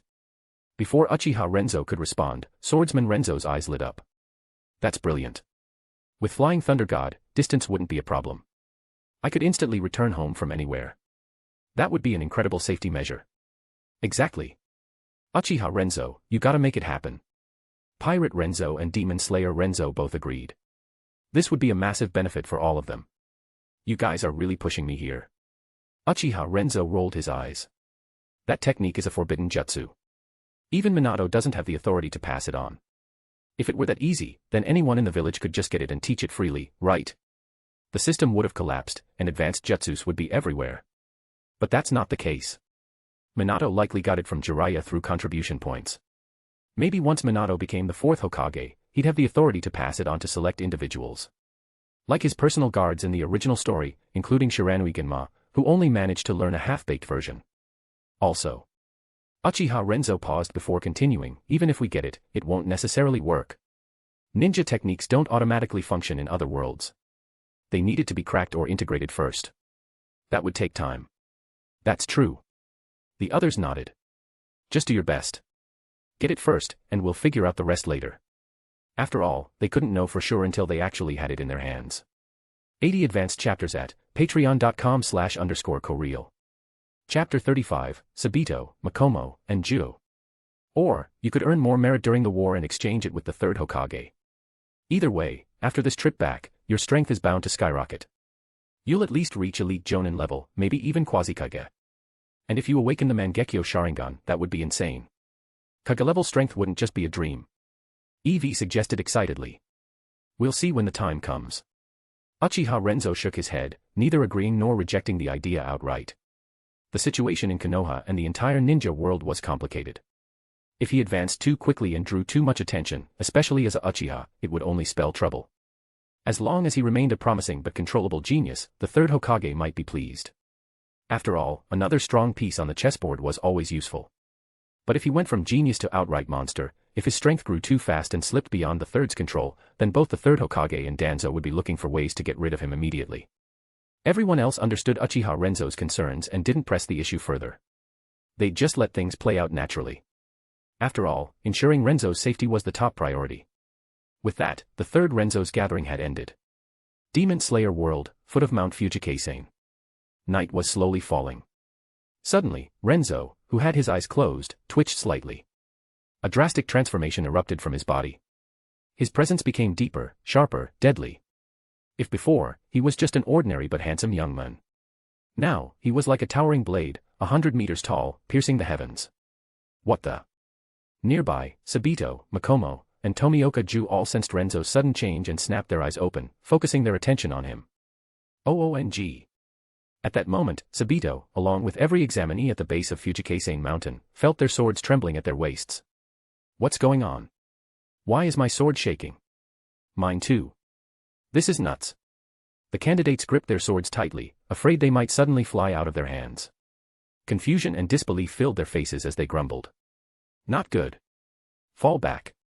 On Renzo's side, Sabito and the others suddenly sensed an overwhelming danger radiating from him. With a sharp shout, Sabito grabbed Makomo and Juo, retreating over 20 meters before stopping. Boom. The next second, an overwhelming sword aura exploded from Renzo's body, sweeping across a radius of 10 meters before shooting straight into the sky. Clouds in the sky scattered instantly, creating a large gap. Moonlight poured through the opening, bathing Renzo in silver light, as if draping him in a mysterious veil. The phenomenon lasted only 2 seconds before Renzo retracted his aura. Huff. Renzo slowly opened his eyes, stood up, dusted himself off, and clenched his fist, feeling the power surging through him. A grin spread across his face. Heh. Not bad. He had always been physically weak, which prevented him from mastering total concentration breathing, let alone maintaining it constantly. It had severely limited his combat strength. But now, thanks to the massive boost in his physique, several times, maybe even over tenfold, along with the rigorous body training done by the pirate Renzo for over a month, his previously frail body had completely transformed. Total concentration breathing was no longer an obstacle. Even total concentration, constant, was within reach. However, the most valuable gain from this experience was the sword intent and comprehension of swordsmanship from swordsman Renzo. The mastery of sword intent was so profound that even Renzo himself wasn't sure how powerful he had become. He'd have to test it out later. I wonder. Can I take on Musen now like the ridiculous Chinese fanfics I read in my past life? Renzo rubbed his chin, lost in thought. Renzo. Sabito's voice snapped him out of it. The three rushed over and started patting him all over, their faces filled with concern. Are you okay? What just happened? What was that sharp aura? Renzo. He was touched by their worry and care. But still, anger symbol angry face. Can you guys stop touching me already? He swatted their hands away. If you want to talk, then talk. Why are you groping me? Then, he turned to Ju and narrowed his eyes. And you quiet weirdo. Were you just trying to pull my pants down? You were, weren't you? Huh. Ju. Unamused face. Though he felt immensely awkward, he maintained his blank expression and dead fish eyes. Without moving his upper body, he quietly took 2 steps back, distancing himself from the awkwardness. Renzo twitched at the sight. All right. Sabito clapped Renzo's shoulder, breaking the tension with a laugh. Forget Ju for now. Let's talk about you. What just happened? Of course, if it's something secret, you don't have to tell us. As long as you're okay, that's all that matters. He flashed a warm smile. Despite the scar running down his face, his smile wasn't the least bit menacing. Instead, it made him look even more dashing. That was just the kind of person Sabito was. That's right. We're like family. I just want us all to stay safe and strong together. Makomo added with a gentle smile, eyes curving. Ju didn't say anything but gave a firm nod. You guys. Renzo was touched by their words and the atmosphere they created. Grinning, he patted his chest. Don't worry. I'm perfectly fine. Actually, I'm way stronger now. It's hard to explain, but just know that I'm stronger than all of you now. After the test, I'll train you guys and help you grow stronger too. Just think of it as me receiving divine blessings or a mysterious inheritance. Renzo tilted his chin up smugly. There was no way he could talk about the consciousness-sharing space, nor did he intend to. That was a silent agreement among all the Renzos. Besides, even if he explained, who would believe it? His made-up excuse actually sounded more reasonable. Oh, I see. Sabito and the others exchanged knowing smiles. As long as you're okay, that's what matters. And about this inheritance, you don't have to share it with us. Just knowing you care is enough. However. Sabito's smile suddenly turned dangerous as he cracked his knuckles. Did you just say you're stronger than all of us now? Feeling a little too full of yourself, huh? How about a little sparring session, Chapter 36, A Demon Slayer. As the senior disciple, Sabito felt it was his duty to help his junior recognize his true strength. He didn't want Renzo to get overconfident and make a fatal mistake while fighting demons in the future. Standing not far away, Tomioka Ju also felt tempted to join in. However, after witnessing the transformation in Renzo earlier and sensing that eerie danger from him, Ju decided to wait and observe first. Perhaps due to Renzo's mischievous antics over the past few years, Ju was much more open and expressive than he was in the original timeline. Though still quiet and reserved, there were moments when he could be unexpectedly playful and cunning. IAC. Just as Renzo was about to accept the challenge. Clang. A loud gong rang from a distance. The exam has begun. Let's go. I'll remember to deal with you later. Sabito shot Renzo a glare before calling everyone to head toward the main plaza. Soon, all the examinees had gathered, whispering among themselves about the strange reaction of their swords earlier. Quiet, please. Seeing the commotion, Ubuyashiki Kiriya and Ubuyashiki Hinaki rang the gong once more. The crowd finally settled down, and Kiriya announced, the Demon Slayer Corps final selection exam officially begins now. All candidates must enter Fugaku Mountain and survive for 7 days and nights. Those who make it out alive will officially become Demon Slayers. Now, the exam begins. Please proceed through the Wisteria Flower Path and enter the mountain. Let's go. After the announcement, Sabito patted Renzo and Ju on the shoulders, nodded to Makomo, and led the group into the mountain. The other examinees followed suit. Among them, a delicate-looking girl clenched her fists and whispered, Sister, I'll prove that even without great strength, I can still pass the exam. Heh, fresh humans have arrived. Excellent. Your flesh and blood belong to me now. Ha ha ha. Just a few hundred meters into the mountain, eerie sounds filled the air. Shadows flitted through the trees, and soon, 5 demons of various grotesque shapes emerged ahead. Their hungry, gleaming eyes locked onto Renzo and his friends, drool dripping from their sharp-toothed mouths. Each of you take one.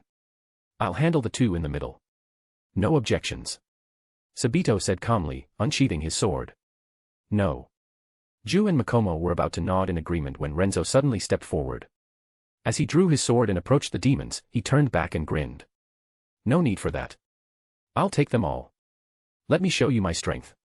You. Sabito was about to reprimand him when his expression suddenly changed. Behind you. He immediately dashed forward with his blade, eyes full of urgency. The 5 demons had lunged at Renzo the moment he turned around. Ha ha ha. What an arrogant little brat. You dare underestimate us, the demons sneered as they pounced. Heh. Renzo smirked as he felt the demons closing in behind him. Sensing Sabito's alarm and rapid approach, he showed no sign of panic. Instead, whoosh. A faint sword aura flickered around him, and in the blink of an eye, Renzo vanished. Only an afterimage remained where he once stood. Swift sword, 5 slashes. Like a streak of lightning, Renzo flashed through the demons and returned to his original position in the blink of an eye. It happened so fast that it seemed as if he had never moved. Clang. He flicked his sword, shaking off a single drop of blood before slowly sheathing it. The 5 demons stood frozen in place. Spurt. Sabito had just reached Renzo's side, ready to defend him, when 5 fountains of blood erupted into the air. 5 round demon heads rolled to the ground, their expressions still frozen in disbelief. What? Sabito stared in shock, glancing between the severed heads and Renzo. You did this. Isn't it obvious? Renzo shrugged. I told you, I had a lucky encounter. I'm really strong now. It was the only way to prove himself and change their perception. Action spoke louder than words. You little brat. You scared the hell out of me. I thought you were done for. Sabito grumbled, elbowing Renzo in the ribs. For a moment, he had really thought Renzo had let his guard down and was about to get himself killed. Did you really think I'd be that careless? Heh. Renzo rubbed his side and grinned. And no way. That was so fast. How is this brat so strong? No. I don't want to disappear. I don't want to die. The dying demons wailed as their bodies disintegrated into dust, vanishing into the night. Renzo and Sabito watched them fade away, now completely assured that they were truly dead. Renzo. Are you okay? Makomo ran up, her face a mix of shock and concern. She immediately started checking him over from head to toe. It was a habit born from past trauma. Someone dear to her had once hidden an injury, only to die right in front of her. I'm fine. Renzo quickly grabbed her hands, making her blush as he reassured her. Didn't I tell you? I'm really strong now. You all felt my sword aura earlier, right? There's no way I'd lose to a few small fry demons. Maybe to truly gauge his strength, he'd need to spar with his teacher, Urokodaki Sakanji, or perhaps one of the current Hashira. That, or fight a lower moon demon to test himself. Geez. Makomo huffed, pulling her hands away. Then, without warning, she grabbed his ear and scolded, that was reckless. Don't you know how worried we were? Yes. My bad. Renzo quickly raised his hands in surrender. Chapter 37, The Hand Demon. Damn, you've really gotten a lot stronger. Looks like I won't even get a chance to beat you up for now. Tomioka Ju walked over and spoke in his usual calm tone, as if he were simply making an observation. Hearing this, veins popped on Renzo's forehead as he glared at him. Ha! Even now, the first thing on your mind is still beating me up. Ju, listen up. You're done for. Every time you've hit me, I'm gonna pay you back double. Just wait. This guy. He still has no idea how to talk to people. His eyes clearly showed concern, yet the words that came out of his mouth were nothing but annoying. All right. Let's keep moving. Sabito patted Renzo's shoulder. The demons here shouldn't be too strong, otherwise, they wouldn't be used for the final selection exam. This is the perfect opportunity for us to gain some real combat experience. So Renzo, don't hog them all to yourself. Leave some for us, or we'll have come here for nothing. Sabito had his pride and his own goals. He didn't want this trial to turn into a sightseeing trip. Exactly. Agreed. Makomo and Ju nodded in agreement. Fine. I'll just be backup, all right. Renzo shrugged. He had no intention of running off on his own to clear out the entire mountain.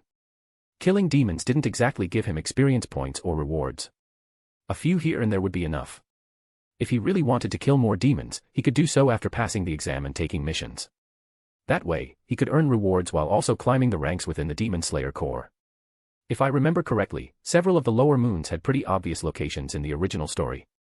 After the test, I should visit the old moon first, then find an opportunity to take one out and claim a Hashira title. Renzo made up his mind. Rising in status was one thing, but more importantly, it would make it easier for him to learn other breathing styles from the Hashira or even Ubuyashiki Kagaya himself. Also, I wonder if I can track down Tanjiro's family in time. If I can, I might be able to save them and learn the sun-breathing technique. From that point on, Renzo followed Sabito, Makomo, and Ju closely. Most of the time, he just watched them fight the demons that attacked. He only stepped in when the number of demons exceeded 3 or when Ju was in real danger. Even then, all it took was a single airborne slash from him. The more he used his abilities, the faster he adapted to his newfound strength. His movements became more fluid, and his control over his power more refined. At the same time, he also tested the effects of sword intent and sword aura on demons. They could inflict damage and slow down a demon's regeneration, but they weren't enough for an instant kill. A clean decapitation with a Nichiren blade was still necessary. However, slashes infused with fire chakra had remarkable effectiveness, second only to the Nichiren blade. That makes sense. Chakra-based fire should count as a supernatural flame. It's only natural that it would work against demons. If Eevee evolves into a Leafian and learns moves like Solar Beam or Sunny Day, I wonder if those would be super effective against demons. Renzo's mind drifted into speculation. It wasn't impossible. Those techniques directly harness the power of the sun. Or better yet, if I could somehow obtain and absorb Hoa's sacred fire, that would be even more effective. Sacred fire was a natural enemy of all evil beings. Demons, as undead creatures of the darkness, would be especially vulnerable. Unfortunately, getting his hands on something like that wouldn't be easy. No point in getting Eevee's hopes up. The little guy had already been through enough. As Renzo casually followed behind Sabito and the others, acting as their guardian, his senses suddenly picked up on an enormous, sinister presence rushing toward them. This aura was dozens of times stronger than any demon they had faced so far. The Hand Demon. Renzo's eyes narrowed as he reached for the fox mask on his waist. A cold smirk formed on his lips. So you followed my scent here? Perfect. One of the reasons he had stuck close to Sabito and the others was to make sure they weren't found by the Hand Demon before he could get there. If he had been too late and something irreversible happened, he'd never forgive himself. Even if the odds were low, he couldn't take that risk. Help! Someone help me! Just then, a small figure burst out from the trees, frantically running toward them. Boom! The sound of crashing trees echoed behind her, as if some massive creature was tearing through the forest in pursuit. You're Kocho Shinobu, aren't you? Renzo took 2 steps forward, grabbed the fleeing girl's hand, and helped her up. Damn, she's light. He couldn't help but comment. Shinobu was ridiculously light, probably no more than 50 pounds. No wonder her physical strength was so low. Of course, her age played a role too. Right now, she was about the same age as him, only around 11 or 12. Ah. Hearing Renzo's remark, Shinobu's face turned bright red. She stammered, how do you know my name? Before Renzo could answer, she suddenly turned to look behind her with panic in her eyes. No, wait. This isn't the time for that. Can you fight that mutant demon? I saw you earlier, you took out 5 demons in a single strike. If it's you, you should be able to handle it, right? If not, we need to run. She had been completely stunned by Renzo's performance earlier. Even her sister, Kocho Kane, the flower Hashira, might not have been able to deal with 5 demons so effortlessly. Oh, so that's what you were thinking. Here I was, wondering if you were just leading the demon straight to us to use us as bait. Renzo grinned teasingly. What? Shinobu's face turned red with anger. She glared at him and shouted, I would never do something so selfish. I ran this way because I knew you could handle it. If you can kill that thing, fewer people will die. She was genuinely upset. She was the sister of the flower Hashira, someone who despised demons to her core. How could she possibly be that kind of person? Well, who knows? Step aside and let me handle this. Renzo smirked and casually tossed her toward Makomo. Then, he turned to the others and said, stay back. This one's mine. Be careful. Sabito and the others didn't argue. They simply stepped aside, gripping their swords tightly, ready to step in if needed. Chapter 38, Instantly Slaying the Hand Demon. Jiahahaha. You are. At this moment, the Hand Demon had closed into just 3 meters away from Renzo. Catching the familiar scent and seeing the recognizable warding fox masks worn by Renzo, Sabito, Makomo, and the others, he was about to speak. But Renzo's face remained cold. Without hesitation, he held his blade at an angle toward the ground and, in the blink of an eye, shot forward like a bolt of lightning, straight for the Hand Demon's head. You think you can pull this off? Die for me. The Hand Demon, who had been ready to toy with Urokodaki Sakanji's disciples, suddenly flew into a rage. Dozens of hands sprouted wildly from his body, reaching for Renzo midair in an attempt to grab him. Swish swish swish. With a rapid flurry of slashes, Renzo effortlessly severed the incoming hands. Lightning slash. In the next moment, using Uchiha Renzo's attack, he transformed into a streak of lightning, flashing past the hand demon's neck. He moved so fast that even the hand demon, Sabito, and the others couldn't track his movements. By the time they registered what had happened, Renzo was already behind the hand demon. With a cool flick of his blade, despite there being no actual blood on it, he calmly sheathed it before swiftly leaping back to Sabito and the others. They all watched in silence as a jet of blood spurted from the hand demon's neck. His body and head rapidly disintegrated from the point of the cut. Impossible. How could a brat like you cut off my head? Damn it. Urokodaki Sakanji, you bastard. With one final roar of fury, the hand demon completely faded into nothingness, vanishing into the depths of the mountain forest. Sabito, Makomo, and Ju weren't deaf. They had clearly heard the name the hand demon called out in his last moments. Why did that demon say our master's name? And he sounded absolutely filled with hatred. Could they have known each other? No idea. The three of them couldn't make sense of it and turned their gazes toward Renzo. Sabito immediately asked, Renzo, do you know what's going on? For some reason, maybe just instinct, Sabito had a strong feeling that Renzo recognized the hand demon the moment he laid eyes on him. Not only that, but Renzo's attack had been exceptionally decisive and ruthless. He hadn't given the demon a single second to speak, as if he couldn't wait to cut him down. That was completely out of character for Renzo, who was usually laid back and carefree. Normally, he'd at least let the demons ramble for a bit before finishing them off instantly, almost as if he enjoyed watching them squirm. But this time was different. I don't know. Renzo firmly shook his head. Of course, that was a lie. As someone who had read the original story, how could he not know? But he had no intention of letting Sabito and the others find out. More importantly, he didn't want Urokodaki Sakanji to know. That was why, the moment the hand demon had tried to start rambling, Renzo had silenced him permanently. If their master learned the truth, he would be burdened with guilt for the rest of his life. After all, before them, 12 of his disciples had entered this mountain to take the final selection. All 12 had been slaughtered. And it was all because they wore the warding fox masks that their master had crafted for them. The hand demon had specifically targeted them, using the scent of the masks to hunt them down one by one, devouring every last one of them. It was pure revenge. Revenge against Urokodaki Sakanji for injuring and capturing him all those years ago, trapping him on Fugaku Mountain for decades. So no matter what, their master could never find out. And it was best if Sabito and the others remained unaware as well. The truth would only be a burden to them. Renzo would carry that burden alone. Renzo. You clearly. Makomo tried to call him out. But Sabito raised a hand to stop her. Don't ask. If it was something we needed to know, Renzo would have told us. Right. Sabito gave Renzo a serious look. Ah, so you figured it out. Renzo met Sabito's gaze, sighed, and rubbed his temple. Damn, Sabito, you're really too smart. Since Sabito had pieced things together, Renzo had to make sure he wouldn't spread the truth. With a grave expression, he said, since you understand, you should also know how cruel this is. Absolutely do not tell anyone else. Ever. Understand? Yeah. Sabito let out a long sigh. Even if you didn't say anything, I would have kept it secret. Makomo, Ju, don't ask any more questions. This isn't something good. All right. Got it. Seeing both Renzo and Sabito looking so serious, Makomo and Ju nodded, understanding the gravity of the situation. Good. Let's continue the exam. Sabito forced out a smile and led the group forward. He couldn't help but recall that their master had mentioned before, 12 of his disciples had died during the final selection. With the hand demon's final words filled with hatred for their master, and Renzo's unusual behavior. It wasn't hard for Sabito to connect the dots. And he understood why Renzo had done what he did. What a kind junior brother. Sabito glanced at Renzo with admiration. Meanwhile, Renzo turned to Shinobu and extended an invitation. Hey, wanna team up with us? Her strength was too weak, and he was worried about her.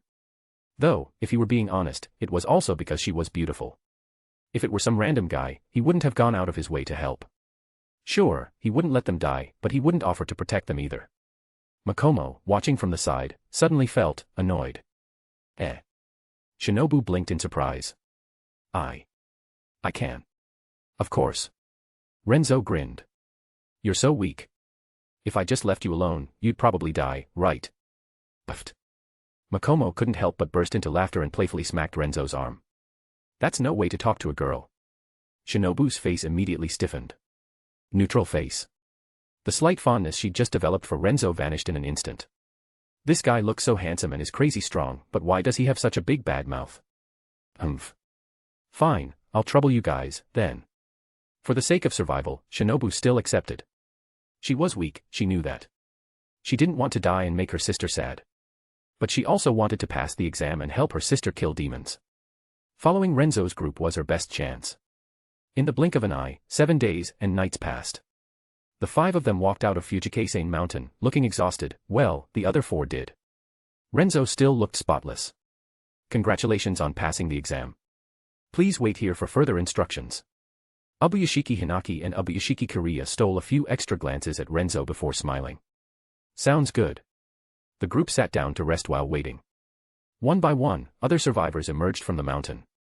Unlike Renzo's group, they were battered and injured, some even missing limbs. Out of over 100 participants, only about 10 had survived. The survival rate was brutal. Chapter 39, Urokadaki Sakanji's Tears. Alright. The exam is over. Congratulations to all of you for passing. Next, please choose your Kasugai Crow and the Scarlet Ore that will be used to forge your personal Nichiren blade. After announcing the results, there were several dozen pieces of scarlet ore of various shapes and sizes brought in and placed on a long table for everyone to choose from. I'll take this one. Honestly, do these even look different? What's the big deal? This one feels destined for me. Destined, my ass.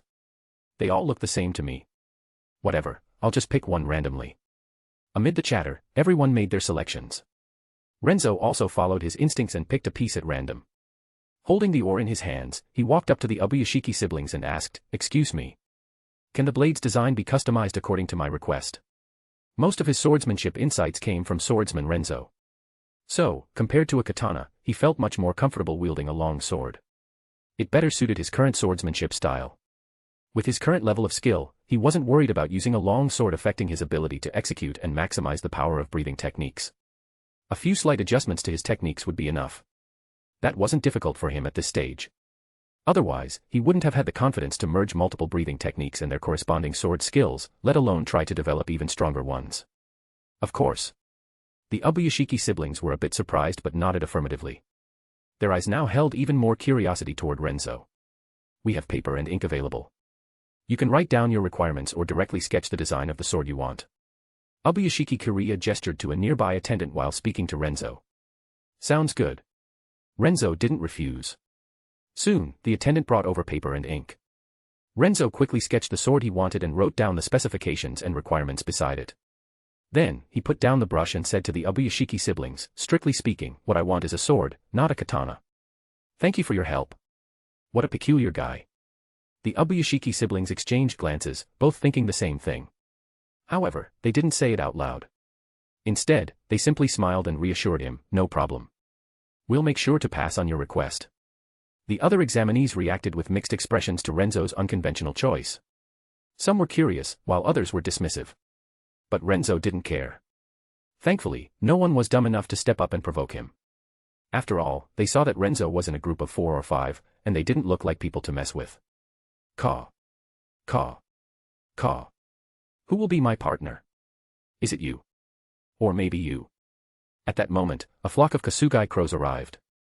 These specially bred, intelligent crows immediately began flying around, noisily scanning for their preferred partners. That's right, the selection process was mutual, but the crows had the final say. One of them landed directly on Renzo's shoulder. "My name is Renzo. I'll be counting on you from now on." Renzo grinned as he reached out to gently rub the crow's head. "Leave it to me." Surprisingly, the crow seemed to really like him. It didn't resist and even puffed out its chest proudly, flapping one wing as if making a vow. With their crows chosen and the Demon Slayer Corps uniforms distributed, Renzo and the others set out for Mount Sajiri. It would take 1 to 2 months for the Nichiren blades to be forged. During this time, they were free to rest and adjust, with no missions assigned. Shinobu. See you next time. Before leaving, Renzo waved and smiled at Shinobu. Next time, I'll definitely surpass you. Shinobu declared, waving her tiny fist. Ha ha ha. I look forward to it, though that day will never come. Ha ha ha. As someone with cheat-level abilities, if he ever got surpassed by Shinobu, he might as well just quit life. Even if he stopped integrating the powers of other Renzo versions, he was confident that with his current talent, he would become the strongest in this world within a few years. Well, as long as no hidden final boss suddenly appeared. Watching Renzo and the others disappear into the distance, Shinobu pouted and muttered to herself, "That guy is so annoying sometimes." Era. Suddenly, a voice came from behind her. Who made my little Shinobu so upset? Huh? Big sis. What are you doing here? Shinobu turned around in surprise, then happily threw herself into the arms of her older sister, Kane. Kane smiled and patted Shinobu's head. I finished my mission and had some free time, so I came to pick you up. But you haven't answered my question yet. Ah. Shinobu hesitated for a moment before awkwardly saying, nothing much. Just an annoying guy. Though, I have to admit, he's strong and kinda handsome. Oh my, sounds like something's going on. No. Sis, stop making things up.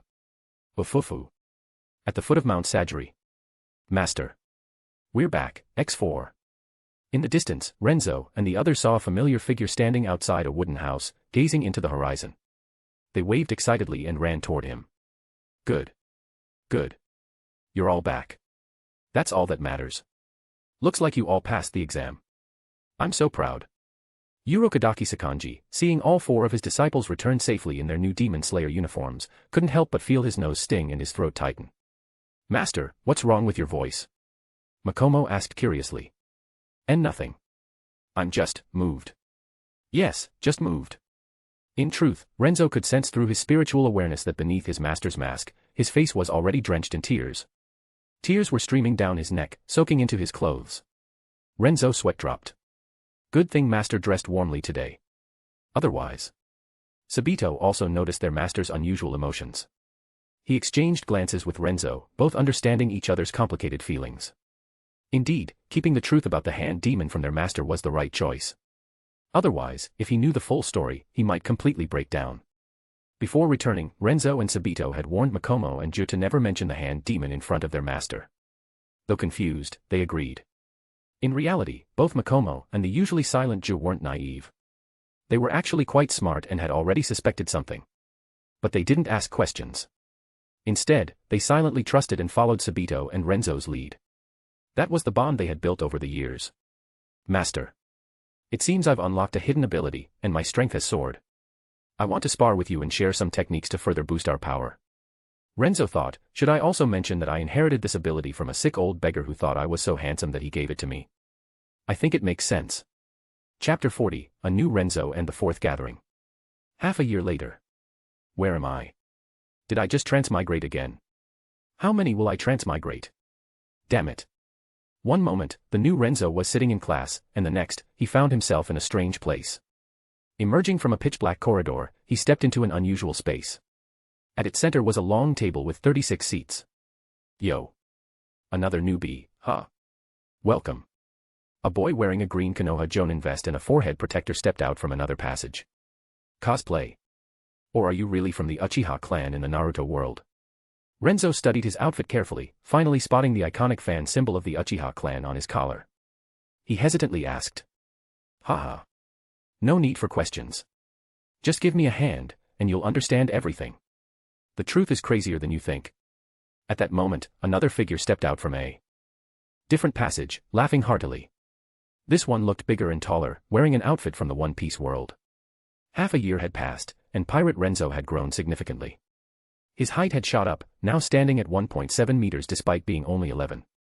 If he kept growing at this rate, he might surpass 2 meters. Though, in the pirate world, that wasn't anything unusual.